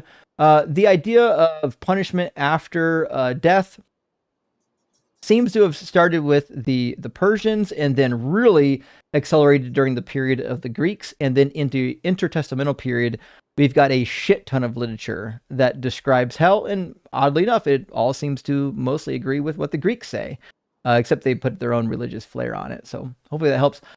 T Pineapple says, I'm behind, saw co-host left Michigan for warmth. I don't blame him. Well, I say that stone is a solid lava, ice is solid water, therefore ice is Doug. Checkmate, winter haters. Fair. That's fair. But ice is technically a crystalline structure, and crystalline structures are how rocks are formed. So theoretically, ice and Doug are of the same kin. And last super chat from our friend Misha says, no, please let this man make his case for how torment doesn't mean fire. It actually means when he isn't able to take a nice nap, it ruins his day. Absolutely nuts. Isn't it crazy? They'll do anything to diminish this notion of hell. They hate the concept of hell. They see how stupid it is. And so they always respond with, well, words don't mean words. The best they can do. Okay. And they also routinely have no adult concept of the effect of coercion, which is really scary. It's crazy. Could you imagine being in a court of law and like, Your Honor, I know I held a firearm to her head, but she did have the choice. Okay. Yeah. Sure. If you held a firearm to someone's head and you said, you will love me, or you will make love to me, or get, dealt with via firearm, you would be arrested on multiple charges. All right, let's grab James and we'll keep the conversation rolling. Welcome in, James. Are you at least 18 and do you believe in God? Yeah, I am. Can you guys hear me? Yeah. All right, cool. Yeah, I am, and I do. Cool. And which God do you believe in? I am an Orthodox Christian, Eastern Orthodox. Sure. And I would ask you the same question I ask everybody. What do you think is the best evidence or argument for God? And I'm not asking for proof. I'm just saying any evidence that you think could move the needle.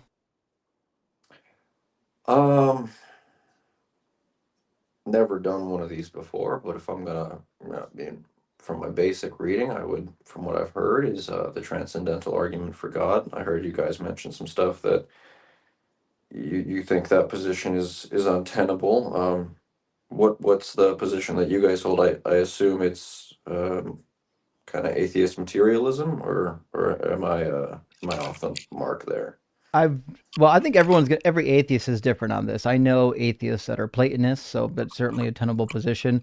I don't think that the tag argument does anything for God, even if you do believe in transcendentals. It just happens to be that I don't believe in transcendentals. I've never heard a single argument that would lead me to believe in transcendentals. So if you've got one, I'm all ears. Okay. Another point I'd like to point out would be the moral argument. I think the is-ought dilemma presented by Hume. You're asking for just kind of basic evidence. I guess I would provide a negation. So if you can provide, I know this is kind of the wrong way around, but the reason I asked for what position you guys have is because I'm trying to understand where you guys are coming from, because there's multiple of you as far as I understand. Because I think there's you and there's another gentleman Yeah, right here or Skepticus. something. hmm Yeah. So, I mean, I have no reason to believe that there are objective morals. I agree with Plato. If morals are objective, that means God abides by them, not the other way around. If God determines what is moral, then they're not objective. They're subjective. It just happens to be that God is the subject. Okay. Well, then how about this? How would you account for, of course, the classic argument? How would you account for logic and the possibility of knowledge? I don't think those are the same If thing. things are materialistically determined? I think those are two different questions. I don't think knowledge needs to be accounted for. Knowledge seems to be the process of acquiring information. And logic is just a description of reality. So, like, we make up numbers to describe reality, we make up words to describe reality, and logic is one of those things we make up to describe reality. Okay, so let's I guess I'd like to ask you about logic then. I at least want to clarify this point because I don't want to talk past you. If logic is a requirement, or excuse me, if logic is made up by us to describe reality, right? If all, here's a hypothetical, if all humans cease to exist, would things still happen logically? So reality would still behave in a particular way, but the laws of logic are a description of behaviors. They're not laws. Like, nothing abides by these laws. Well, I understand where you're coming from, but there could be an argument made that cause and effect has to happen. Like logic is a function of cause and effect, or vice versa. Is that not true? No, I think logic is a description of cause and effect. So the fact that we have causes and effects and we can describe them in a logical manner just means we have verbiage that will adequately describe cause and effect. Okay, so then what? I get a little frustrated sometimes with I'm not saying you're going this way, but with the way that some theists take these arguments, because sometimes there is this built-in assumption that people bake in that every abstract idea in the world wouldn't exist if there weren't a magic sky daddy making it happen. And my analogy that I would give for this is, like, I feel like sometimes when you talk to Christians, they would tell you that if God didn't tell you that a triangle had 3 sides, then somehow triangles would have different number of sides. Where I look at it the other way, where they're talking about, I look at logic very much the way I look at math. Okay, 1 + 1 doesn't need God to make it equal 2. It's just reality. Reality is that 1 + 1 in a digital accounting system, referring back to an earlier conversation, 1 + 1 = 2. Okay, in a digital numbering system. So I think that even and I'm not saying this is where you're going with it, but I think that sometimes the injection that theists tend to do of saying every abstract idea, every aspect of reality somehow wouldn't be reality if the magic sky daddy weren't making it happen, is, to me, deeply and sadly illogical. To me, it's a tautology. Just, I don't need to explain why 1 + 1 = 2, and I don't need a God to make that the fact.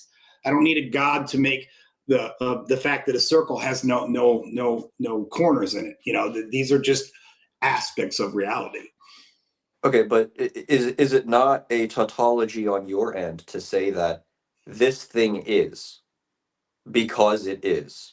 No, because it is, because it that's is, getting because it is. into epistemology. I understand that this. I mean, there's some gray area. I think I know where you're getting at. But see, in terms of understanding the nature of what comports with reality, if you want to get into the deep rabbit hole of epistemology, I am a firm believer that we can never truly know anything. Like, you don't know if you're in the matrix right now, and theists will often try to seize on that as some kind of proof of saying, see, that's why you have to have God, so that you can actually even make a logical statement, or that you can even operate in the world. Like, no, I don't need God for that, because whether my reality is that I'm in the matrix, or whether my reality is, the particulars of this universe, or however you want to define it, the fact is that I can define my reality in terms of probabilities, meaning I don't know that the sun is going to rise in the east tomorrow, but I do know that literally every other piece of evidence that's ever been documented in the history of man tells me that the sun will rise in the east tomorrow.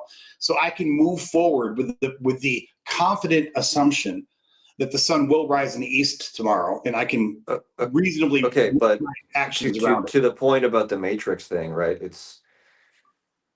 Yes, I would agree with you that there is no way we can, I guess, assuredly know everything that could possibly be. But to say something like we don't know if we're living in a matrix, to live in a matrix would require simulation, would require extreme amounts of power, would require either us to discuss free will or the lack thereof. And if there is no such thing as free will and things are entirely deterministic, how does something like decision make, like there is no then arguing for truth or falsity, because everything's just determined, neurons firing and electrons moving around and protons and etc. Atoms interacting. What do you mean there's no truth or subatomic falsity? particles interacting. Yeah, there is no way that there could ever be you sitting there making an argument for something that you believe is true. Yeah, because I'm sorry. Yeah, but listen, truth is just a measurement, right? I can measure how long my pen is, and I can say, hey, this pen is whatever 5 inches, and if it happens to be 5 inches, we just call that thing true. It's not very difficult. Okay, well, that's what I'm trying to flesh out here. I'm trying to understand where your position stands. That's not something you can just describe instantly. It's over the course of the debate. If Justin and I are exactly, this is somewhere where even a hardcore atheist could disagree on, but, and I'm not trying to go down a rabbit hole of the whole matrix thing, but I think it's interesting to discuss with regard to epistemology that you could argue that if I were pulled out of the matrix tomorrow, the sun would rise in the west and set in the east. But what I'm saying is the argument would be it's impossible for there to actually be a matrix. Okay, we could not live in one. Just go to the brain in the vat then. We can't rule out that we're not brains in the vat. It's the same argument. Yeah. Why not? Because everything that you think that you are experiencing is filtered 3 times. It's filtered by whatever is happening externally outside you that you think you're perceiving. It's filtered through your own sensory organs, and then it's filtered through the actual brain that you're using to process it. So you can never get out of those filters. Well, this goes the same way too. You could reduce that not just 3 times, 4 or 5, infinitely times. It's like, well, your brain is processing it, but you're not your brain. You're not the meat of your brain. You're not the muscles and fibers that you are. It's your mind, right? What is your mind? My brain is my mind. I do not believe that there is any such thing as a mind-body dichotomy. Okay, how so? Could you elaborate on that? Yes, if you turn my brain off, my mind dies too. And if you functionally, deeply affect or change my brain, so does my mind. And we can prove this empirically. I mean, I forget what the guy's name was who got the bar that blew up and went through his brain and screwed up one of his... Phineas Gage? Yeah, Phineas Gage drastically changed his personality. And people, unfortunately, get dementia all the time, and it drastically changes their personality. Now, you can say that in terms of identity, just saying this is the same person that I knew before. Sure, it's the same identity, but functionally speaking, it's a very different person. In my mind, this is not universal amongst atheists. You can be an atheist and believe in a mind-body dichotomy. You can be an atheist and believe in a soul, although I don't know too many who do, but it's not impossible. But I do not believe in the soul. I do not believe that my mind is this ethereal thing that is not physically truly tied to my brain. And could you prove that? No. Because all I can prove is what my reality is. So it goes back. Then how could you make a claim such as God is fiction then? Well, James, that's the point of the brain in the that argument. Is the only thing we can really prove is that, like, we're thinking, we are. But we can't actually prove the nature of that. And you have the same problem we have, right? It could be that we're actually just in a dream state in a brain in a vat, and none of this is real. We can't prove otherwise. We don't have the means for that. Now, you and I, all three of us, are under the assumption that that's not the case. What Skepticus is just saying is, when it comes to proving what is real, we all have kind of the same limitation here. So, but when we say God is fiction, typically we're referring to a specific formulation of God, meaning something that's outside of space and time, something that created all things, something that has some sort of like immutable characteristics, all-knowing, all-powerful, all-loving, things like that. I think that description of God is what both of us kind of have in mind here, and that description of God certainly couldn't exist because it entails all kinds of contradictions. With the Christian God specifically, and if you're Orthodox, this might be of interest to you, I think the Christian God specifically can't exist because the Trinity breaks the laws of logic. Mm-hmm. I agree that's a with all that. profound argument right there. So, so would you attack the Trinity for Christianity, or would you attack the concept of a triune, like the triune monarchical Trinitarian God itself? So himself? Typically, if we're talking to Christians, 9 times out of 10, I'm going to start with the linchpin of Christianity and explain how Jesus absolutely could not have been the Messiah based on the actual text of the Hebrew Bible. And that Christianity is basically done after that. It doesn't matter what you think. If you thought he did cool works, if you thought he had cool teachings, if he didn't fulfill a single messianic prophecy and he just lied about a bunch of stuff, then he's a goof that makes Christianity false. Now, you could also, and I do this with people that are into philosophy, you could also just attack the Trinity and say, listen, depending on your view of the Trinity, it's logically absurd. Either it collapses into modalism, which is a heresy, or it ends up in partialism, which is a heresy, or some other problem that's always heretical. The actual approved view of the Trinity is typically logically absurd. Including monarchical Trinitarianism? Well, I mean, you'd have to explain what you think monarchical Trinitarian means. I mean, give me some rope here. But as far as I understand, the monarchical Trinitarian position would be that God the Father is the source of all things. The Son, Jesus Christ, and the Word is eternally begotten from him, and the Holy Spirit proceeds from the Father. Just that statement, eternally begotten, implies that he is the Son, he is the spawn of God, and yet they are both equally eternal. That is completely logically incoherent. I've heard it described like this. I don't know. Do you guys have kids? Yes. I do. Okay. This is not the perfect analogy or example, I say, but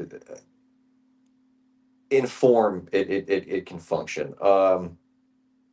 Do you have a son, for example?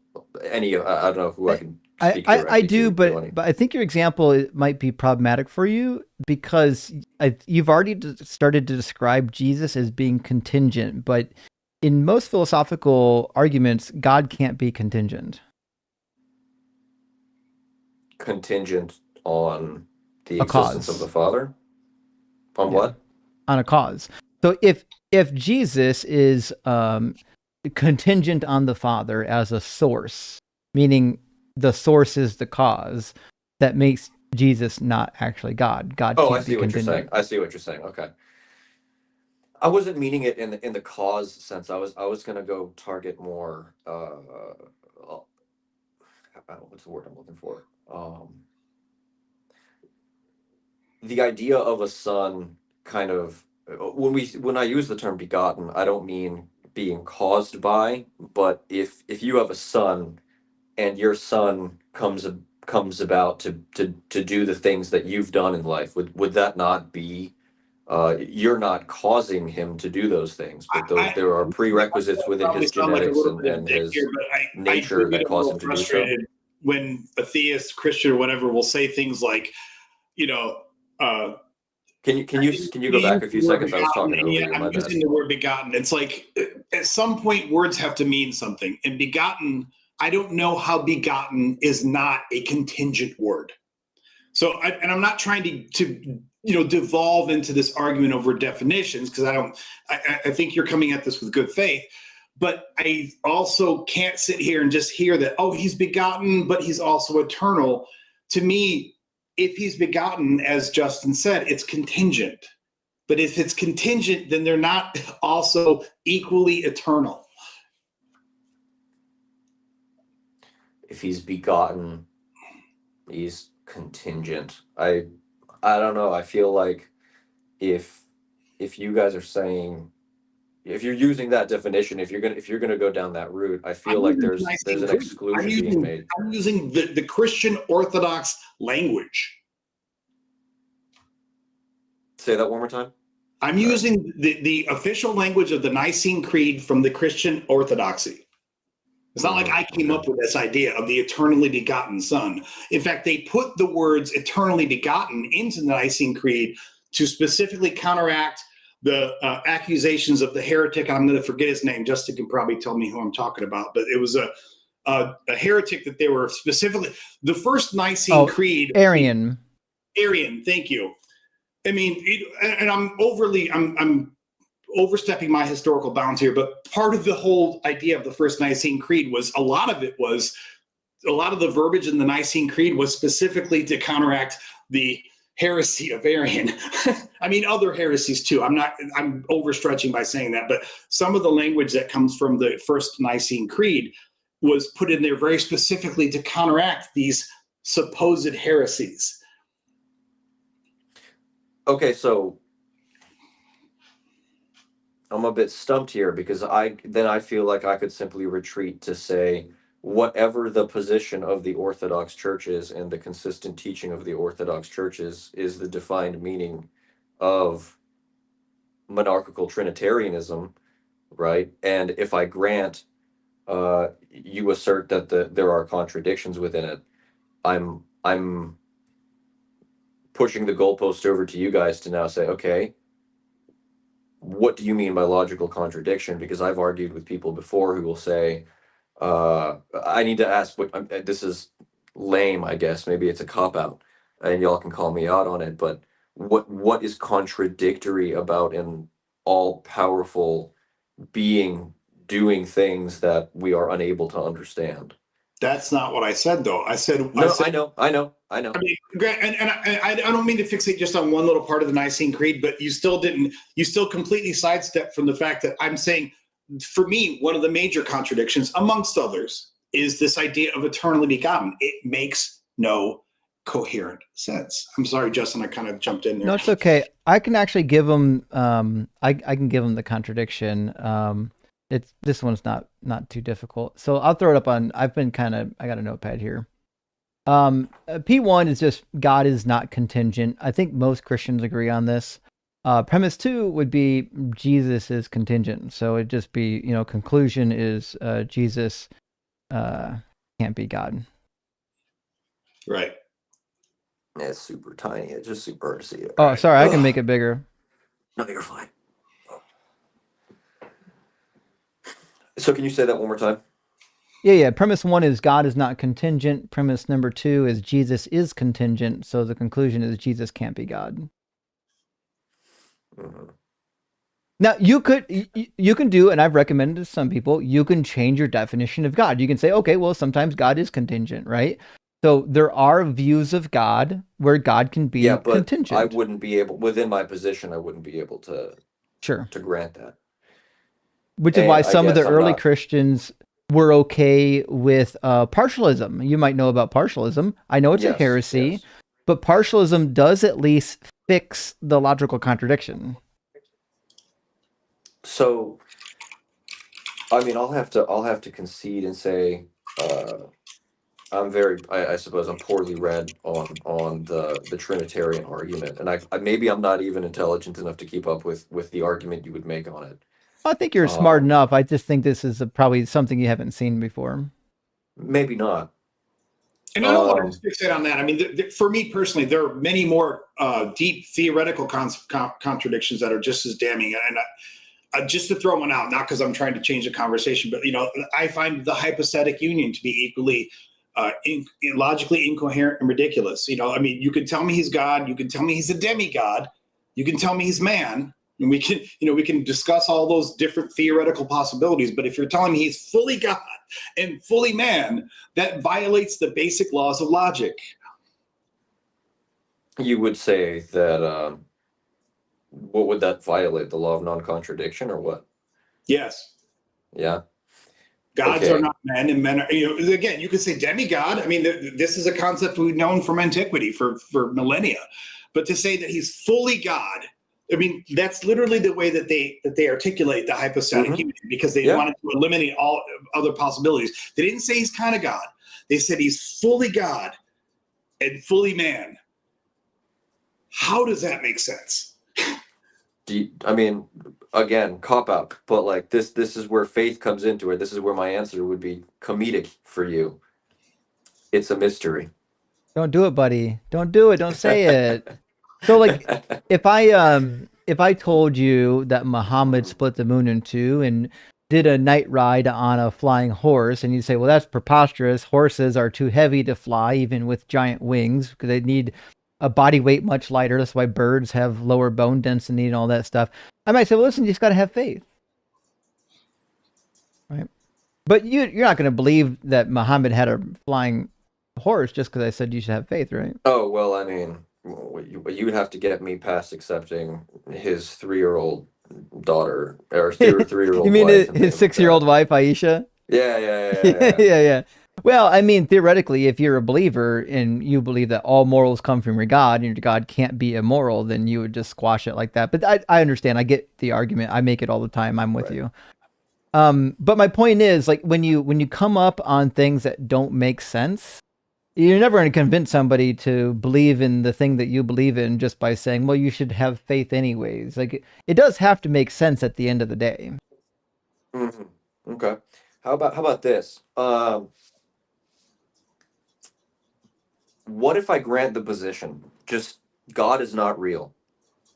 And you guys can move on to someone else if this is a bit off the topic, but this is still within, a theistic worldview. Well, we've got 15 minutes still yet before I have to read super chats and close out. So take your time. You're the last guest. I'm not going to rush you.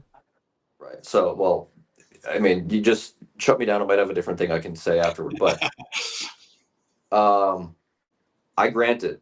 God is not real, but living as if he is still provides the best outcomes, especially within the Orthodox paradigm, provides the best outcomes for the most people.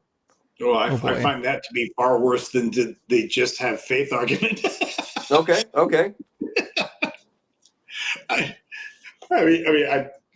I'll just tell you. I mean, I could go 1,000 different directions on that, and I won't. But the one of the first things that comes to mind is this: I'm not saying that there aren't people in faith, and we could pick almost any religion for that.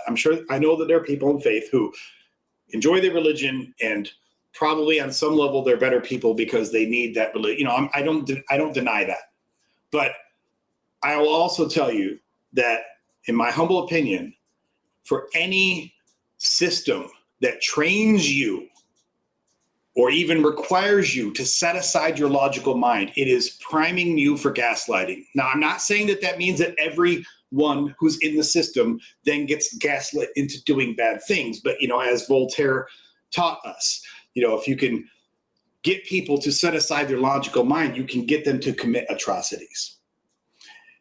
So that is at least one first thing that comes to mind when you say that. But Okay, I mean, and here's a fun whataboutism. And who committed the greatest and most atrocities in human history? oh, please don't go Atheists, there. the communists. Please don't No, go by there. that's far. actually not No, true. no. The Nazis actually had their own church. Yeah, In fact, their belt buckles had God Christian made symbols moves. on them. yes. But using the symbology of something does not make you part of it, does it? But I not? they- don't think that's the argument that you want to take here, because what you're essentially saying is, even if we grant your position that maybe the Nazis were atheists, then they founded that one of the most effective ways to affect their evil causes was to invoke the terminology and the iconography of I'm religion. not even asserting that the Nazis killed the most people. They killed a lot of people, scores of people, millions. But I would say the Soviet communists and the Chinese communists killed more.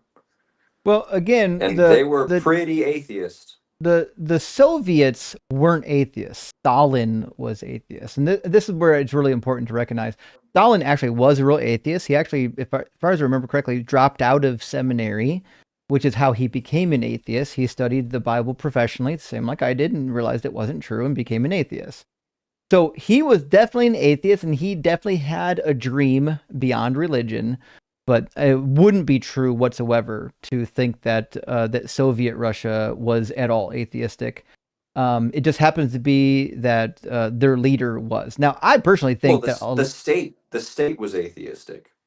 Well, the state was secular. There's a difference. Okay. So okay. Yeah. They didn't let's use the outlaw accurate language. religion. Like you were still allowed to be religious. Now it is true that Stalin was an atheist, though. That's for sure. Now he killed some people. The gulags were fucking horrific. But he didn't do any of that in the name of atheism. Like he wasn't rounding up religious people and persecuting them just for the fact of being religious. This seemed to be much more to do with his political ideology than his religious ideology. And the problem that we have with religion. Could you not make the argument that his political ideology was his religion? No, I think politics and religion are typically separate. So, for example, I'm a liberal, but I know lots of atheists that are actually conservative. It's just one of those things that happens. It's a preference. It's a preference. You can be a liberal, you can be conservative. Atheism doesn't have a political preference. Now, it does. A lot of atheists do lean liberal because we are really heavy in sciences, and it seems like the liberals typically prefer science more. And a lot of stuff. But all that to say is, I get that Stalin was awful, and I get that he was an atheist. And there's another one. Don't forget about Pol Pot. He was another atheist that did some shit. Pol Pot. But those are like the only two examples you really got. And the rest of them are all religious. And a lot of them wrote about religious motivations for their wars.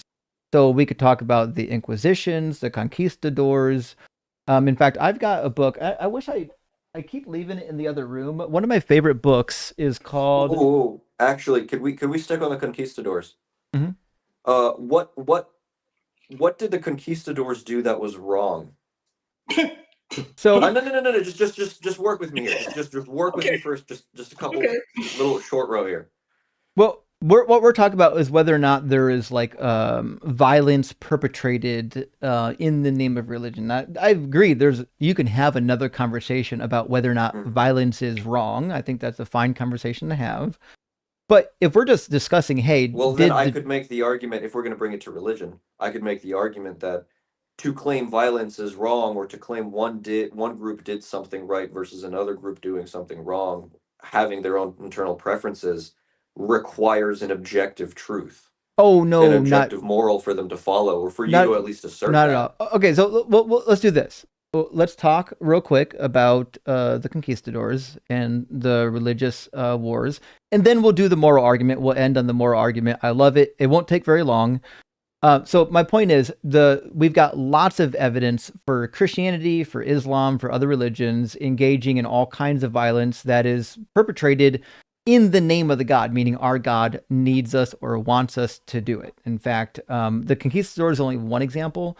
There's a book you might want to get. I know you can get a free PDF. You can get one in print pretty cheap used. It's called The Martyr's Mirror. It's a really fun book. It was kept in the period of the Reformation by the Anabaptists. And what they did is they collected documents for hundreds of years of first-person witnesses accounts of people that were being persecuted specifically for being Anabaptists, meaning they believe in baptizing adults rather than forcing religion upon people. I'm familiar.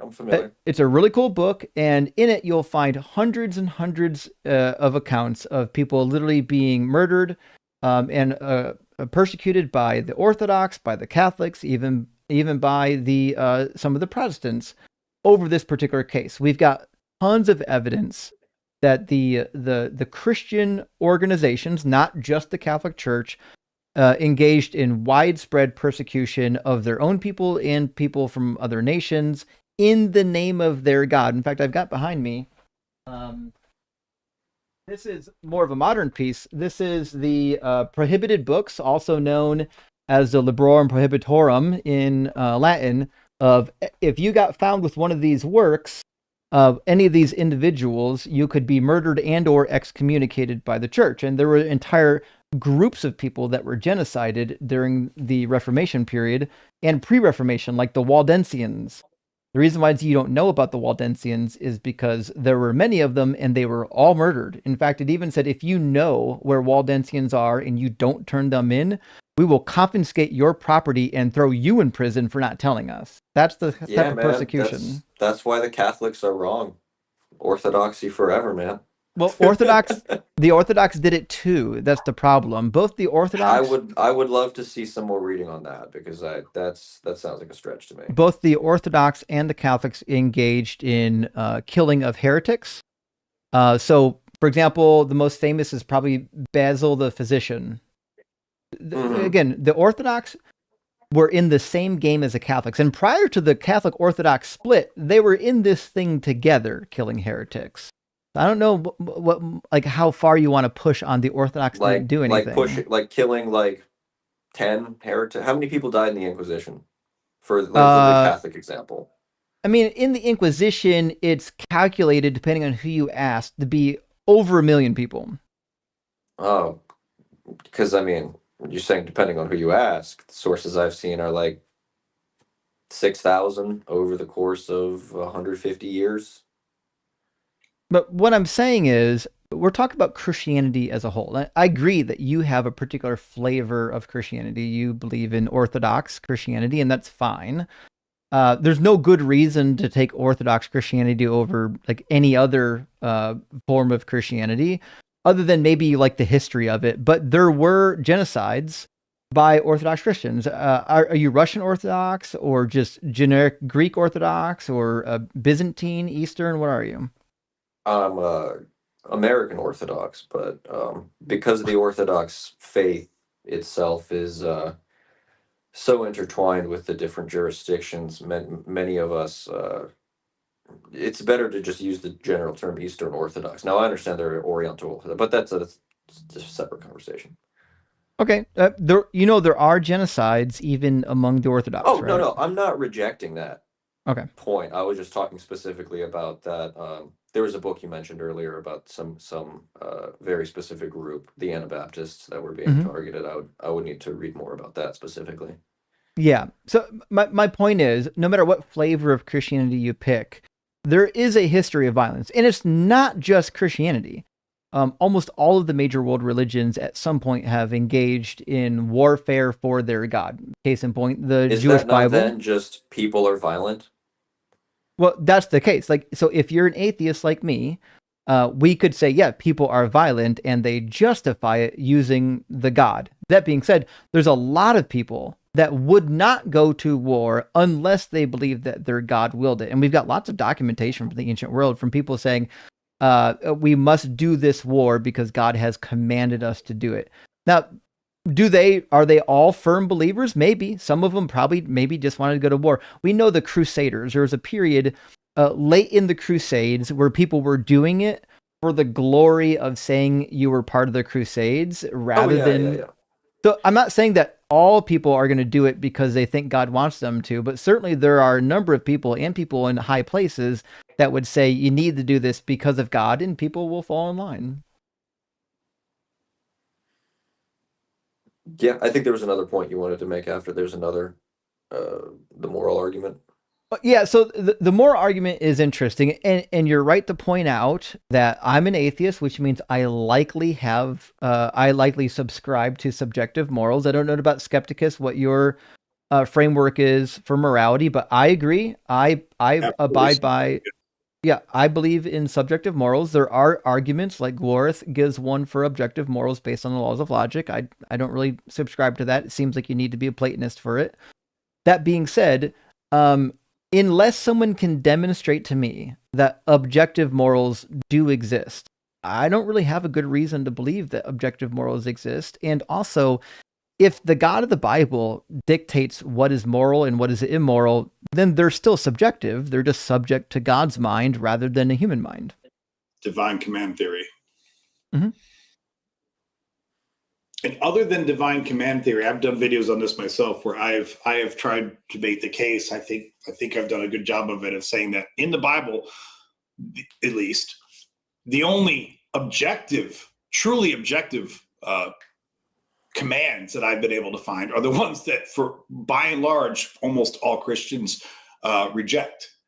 And all of the other morals that they try to tell me are Christian morals are the antithesis of objectivity. They're incredibly subjective. And I'm not even saying, as an atheist who I feel like I understand that morality is subjective. I'm not trying to take people to task for that, other than the fact that then they try to come back to us and say, oh, but we have objective morality. It's like, no, you don't. Or the few things I can find from your actual, teachings and texts that are objective, objective is don't eat pork. I mean, that's pretty objective. I would argue that's not even a moral thing. But if you want to assume that what God commands is moral, then that was an objective command. But Christians don't follow that. They'll give you 20 different reasons why they don't have to follow that. All the rules that they glom onto now are incredibly subjective. If you look at the 10 Commandments, they're all subjective. Every single one of them is subjective. So, which is fine, but they won't admit that they're subjective. They want to tell you that they have this vaunted objective morality, but I can't find it anywhere. Mm-hmm. All right. Well, then I would need to do some more studying on how it's possible for divine command theory to be subjective, because from my understanding, any command that's based upon, or any morality that's based on anyone else's commands, has to be by definition subjective, even if it's the God's commands. Because you could tell me this is objective, this is what comes from God, but if Justin wakes up tomorrow morning, he says, you'll never believe, but Yahweh spoke to me this morning and he gave me this new command that absolutely goes against everything we thought were God's commands. First of all, you can't prove Justin wrong. In fact, if Justin told you that, it would be very much in keeping with the rest of the things that we read in the Bible, because Abraham talked to God and there weren't any other witnesses about it. Noah talked to God and there weren't any other witnesses about it. So how do you know that Justin telling you that he got a new message from God, I mean, how is that anything more than subjective? I see what you're saying. So the teachings that are claimed to be from God that were presented by men are subjective, is what you're saying. Well, I would also say that you can also find plenty of examples in the book where God himself contradicts himself too. Yeah, I like what Skepticus says here. I used to bring this up more often. I haven't done it in a long time, but it's a really good point, which is we could imagine for a second, let's just imagine there actually are objective morals. The reality is we would never be able to know what they are. We'll still be stuck with our own brains subjectively trying to figure out what they are, which means it'd be useless to even say that they exist because we still have no access to know which morals are objective. I see what you're saying. Okay. I think I'm understanding a little bit better where you guys are coming from. But I would say this one last thing, and I think the only homework I would give you, and I think you'll like it, it's a short read. I would read the Euthyphro Dilemma. It's a small, kind of, I want to call it a skit. I don't think it really happened in history, but it's a small dialogue between, not Plato, Socrates and another. And they're discussing the nature of morals. Like, are things moral because God commanded them, or does God only command what is already moral objectively?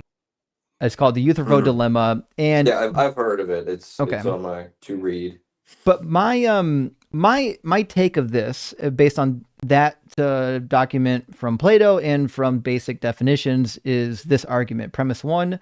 Any moral that comes from a mind is subjective. Premise number 2, Bible morals come from God's mind. So the conclusion is that the Bible morals are subjective. It just happens to be that it's subject to God's mind and not to human mind. Okay, I'm seeing. I'll have to do some reading. Gotta get. What was that book you mentioned? The first book you mentioned. Oh, sorry. Oh, I highly recommend, and I know you can get one on the cheap, even free on archive.org, is called The Martyr's Mirror. The Martyr's Mirror, yeah. I've heard of it, also on my to read list. You definitely won't regret it. It's cool. It's laid out in sections. You don't have to read it straight through. You can just find an interesting story and read just that one story. It's a big book, but a lot of people buy them and then don't read it or even touch it. It's like one of those things that people just like to have on the shelf to commemorate their religious heritage. So I know you can find like a cheap copy if you want one for the shelf used for like $15. Cool. But James, thanks for coming and chatting with us. You know, when I first started this channel, I kind of envisioned having more conversations with like level-headed people that just wanted to dialogue, and it turned out that everybody just wanted to argue, and that's fine too. But just know from the atheist viewpoint, we do appreciate conversations like this where you can just have a dialogue with somebody who's trying to be reasonable. Well, no, I mean, I'm humbled you'd say that. Appreciate that. Obligated to say the line. Go to church, specifically an Orthodox church. You guys might like it. But it's been a pleasure. You guys have been great. Appreciate all the information you guys have given. I'll do some reading my own. And I'll maybe I stumbled across you guys kind of by accident across my YouTube feed, but I'm live 3 nights a week. You're welcome to come back anytime. You read something new, or you find a good argument for God. You're like, oh, maybe this will be a good argument. Bring it. We'll discuss it. Cool. You guys are well read. Thank you. Have a good one. Cheers, bud. Thanks. Skepticus, I had a situation when I was young, maybe a little bit younger than this fella, when I was still doing like light apologetics. And it changed my opinion on atheists really quick. I'm 1 million years old, and this is when you had to go into like chat rooms on the internet to bug people. And I went into this forum on evolution, and I just dropped a whole bunch of bullshit on how evolution wasn't real and yada, yada, yada. And you could tell I came in heated. And then I checked the next day, and all the responses from atheists were well-informed and kind. I was like, oh, these people aren't that bad. I was like, I was the asshole here. That's really cool. It's funny because I literally dropped a video this morning about this bro chat who wanted to take me to task about evolution, and I did this whole thing. But I'd like to think that I'm sometimes that guy who gave you the polite responses. Although I have to say, for me personally, one of the most insufferable flavors of Christian is the creationist. And I say this because, I spent 40 years as a Christian. I mean, for various times in my life, I was certainly much more devout at certain times than others. Sometimes I was really trying to be a Christian guy.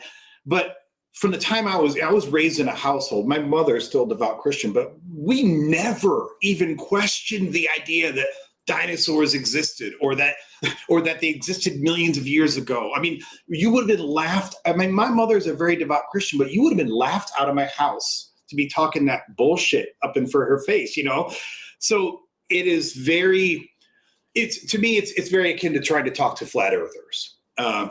So on one level, if I were to have a flat earther in front of me, I'd like to say that maybe I could have a not rude as hell conversation with them, but also it's hard because they're not even coming from you don't have to totally believe everything that scientists spew, okay? You can be skeptical. Yeah. But to just assume that it's all this conspiracy of Satan and the elitist scientists, and I got no time for it. I get it. I'm I'll apologize to the audience now. Everyone, not a lot of people here like to do the flat earth conversations or the conspiracy theory conversations. I gotta be honest, I fucking love them. The amount of time I spend watching conspiracy and flat earth videos just to be like, no fucking way people believe that is unreal. But I purposely don't do like flat earth debates on my channel because I know my audience will rebel against me. So just no, audience, I love you, and I'm purposely harnessing my own internal desires to keep you happy. But maybe one day I'll do just a special flat earth day, and we'll see what happens. Well, I didn't come up with this analogy. You've probably heard it before. What I always say, this to some extent applies to apologists, but it certainly applies specifically to creationists, is that, it's one thing to try to have fun tearing into them, but if you think you're getting any headway, the problem is the old analogy is it's like playing chess with a pigeon. You can checkmate them 5 times in a row. They will still knock over all the pieces, shit on the board, and then strut around like they won. True. They'll tell everyone that they owned you, that they taught you, how stupid you were, even though you refuted literally every single thing that they said. And then they will just literally sometimes in the same conversation come back to the same arguments that you've already refuted. Yeah. I've watched, Planet Peterson, and he'll have the guy, one of the old canards is, well, there's no transitional fossils for humans. I mean, they'll say it about any species. And Planet Peterson always pulls up the image that shows like 10 different skulls from Homo habilis up to Homo sapiens. And he's like, yeah, in theory, there's probably a few transitional ones that we haven't found in here, but we have this clear lineage. But they'll still say, but you don't have the transitional fossils. It's like, okay, I literally, not me, but he can be like, I literally put the picture on screen. You can Google it, you can find it yourself, and they'll still tell you that you don't know what you're talking about. It's true. There's no transitional fossils.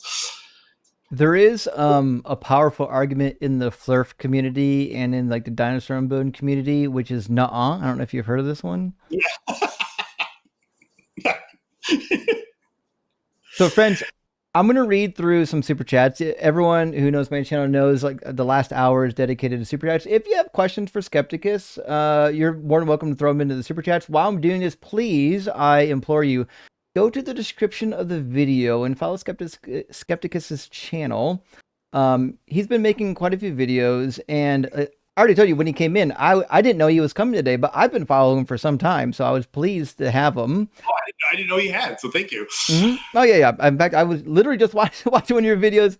I hate to say it. Don't get any dirty thoughts, people, in the comments. I was literally just watching one of your videos when I was in the shower the other day, because I watch videos while I don't do shower thoughts. I just watch videos in the shower. Yeah. All right. So anyways, drop him a follow. I promise you it'd be worth it. I'm going to read some super chats. Skepticus, you're more than welcome to hang out with me or to go about your business. This usually takes about an hour because our community is awesome and we enjoy engaging with the community. I don't know if I'll do the full hour, but I'll definitely hang out for a little while longer. Fair enough. I'm having fun, so it's a good time. How accommodating you've been to me. It's really cool. Inglaba says, still waiting for a book about prophecies, no pressure. Actually, so it's funny. I am working on it, I promise. This late winter, I have to admit, I haven't been able to work on it as much as possible. And you know what? Some people will understand, but you have to blame Carnage Asada. And that's all I can tell you about that. Sean, thank you for the $2 super chat. Says, bring on the mumble clowns. Oh yeah, the Philbro types, they're coming. Well, you know what? They were mostly tolerable tonight. Josh says, I recorded a praise song to Doug. Email it to you, okay? Absolutely, Josh. In fact, I've heard a couple of them, and they're enjoyable. If you've got a song or a ditty for Doug, more than welcome to send it to my email address, or just email me a link to it. Like if you've uploaded it on YouTube, you can upload it, and I'll get it there. Bacon and Bush says apologies for bad grammar. No worries, Bacon and Bush. As long as it's readable, I can typically catch what you're saying. No worries there. I'm never a grammar Nazi unless it's a Christian crying in the comments, and then just for fun, I'll fuck around with them. I'm like, yeah, you need an apostrophe there, guy. Although I fuck up too. I posted a video like yesterday where I accidentally in the thumbnail did gets with an apostrophe and I didn't catch it. I was like, well, fuck, I'm an idiot now. So this is what it is. Lee says Philbro bot has short circuited. I know. And you know what? That was the first time I caught a Philbro in that exact argument. I've been waiting to do it for a while. So it was like, I was like so excited. I had one in my snares and he had no idea what to do with it. Hank says, this guy is effing you. Give him the 2 minutes. You know what? The Philbro, it's hard to know if he's fucking around or if he's that dumb, but I think he was that dumb. But I did give somebody their own speech tonight. And GP, good to see you. Wait. Let me burden shift. And that is the goal. And Skepticus should know this by now. The goal of all precept arguments is I will never defend my view. I will only attack your view. And then mine is true by default. Yeah. Roy, thank you for the $1 super thanks. And Scott Duke, thank you for the $2 super. This is yet another harm of religion. Can't admit 7 is not equal to 3. And I appreciate you using mathematical operators that us programmers recognize. Yes. Big W. Isn't it crazy? We've talked to a lot of apologists on this channel. The amount of apologists that can't tell me if 3 and 7 are the same number is a wild amount. Adam says, is that box wine you're drinking? If so, high five. It's actually not box wine. I actually don't know what it was.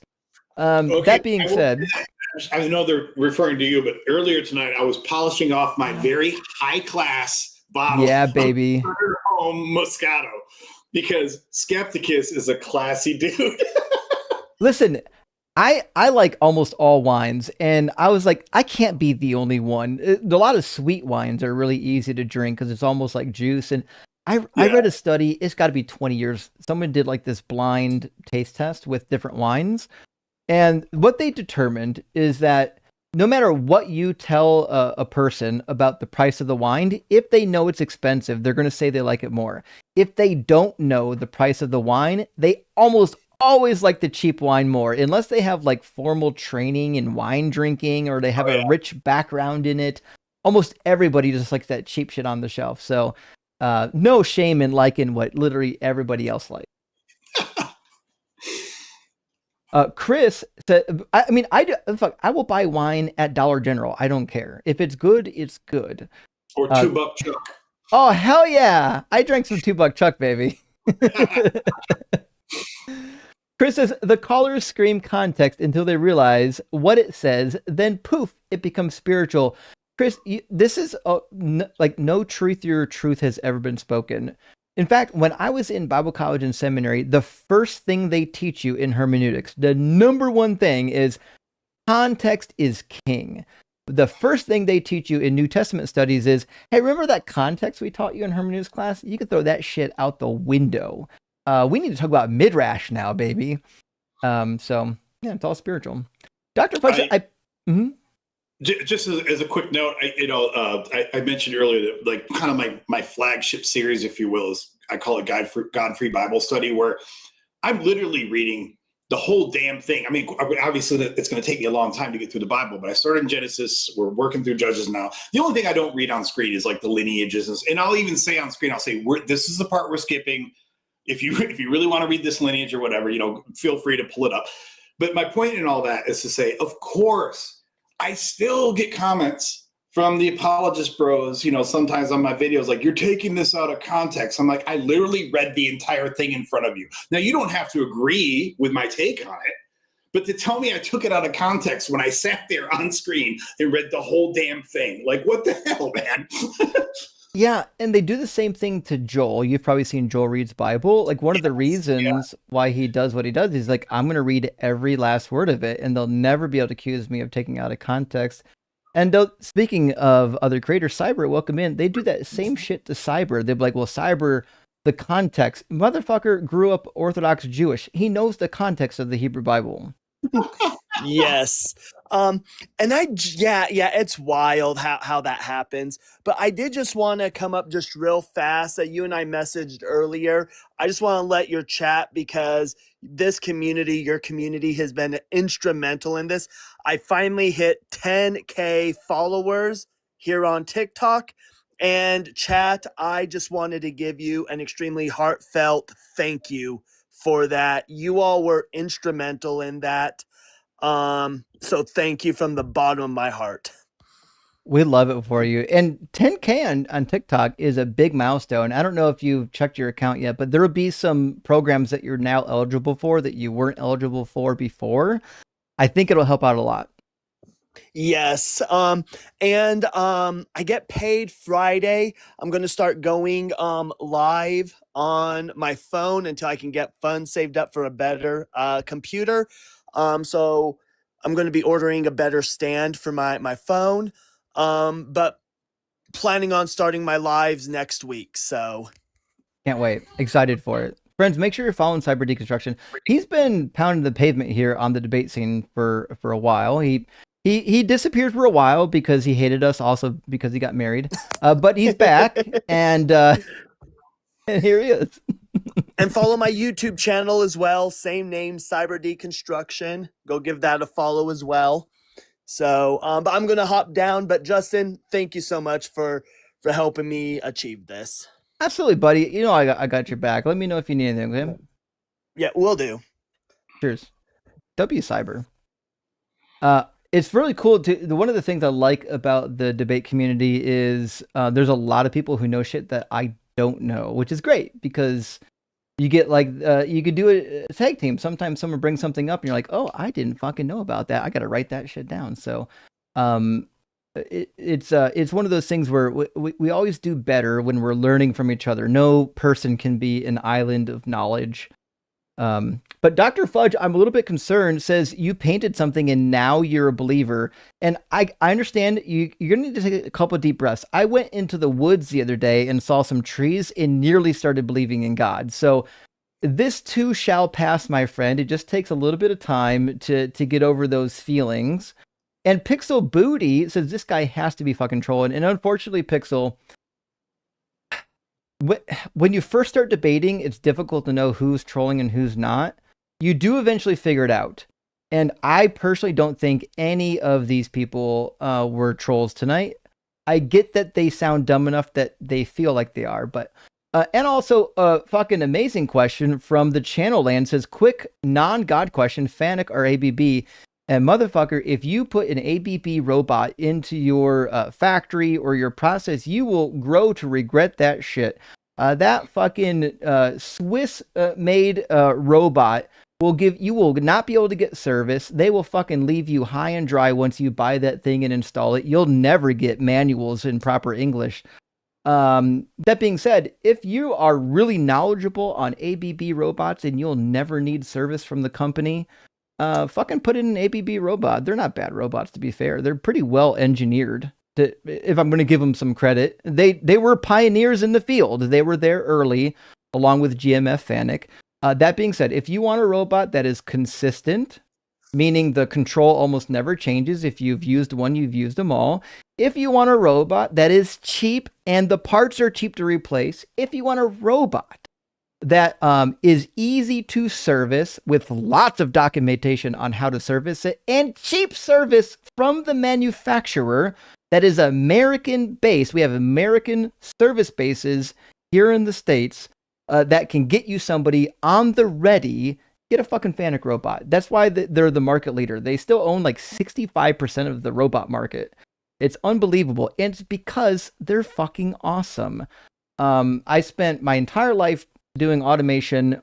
I will never, as far as I can tell, I will never say a bad thing about Fanic Robotics. That being said, if you like an American-based robot that is technically built with your, Asian parts, you can get a Motoman robot that's mostly Yaskawa parts, but they're American-based. They got locations all throughout the U.S.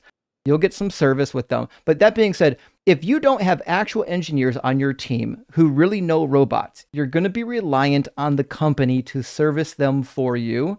And you need to buy a robot that is easily serviced and cheap to service. In fact, Fanuc Robotics still charges less per hour to send somebody to your factory than most fucking integrators installing these things. So there's a good reason why people buy one Fanuc and then a second Fanuc and then a third, is because they fucking work, they're cheap, they're easy to repair, and their customer service is the best.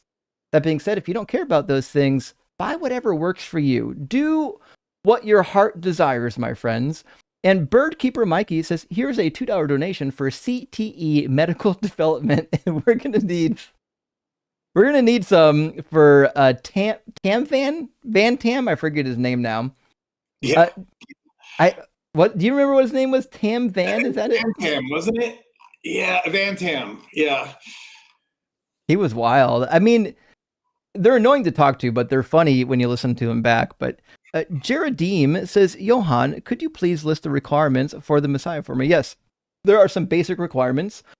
One, got to be an actual king sitting on the actual throne. Two, got to bring all of the Hebrews back to the land and reunite the North and the South.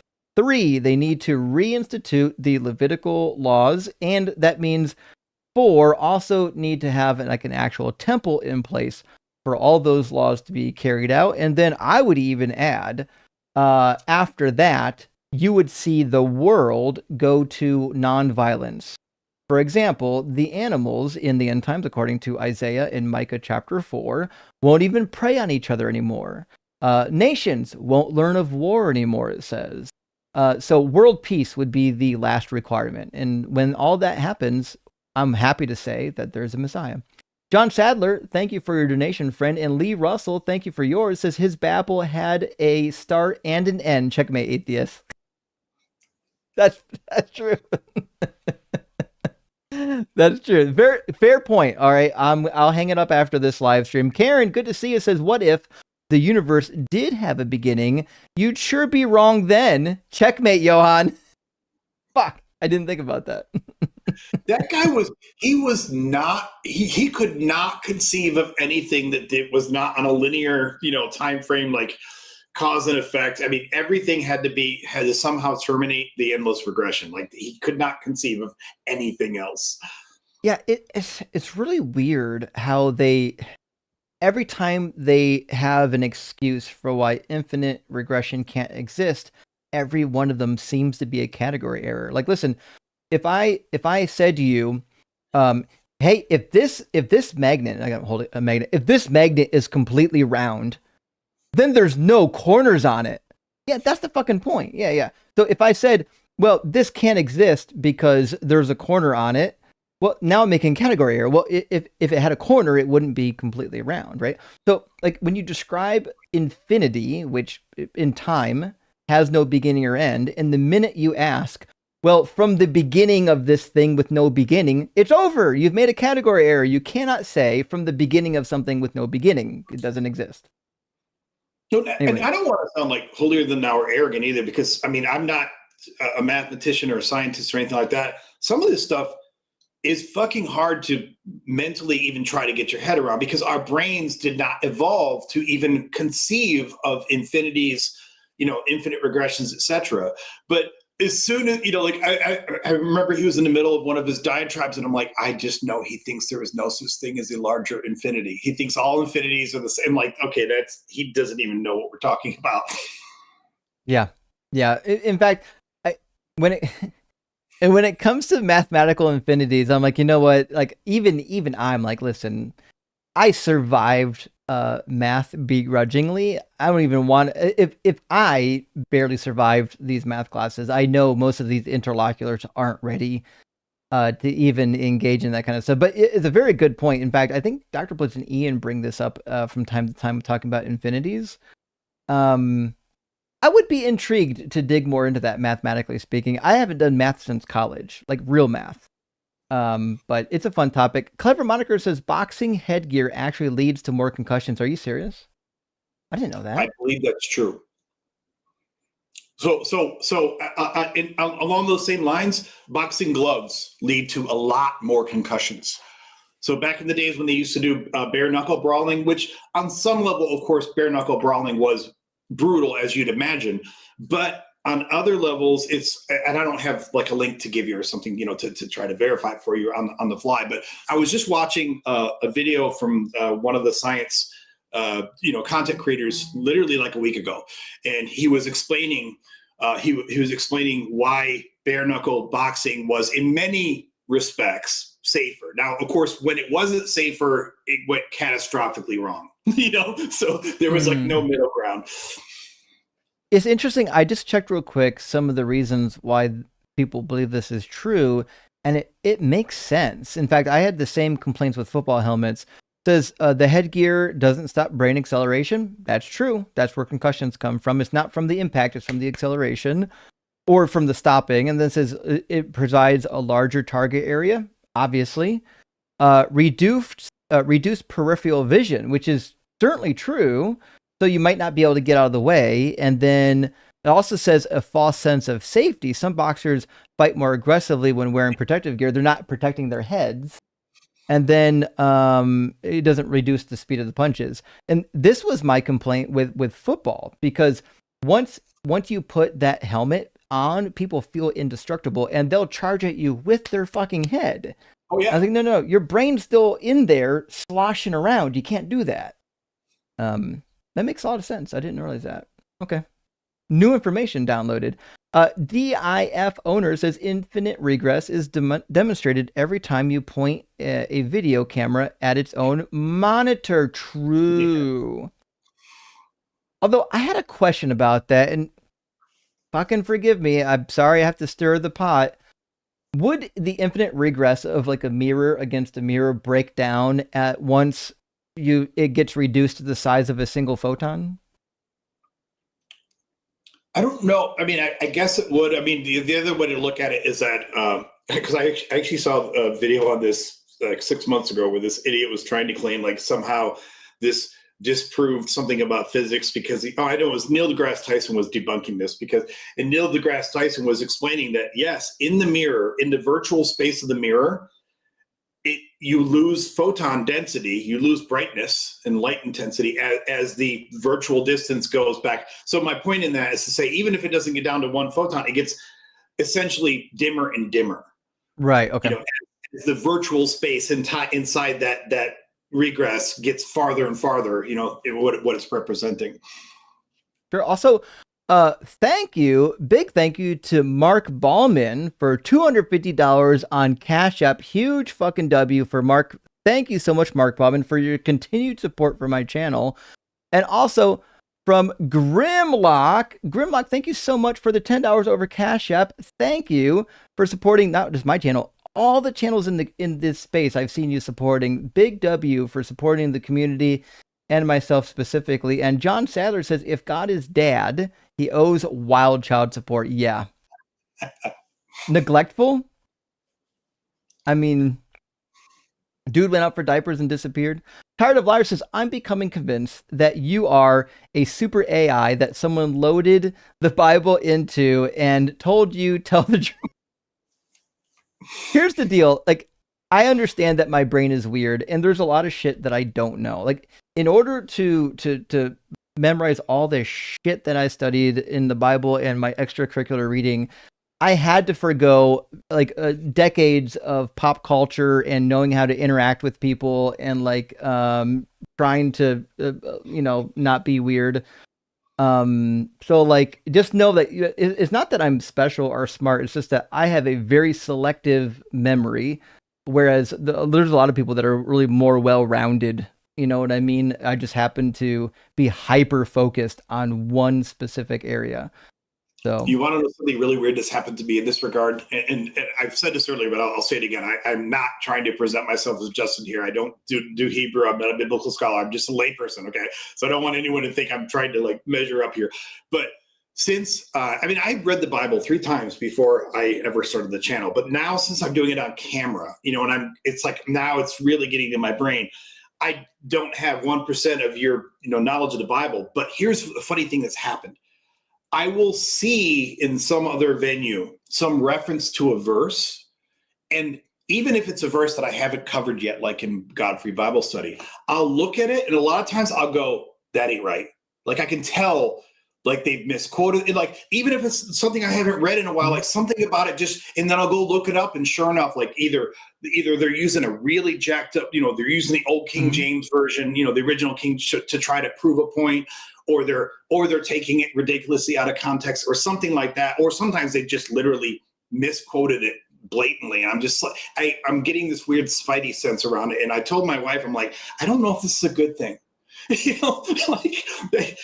I don't know if this was, I shouldn't have this embryonic knowledge of the Bible. It's kind of weird. So, yeah, like when you're reading it, and then you're writing notes on it, Yes. and then you're talking about it, then you end up hitting like all the 3 memory checkpoints. You've read it with your eyes, you've written it down with greatly improved memory, and then it came out of your mouth to talk to others about it. All these greatly reinforce, and remember, when it comes out of your mouth, a lot of times you remember what you were doing when it happened. Like a lot of the stuff I remember it so well because like I read it, I had to do exegesis on it, and then I had to fucking write sermons on it, and then I preached sermons on it.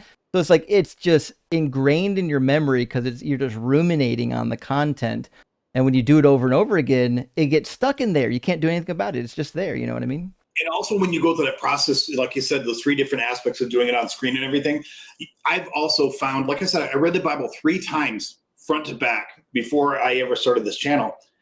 But I was a Christian then. The last time I read it was more than like 10 years ago. And even the 3rd time I read it, like I still was reading it as a Christian. I was kind of skimming through stuff and like, Now, of course, I knew the Bible was problematic before I started the series. But now, sometimes literally just simple sentences don't make sense. Like there's contradictions sometimes in the sentence, like this doesn't, why did they even write it? And I know sometimes there's valid reasons, like if you know the Hebrew or something, like, okay, this is why but other times it's like, couldn't they get a fucking editor? Can God not afford an editor? Like, did no one proofread this? And I know the answer is no, they didn't. So Right. I get it. Yeah. Hey, John says plagues are just divine software updates, and you know what? Fucking maybe. Yeah. That's brutal. God was like, "Listen, we got to change some shit down here. Let's see what this does." Or it's kind of like what we might refer to as destruction before reconstruction, where you have to like tear a wing down off of the building before you put a new one up. I don't know. AMJ says 1 + 1 in binary is 10, not 3. I think it depends on what you mean by 1 + 1. Like if we're just doing the binary registers, then 1 next to the next one would be 3. Right. Now, if you're saying 1 + 1, like an actual binary 1 plus another actual binary 1 would still just be 2. If you want to represent 1 in binary, then if you want to represent the number 2, meaning 1 + 1 mathematically represented in binary, then yes, it would be 0 and then 1. Gotcha. There. That's not how I was using it. But AMJ, I'm with you. I know exactly what you're saying. I'm working the other way around, not the direction you're working. And that's fine. That's why math is fun. Liv DeField says, loving gods don't invent erectile dysfunction. You know what? This is a fucking good argument. Be fruitful, multiply. Also, fucking penis doesn't work. Just saying. It seems like a contradiction. And Con School, hey, good to see you, friend. Thank you for the super chat. Says, was Joshua just Moses' servant / assistant, according to Exodus 33 and Joshua 1:1, or one of the leaders, princes of the tribes sent to spy on Canaan, Numbers 13:16 and 14:6. So it is both. So was he one of the spies? I don't recall him being numbered among the spies. Not that he couldn't be. Well, but they're saying one of the leaders or princes of the tribes that were sent to spy. I don't think so. I don't believe Joshua was a leader of a specific tribe. As far as I'm aware, he was the sidekick that replaced Moses. And you'll find the replacement in Deuteronomy 31. You'll find it in the book of Joshua too. It describes the replacement.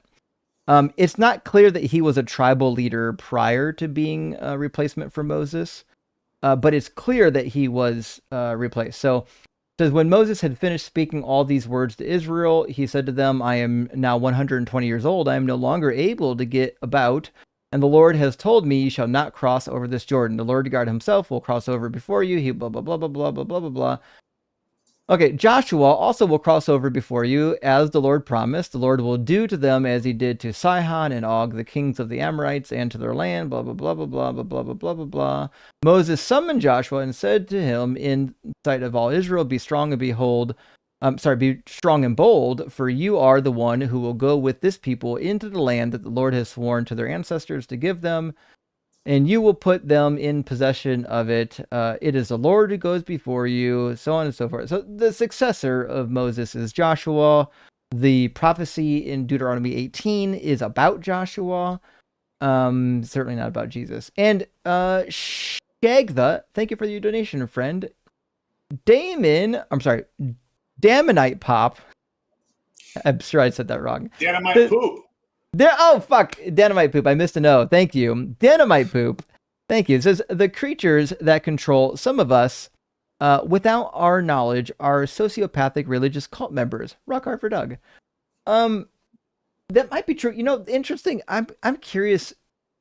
I wonder if somebody ever, I'm sure they didn't, ever did like a psychological evaluation of religious leaders and did a Venn diagram with people that exhibit traits of sociopathy. There's got to be a crossover between the two, right? Absolutely. And Jay Bonotube, I think for the super chat, says, in response to V, I always wonder what Vantam, I think you're right. What was that name? I always wonder what these people do for a living.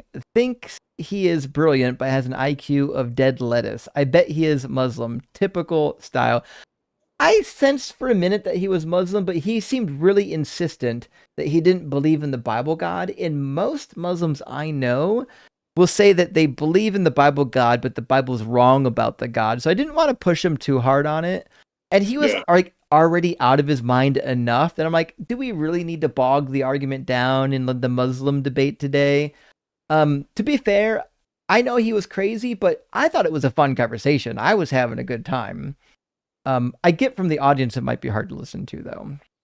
Although one of my favorite trolls, I have to admit, is just to tell Christians who are bitching about Muslims, like, you have the same God, right? No, we don't. Yeah. No, we don't. If you don't believe in the Trinity, it's not the same God. It's like, it's the God of Abraham, dude. It is, it's funny too, because like, and this is the last thing I'll say about this. The Muslims will say, like, when you talk about Aisha's age, they'll be like, well, Rebecca was 3 when she married Isaac. Well, she wasn't, obviously, when you actually look at the passage. But you're like, wait a minute. Are you trying to say, because you believe in the same God, are you trying to say that it's okay to marry 3-year-olds now? Is that the new position? Yeah, when that's your justification. Yeah, like, I don't think you made it better. I mean, and that argument only works against Christians, and Jews, not against atheists. Well, I'm sorry, I meant to read that one. Reverend Nate, hey, thank you for the additional super chat. Says, Darth's tales are so bad, they gave DZ stank face. Yeah, Darth Mark, they were so bad. You know what? He was trying, and I think he was sincere. I just don't think he was grabbing the situation. And Chodicus Maximus, thank you for the super chat, says, callers should be careful. People who talk publicly about their dream tend not to do well in the U.S. Oh, yeah. Or actually in fucking ancient Israel, they get sold to the Egyptians as slaves. So you gotta be careful with that shit. Also, Raw Respada, hey, thanks for the super chat, says, how does precognition exist with simulation theory? If the simulation is actively running, how can a portion of the simulation have foreknowledge? Rocker for Doug. I don't know. I I suspect, like, if you're a programmer, you could program certain characters to get knowledge prior to the events. Like, you could program that in. If you're like, I don't know, if you're programming in a storyboard fashion. But like in a simulation, like the theory with simulation is typically that everything is on, like everything is making its own decisions. There's not like a controller that's like dictating what's happening. If that's the case, if there's like being a programmer myself, and you know, from what I have experienced with, you know, playing around with simulations and even writing some of my own and such, this is one thing I actually like to talk about with Christians sometimes, because they want to believe that their God is all the omnis, you know, the Neoplatonic ideal. But if you, it's not unreasonable, even though I don't believe in God, obviously, it's not unreasonable to say, you know, if God is the creator of the simulation, that doesn't imply that he can or will actually change the simulation while it's running. You know, so I think, even though I'm not making this as an argument for God or, you know, anything like that, I can see an argument that says, which I guess is a deistic argument, that says, hey, he created all the variables. Hit the go button, you know, he typed npm start or something, and now it's running. Yeah. But under that model, if you would accept that, then the simulation itself couldn't have knowledge of what happens through each iteration of the simulation.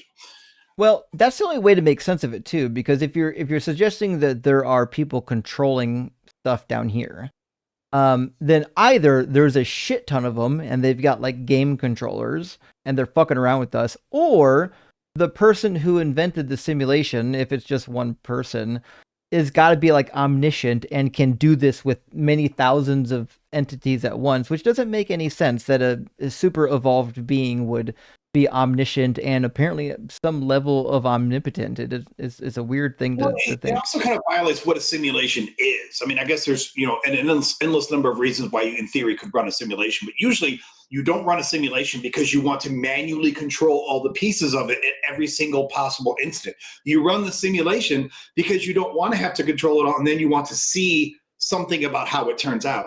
That's a good point. Yeah, fair point. Simulations are not games. I think the believer is going to have to decide if it's a simulation or if it's a game, because they're definitely not the same. Chodicus with another one says, Chodicus is Razor. My clients are all liars, especially the religious ones. And you know what? I'm with you on that one. You told me about your profession, if I remember correctly. And you're right. All of your clients are liars. But to be fair, so is most of your opposition. So you're going to have some of that in the legal field. And Percy, thank you for the super chat, says he was on a project with a coworker. Unbelievable. I know. It was. Who could have guessed? The least impressive precog I've ever heard about. Who the fuck could have guessed? It is fun. Like, you know, when I first started streaming, I didn't ask people to tell me their experiences because I'm like, I just don't care. They're not relevant. But the more I've heard of them, even though I don't ask for them, the more I'm like, that was it. That was the experience. Okay, that was crazy. But here we are. C123 says, already have PIA, so here's a few bucks instead of using your link. Well, thank you, C123. Also, I don't know when your subscription expires, but you're more than welcome to re-sign up using the 83% discount. If I remember correctly, the discount is for like the first 4 months, if I remember correctly, which is a pretty good discount for 4 months when you re-up your service. Nevertheless, I did test it, by the way. I've got it on my computer. I run it when I stream. So like, I know it's pretty good at keeping up. I haven't tested it on a 4K stream, but I did do like the Ookla speed test on it. And it seems to have plenty enough bandwidth to stream in 4K. So that's dope. And it makes it so people can't get into my shit, which if you guys remember, not that long ago, Ian had a hacker in his. And so that's when Ian and Blitz and I were all like, we fucking need VPNs, y'all. Live to Field says, what do you need to keep from doing ads? Well, I would have to give you too much information to do that. But what I can tell you is to get rid of all of the mid-rolls on the playbacks. It's roughly what private internet access was paying me to run the ad on those videos. So I said, you know what? I'm a man of the people. I could literally just do both. I could do mid-rolls and do private internet access commercials and get double the money. I said, fuck no. I would much rather have an enjoyable rewatch because, to be honest, the more people watch my stream, the more followers I get. So I said, if I can do one commercial in the middle and that makes up as much revenue as all my mid-rolls, why wouldn't it? It makes the content more watchable. I love it. So that being said, I can't tell you how much they're paying me, but what I can tell you, it's roughly equivalent to what I would make if I was running mid-rolls on my playbacks. Hunter Girl says, I feel like Justin has to be younger than me, which makes him a millennial. Another great show. I like the co-host too. Listen, we all like the co-host, at least you should. And Hunter Girl, I don't know how old you are. I look younger because I'm on screen and you can't see my real age, but I'm an elder millennial. I'm right before Gen Z and millennials transitioned. In fact, I think some people would refer to us as Xenials, isn't that what they call it? Where you're like almost Gen X, but you're actually a millennial. If I had to guess, Skepticus is probably Gen X, right? I am a very fetching 52. Fucking A, all right, Gen X.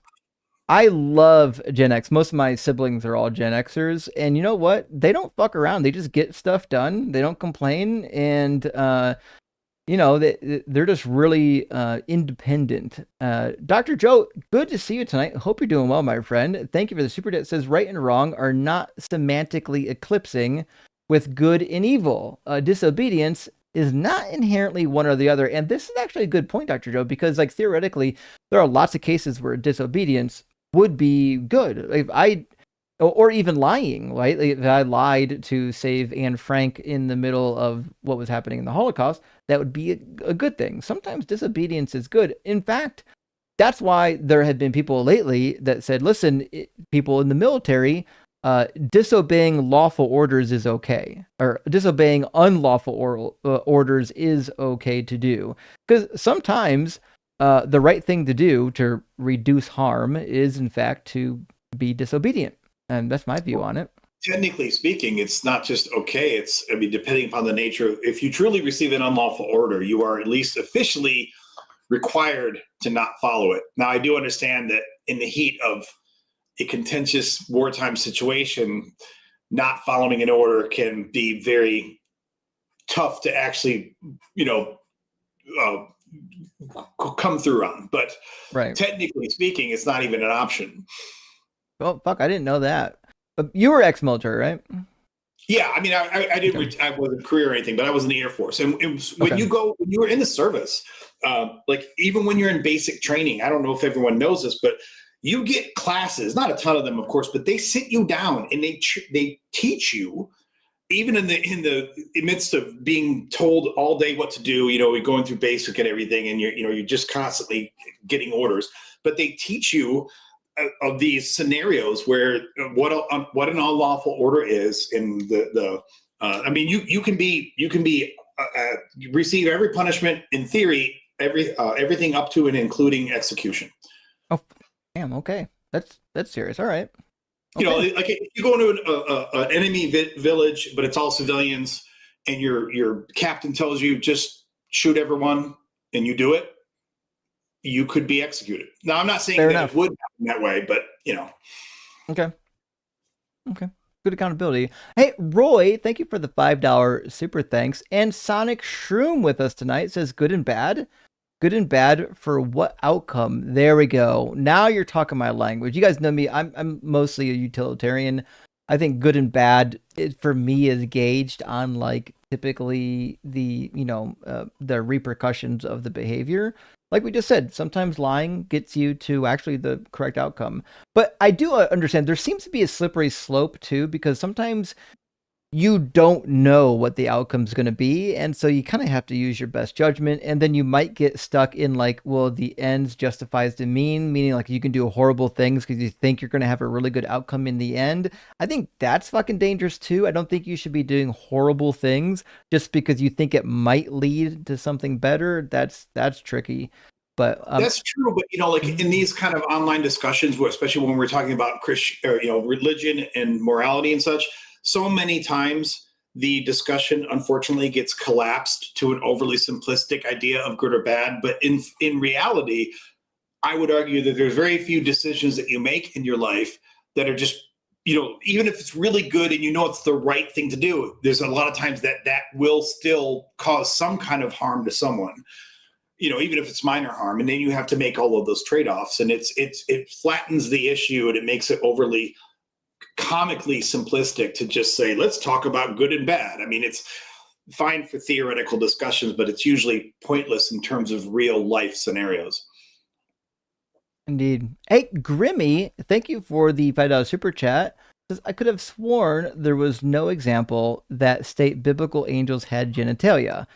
Were they not sexless creations to begin with? So I actually don't think so. So in the Bible, we learn that they eat, they drink, they stand, they walk. In fact, Satan in Job he describes himself as walking on the earth. God himself walks. In the Psalms, they talk about the manna that fell from heaven, and it literally describes the manna as the food of the angels, meaning that's what they're eating up in heaven. So you got to remember, in the Hebrew Bible period, they envisioned the heavens and the heavenly bodies, the host, as it said in the English Bibles. These were entities that had lives much like us. They were just, they had a more pure existence made out of a finer substance and had magical powers, but they still needed food, they still needed drink, and they probably had genitalia, which is why in Genesis 6, it says that the angels essentially were lusting after the women. Well, that wouldn't have happened unless they had some chemicals or something in there, some physical body that causes lust, that would have drove them to come down to the earth and boink the women. It doesn't make sense that they would just manifest as humans and then be like, oh, now that I'm a human, I'm fucking really attracted to these women.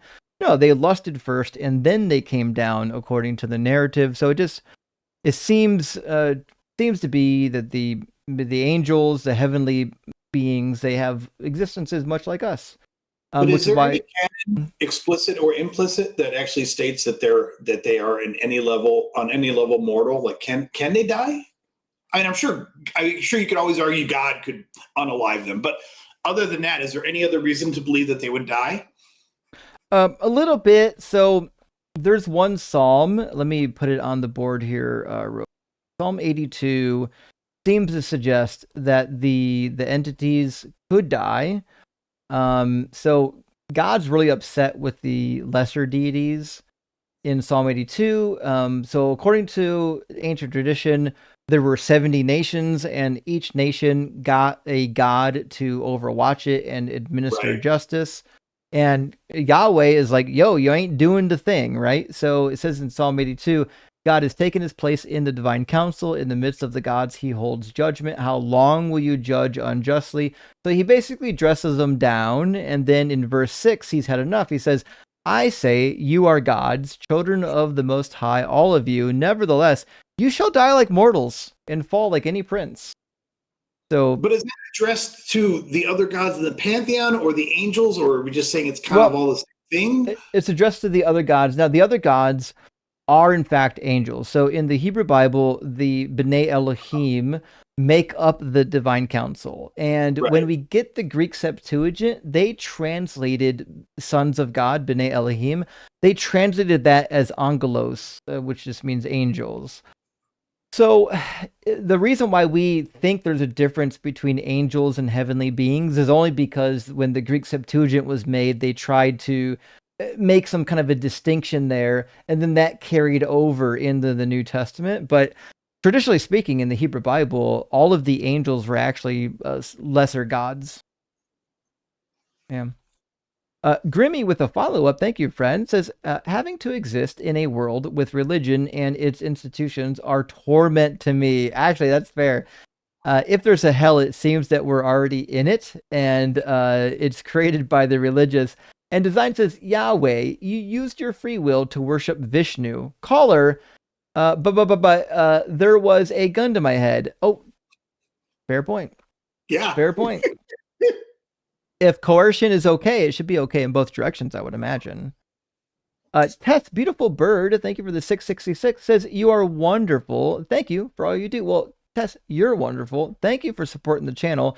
As I often say, y'all, this channel can't exist without the community. Without the community here supporting and sharing and liking and watching and super chatting the live stream, I can't do the work that I engage in. So thank you to the community for making all this possible. And Adam, great to see you, friend, says, I wanted to buy When Gods Were Men, by Esther Hamori, but why are scholarly works so expensive?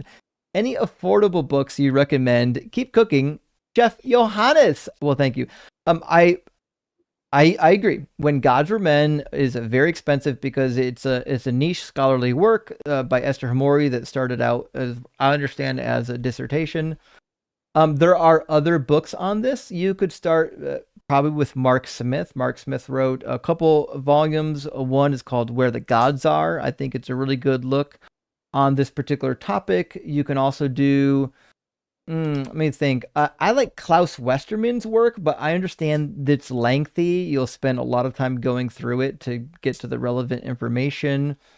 You may also want to check into, let's see, who would be, well, there's a lot of them actually. There's a couple basic books too I've got behind me that are really cheap and accessible you might like.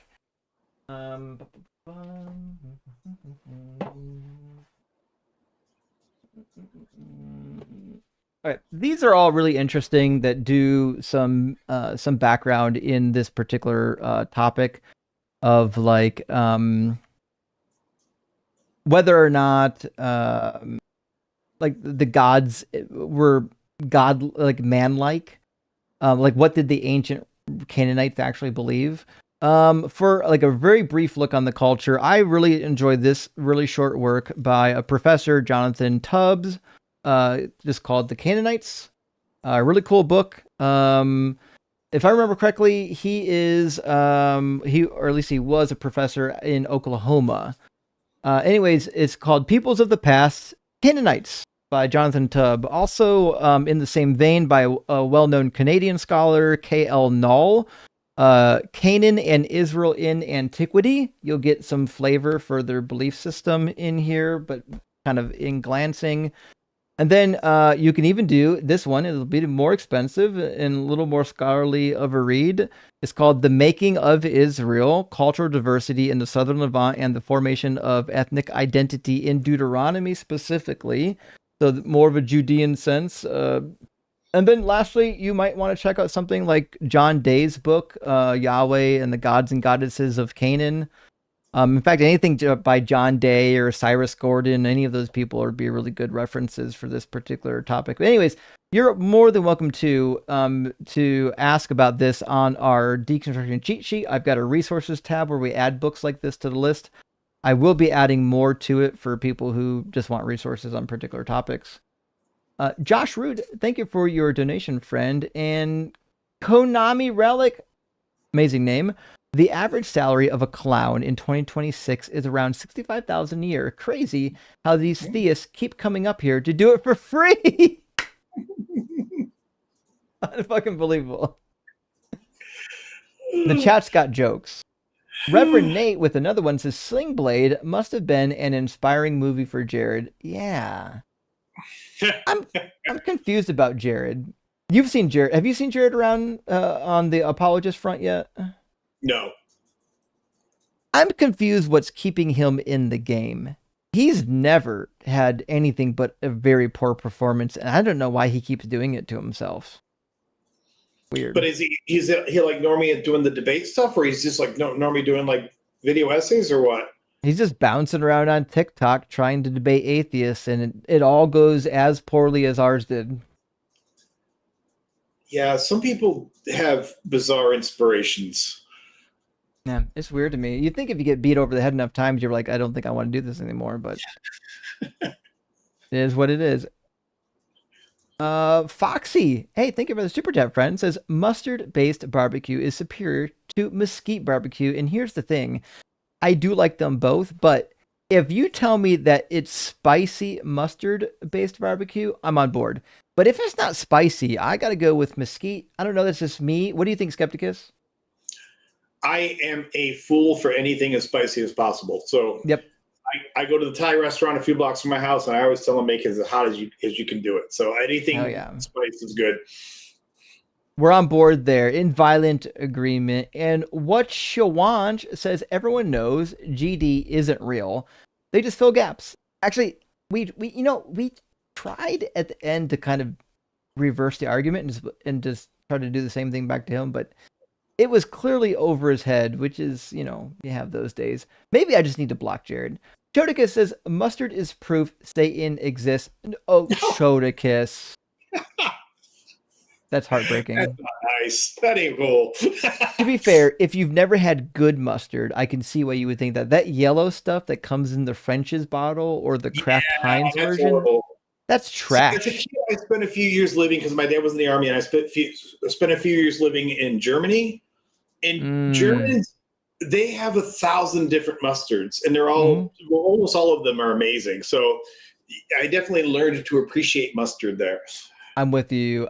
If it's either stone ground or it's spicy mustard, I'm on board. If it's both of those two things, I want a bunch of it. Yeah. Orin, thank you for the super chat. Another weigh in on the mustard debate. Mustard colored messages for Jared's broken brain. Rock hard for Doug. Simply wet for Sharon. Gay for Justin. And all the rest of the hashtags. Salutations, atheists. Well, thank you, Orin. Definitely appreciate that. I didn't realize we would start a great mustard debate today, but we might have to do a couple polls to sort this out and see what the actual situation is. I did take a poll on DZ Debates, and here's the thing. The poll was spicy mustard is the only true mustard, and it's nearly tied. I've got 49% of the people saying yes and 51% saying no, which means spicy mustard fans are letting me down tonight. It is heartbreaking that there are so many people who don't like spicy mustard. I think the Christian trolls are the ones voting against the spicy mustard. That might be it. And you know what? The reason why it's so fantastic mustard itself is because it's stone ground. It's approved by Doug. So there's no good reason not to get a good quality stone ground mustard in your refrigerator. Or if it's really good, you don't even have to refrigerate it. But Chris, thank you for the super chat. It says, is tonight batshit crazy lunatic night? And I got to be honest, it was a weird one, but we have seen some weirder ones. Weirdness, I suppose, is relative. The average Joe, thank you for the $10 super chat, says, the atheist can't have morals argument, or the atheists actually believe in God argument, is the rhetorical equivalent of playing a game of chess where your opponent decides he can move your piece. Fucking great analogy, actually.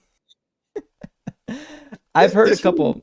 It makes me laugh because it's so demonstrably empirically wrong. And you could use 1,000 different examples for this, but what I always talk about is, I guess you think that Japan is the most morally abject society in the world. And I bring this up because they're one of the most atheistic countries. That's a good point. And, I'm not saying that Japan is the perfect country or anything, but I'm saying most people would not think of Japan as being this, wanton wasteland of moral debauchery. But I guess, that's what you would have to conclude if atheists can't have morals, because there's a huge percentage, much larger in Japan than in other countries, of atheists. But that's a good point, because when they point towards atheists who have done bad things, they only point towards one or two examples from the past, but they don't point to all the actually decent examples. For example, modern examples like Japan, and gotta be honest, I mean, China's going to be there eventually too. China's going to be roughly a first world nation, just like the rest of the West. So it's going to be difficult for them to get around this notion that somehow Christianity produces a better society, especially when we're fucking starting unprovoked wars around the world. Crazy. Anyways, G Peg, thank you for the additional super chat, friend, says EO, Eastern Orthodox, starts off conversation immediately shifting question back to Johann. Color me shocked. That's all they have, guys. These ortho bros, these Phil bros, all they have is burden shifting. They will never defend their own religion. And I realize some people get mad at me that I even entertain the conversation, but I don't mind taking on the burden. If you bring your God concept to me, I will tell you why your God concept is stupid. And I'll also tell you, Jesus, titty, effing Christ, that your cat is gorgeous, beautiful kitty in the PFP. Because I always laugh twice at my own jokes to make up for Justin never laughing once. Fair. In the debate, I do get a little stone-faced. I'm like the opposite of Joel and Mezzo. Like, I'm so locked in on the argumentation that I forget to have fun sometimes. But, what are you going to do? Chris says, everyone knows Doug exists. Obviously, Jared was just denying Doug's existence, even though he knows it. He's suppressing the truth and unrighteousness. And good question, great to see you tonight, says, do you agree that even the most staunch Orthodox Jews today believe in temporary purification and not in actual hell, eternal punishment? So my understanding is that most Jews, a lot of them, don't even believe in hell. And I've talked to a couple of people on this. I've talked to Rabbi Tovia. I've talked to others. And it seems to be that most of the Jews don't even believe in the hell concept, like as it shows up in the New Testament. They might believe in a period of purgation. That does seem to exist in some Judaism. And even there's some Talmudic passages that talk about being in permanent hell. But there's also some passages that talk about annihilation. And on top of that, there's also Talmudic passages that talk about temporary hell. So there's some discussion in the Talmud about being in hell for only a maximum of 12 months. Now, there's some disagreement. Do you get annihilated at the end of 12 months, or do you get freed after 12 months? But nevertheless, just like the Bible, there's not like a unified perspective in the Talmud for hell. But what I know from talking to Jews and reading the literature is that they don't think that you're going to hell just because you believed the wrong thing. You go to hell because you're deeply evil and immoral, like you've done horrible things. Person. Yeah, exactly. Yep. Yeah, in Christianity, you can be a great person and still burn in hell. Yeah. Well, that's the hook, right? That's why. That's like that. The hook for Christianity is it doesn't matter if you're a decent person. That's not good enough. You also have to be convinced of this sky carcass. Yeah. Deep Burrito, thank you for the $10 super chat, says pile on the charcoal. It's so hot. You know what? I'm curious. I've had some curiosities about hell. If there's flame in hell, if there's heat and fire and smoke, it can't be actual flames because there's no oxygen down there, right, for it to burn. So like the best you can hope for is what, like magma? There's some hot magma down there. But they're, I mean, if you really wanted to get into the weeds too, like, is the doctrine that you don't get to hell until God has reformed your body? Because if it's just your soul, does your soul have a nervous system? No, does it have it can't. pain receptors? Like I actually got it. This is the sad part of being a content creator on YouTube, because I was literally sitting around the other day thinking about this, which says very sad things about me. I was like, how does the soul even see? It can't. It's not possible. It has no eyes, like it has no sensory organs. How can it hear? Like, it's so sad that I'm sitting around thinking about this stuff. Yep, 100%. Actually, well, it's not sad. I've had the same thoughts. Like, even if you just ignore the soul conversation and ask about like a god, no reason why a god would be able to see without physical apparatus. Like, seeing is the act of taking photons in and receiving them and turning them into an image. If you don't have photon receptors, you can't see anything.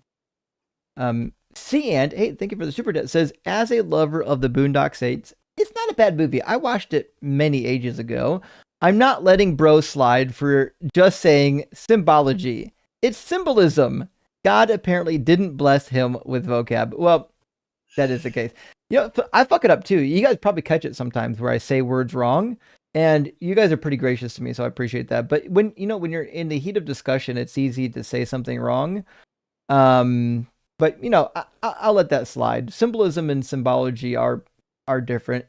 Pork ramen, delicious flavor of ramen, by the way, but I'm not eating pork anymore. USSR government demanded treating Stalin like a messiah. Is that really? They did that shit? I didn't know that. I need to look more into that. I mean, the Soviet Union, like so many other extremist regimes, did have kind of a, like they venerated these people. They venerated Lenin, they venerated Stalin, but I would not go so far as to say that they literally demanded treating him as a messiah. I think that's erroneous.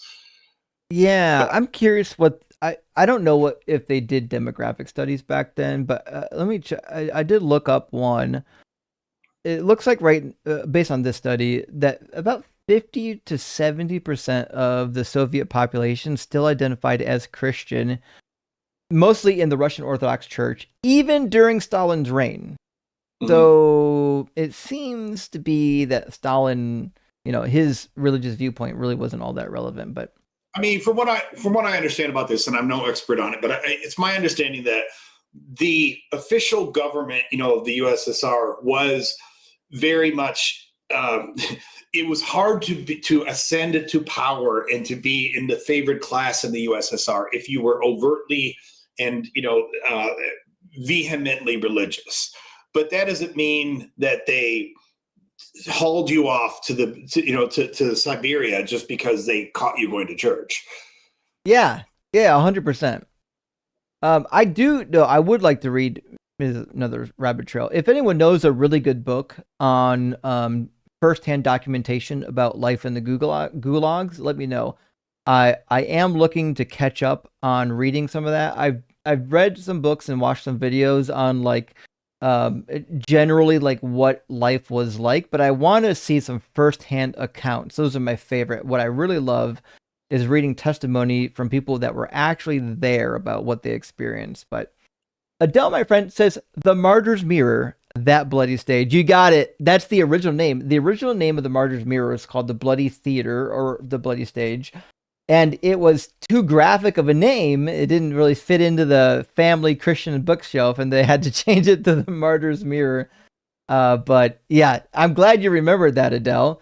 Dustframe says, thank you for being the only American streamer that I watch that streams late enough that I can catch live. Australian time zones suck. Gay for Johan. Well, thank you, Dusk. It's funny because in the summer, I do have to do some earlier streams because my schedule changes, but it works out really well because Blitz streams in the morning, Ian streams in the afternoon, and then I stream at night. So we're not fighting for the same eyeballs. So it works out pretty well. And I only stream 3 nights a week on my own channel because it seems you don't need fucking 4 nights or 5 nights a week with my face on the screen. So it does create some really good openings for other creators on Tuesday and Thursday to get out there and do stuff. Also, fucking people are the creators are always welcome to collaborate with me. I'm more than happy to collaborate with anybody in the space. Good question. Says Stalin has Orthodox church icons. Future saint. Wait, you're telling me there are Orthodox church icons that include Stalin? This is wild. I need to look in this. Okay. Yeah. That's interesting.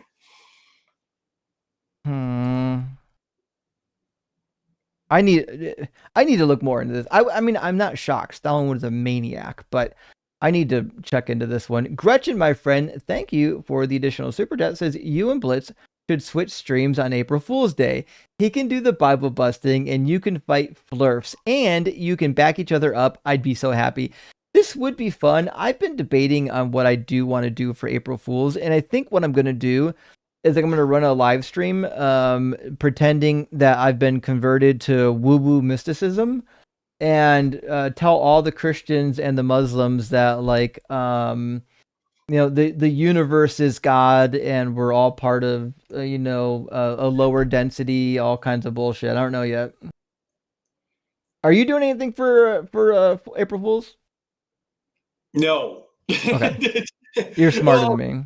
At some point, I probably will, but I want to be very careful in that regard because so many other, whether it's news outlets or content creators or people on social media, 90% of the April Fool's stuff I hate, because it's like they think they're doing some great joke and all they're just doing is kind of confusing people and pissing them off. So I want to make Fair sure enough. if I do the right note. Fair enough. It's a fair idea, though, Gretchen. We did do some discussion about if we're going to do something. Happy just as I am, we're happy for you. I would like to hear your complete reasoning for why there is no God. The apologists always wuss out before the conclusion. Well, the reason, there's a couple reasons, by the way. But the biggest reason for me is, one, there's no evidence. I think you should believe in things that have evidence. Like, for example, if I said, can you definitively prove that there's no tooth fairy? No, you probably can't. But until there's evidence supplied, there's no good reason to believe in a tooth fairy. Now, most God concepts, too, are like they're logically absurd or they defy physics. So like a God outside of space and time defies everything we know about physics and probably even philosophy. That being said, like if we talk about a creation event, well, it just appears from all the science I know that there's no good reason to believe that there was once not a universe, right? So if you can't get something from nothing and we have something, it just stands to reason that there was never nothing. And it seems like there are fundamental particles in the universe that don't die and can't be created. Case in point, a particle that seems to be eternal is the electron. We've got all kinds of stuff like, listen, if electrons are eternal and we've got these other fundamental particles that seem to be eternal, it just seems to be that the evidence is leading us to conclude that they've always existed, or at least that something gave rise to them that always existed, like some sort of a quantum state, which is not a real, not real. I mean, it's not a problematic viewpoint. There's a lot of real scientists that believe in a prior quantum state. That being said, we've got DESI data now indicating that the expansion rate of the universe is not universally accelerating. It's actually the acceleration rate is decreasing, which means if it continues to decrease the acceleration, eventually it'll just reverse course and gravity will suck it in. Now I realize there's some people out there who heard me just say that the acceleration rate is decreasing, and what you think I just said is that the expansion is decreasing, and that's not what I said. What I said is the rate of acceleration is not increasing, it's decreasing. So it's like I'm going 90 miles an hour 1 minute, and now I'm going, it'd be like meters per second squared or miles per hour squared, whatever. The acceleration rate is different than the expansion rate. They're two different things. But anyways, Sam, aka Shmuley, says, first thought, you said tantric robotics. Did I say tantrics? Oh, fuck. That's funny and disturbing at the same time. I love feeding words sometimes into like an AI image generator just to see what it would do. I would love to see what it does with tantric robotics. I'm just going to say, make an image from the phrase tantric robotics. I just want to see what it thinks that means. I mean, who knows? We'll find out in a minute, though. Bacon at Bush, my friend, thank you for the $10 super. It says, I saw a woman naked daily for nearly 30 years. I saw God. I got divorced recently, and I saw the devil. I'm pretty sure I was probably mostly kind of maybe flawless, except, oops, word count. Oh, yeah, except that one thing. Well, I know this. Having been alive for some time and been in a number of relationships, relationships sometimes fail because of one person and sometimes fails because of two people. And I think it's important to recognize that sometimes it's probably more likely, to be honest, that it's two people as opposed to one person that did the failing. But trust me, I totally have seen relationships that have entirely ended because of one person. That's just, we've all seen that, right? But I do believe you're perfect. I'll just mark that down, that perfect humans do exist. And also here seems to be the image. I can copy. How do I download this image? And let's see, download. I can confirm that all of my exes will tell you that it was all their fault. Oh, absolutely. Yeah. So remember, if you've got an ex that talks really bad about all of their exes, the reality is it might be that they're the problem, and you'll be the next ex that's the problem. Here's what I got for tantric robotics. It just seems to be somebody doing meditations in a vaguely robotic humanoid form. Not quite as interesting as I thought it would be. Oh well. Friends, we only got 8 more super chats and we'll be out of here. Ammon, thank you for the super chat. Says, if Yahweh was defeated with iron chariots, what good would he be against modern aircraft and drones? That's why Armageddon has never happened. The timeline was off. He didn't realize that tanks exist. And the minute we got the modern military weapons, he was like, fuck it, I'm out. So, why does God need an army at all? Yeah, isn't that crazy? Like, listen, especially if you read the Hebrew Bible, like God's army goes to fight on his behalf, but why? Like, couldn't God just click his fingers? Drama in the end of Deuteronomy, where the Jebusites, the Gadites, and the half tribe of Manasseh are saying we don't want to go into the Holy Land because we found great land that we want to settle in on the other side of the Jordan. And Moses was it reads as though he's kind of pissed off about it, because he's like, no, you have to keep fighting with us. And I'm like, if God's on your side, you should be able to send one old lady out there with a spoon. Yeah. Or for that matter, he keeps braying about how he's going to drive everyone out before they even get there. But then they have to keep bringing their own soldiers. Like, what's the point of that? Well, it's interesting too, because you remember there's stories in the Hebrew Bible, like in Judges, where God is like, okay, I'm going to whittle your giant army down. There's 30,000 men or some nonsense. With Gideon, who whittles it down to 300. Yeah, and then God's like, okay, here's 300 people, go fuck them up, and the angel of the Lord is there, right? Or in 2 Samuel 24, the angel of the Lord single-handedly murders 70,000 Israelites. If God can do all that, he doesn't need armies, he doesn't need fighting. He can just dispatch the angel of the Lord and be done with it. Gideon also basically demands 3 times in a row to receive signs from away. And what does Yahweh do? Does Yahweh tell him, how dare you? No, he complies. He complies and gives him the signs that he wants. Yep. Hey, Kayak It, thank you for the super chat, says, hey all, ever watch The God Who Wasn't There?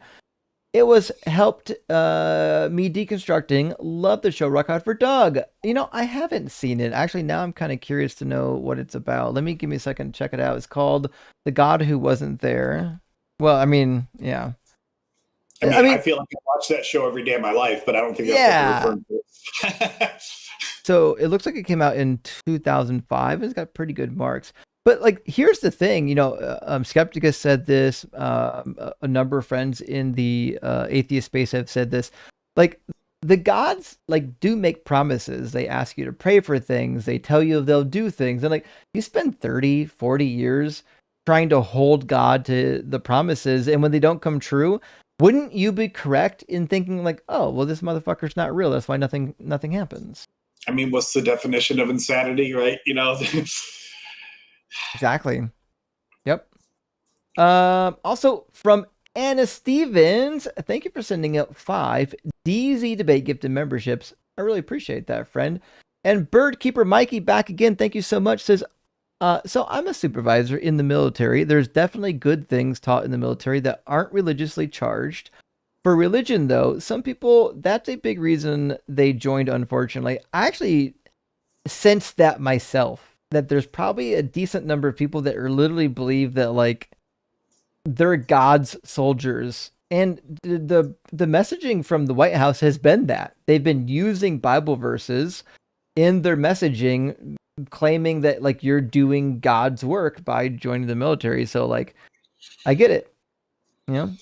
Raw Respada, hey, thank you for the additional super chat. It says, also, big thanks for introducing us to Skepticus this stream. Really enjoyed him as a co-host and excited to check out his YouTube channel. And you really should. He's got a ton of content, too. It's not like he just showed up today. Skepticus has got 400 videos or something, right? It's 250, but yeah, I mean, it's a lot.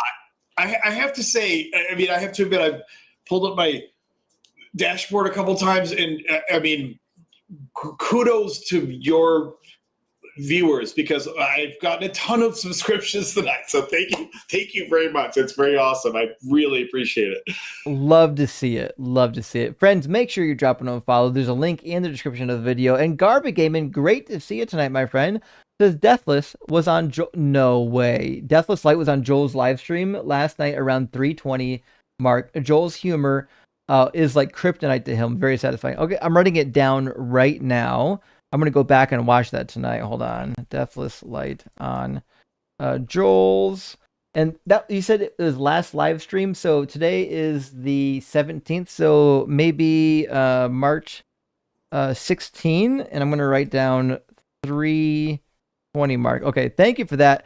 You guys, I love Joel's live stream. I wish that we had collabed more. We're going to get around to it, Joel and Mezzo and I, but Deathless Light is an absolute cartoon character. I love that he's making the rounds and just making a fool out of himself everywhere he goes. Blind Limey, my friend. Great to see you, Jamie. Says 2 eye coins for the Boatman spooky noises. I do need some spooky noises for the soundboard, don't I? Jamie, I hope you're doing well, buddy. Good to see you. And Two Hand Dan, glad to hear you got 2 of them, my friend. Says only Verts would go spicy. Whores rule. Verts drool. Rock hard for Greg. Who's G? Rock hard for. I think that might be a typo. Thank you though for the $20 super chat, friend. And here's the thing. I think spicy food's where it's at. If you don't like spicy food, I assume that you're with Yahweh. Like you can't even handle being around yeast. Yahweh's got some problems, and I just think he can't handle the spice, which is why he sends everybody to hell that he doesn't like. So, Two Hand Dan, I love you, but I'm concerned about your situation right now. It seems like you might be in cahoots with Yahweh. Pork, I'm delicious. It is true, bacon and bush. Pork is delicious. And that's one of the reasons why you knew that some of these ancient religions were bullshit, because like no good reason to dislike pork other than weird superstition. Although I would say this, the Egyptians actually have 2 texts that give explanations for why they didn't eat pork, and they're phenomenal. Way more informative than what the Jews left us. The Duncan Idaho Gula, good to see you again, my friend, says, tell me about it afterwards, please. LOL, rock hard for Doug. The Gulag Archipelago, an experiment in literary investigation by Alexander Solzhenitsyn. That's a tough one. Let me check that out, though. I wonder if I can get that on Amazon, right? Let's see. Thank you for the information, by the way. I'm really interested in this period of history. Archipelago. That's a crazy word. Okay. There's a Wikipedia page dedicated to it, and it looks like it is on Amazon as well. It looks like it's a book. Fucking A. And there's a hardcover edition. Looks like, okay, all right. A used hardcover edition. I love buying used books. All right, cool. It's way cheaper. Actually, it's not way cheaper. Interesting. Wait, why is one version? Hold on. You can buy it new in the latest print for $77, or I can buy a used hardcover for $23. Well, I know what's going to happen there. Used hardcover to the rescue. Thank you for that information. And Bacon and Bush coming in again says, I'm working on a god that even the most ardent atheists like me can believe in for cosplay. I'd be interested in knowing the model. Come in and let me know what the model is. Maybe I'll cosplay it. And Clever Moniker says, Stone Ground Mustard for the win, you son of a bitch. Word. It's so good. Listen, I get it. Not everyone likes mustard, but if you're going to do mustard, I can't see a reason not to do a good, like, stone ground mustard from a good quality manufacturer that didn't fill that shit with vinegar. And Midlife Crisis, man, good to see you tonight. Says, so happy to hear mustard being discussed as a bra-y condiment. You know it. We're going to barbecue with mustard here. Midlife Crisis, man. And last super chat from Clever Moniker says, because Doug, checkmate, very intellectual. You know what? That is very intellectual, and you got me. In fact, I need to start using that on some of these Jesus believers. your God's not real because Doug proved me wrong. And I don't think they're going to be able to do that. So who's live right now that we can go send some people to? Give me a second, and I'm going to see who, in fact, is live. And maybe we can find someone. Is Thinker live? She's got to be live. It's Monday, right? She is. All right. We're going to send everybody over to Thinker's place real quick. And for those who don't know Thinker, you're about to find out. Thinker is a good friend of mine. Actually, Thinker is... fuck, I can't tell you. Never mind. You'll find out soon. And nevertheless, Thinker is live on TikTok and on YouTube right now. On TikTok, her channel is @ngrowth. On YouTube, it's Think Beyond Dogma. And the actual handle is Think Beyond Dogma. Her name is Archthinker or Think Beyond Dogma. But she and I have been in the deconstruction space on TikTok and YouTube for a long time. Highly recommend her. Super smart, knows the Bible very well. Currently taking Hebrew classes actually with Dr. Josh Bowen. So she's learning Hebrew right now. She's just really, really cool. I can't say enough good things about her. So let's go all raid over on the YouTube stream and on the TikTok stream. Tell her Skepticus and Justin sent you. And we'll see you again soon. Skepticus, thank you so much for dropping in and hanging out with me. I really appreciated stopping by. Thank you. I really appreciate the hospitality, and it's been a lot of fun. So I'm looking forward to doing something again in the future. Absolutely will. Send me an email after this, and we'll trade contacts. Definitely will. Yep. All right. See you, friends. Thanks.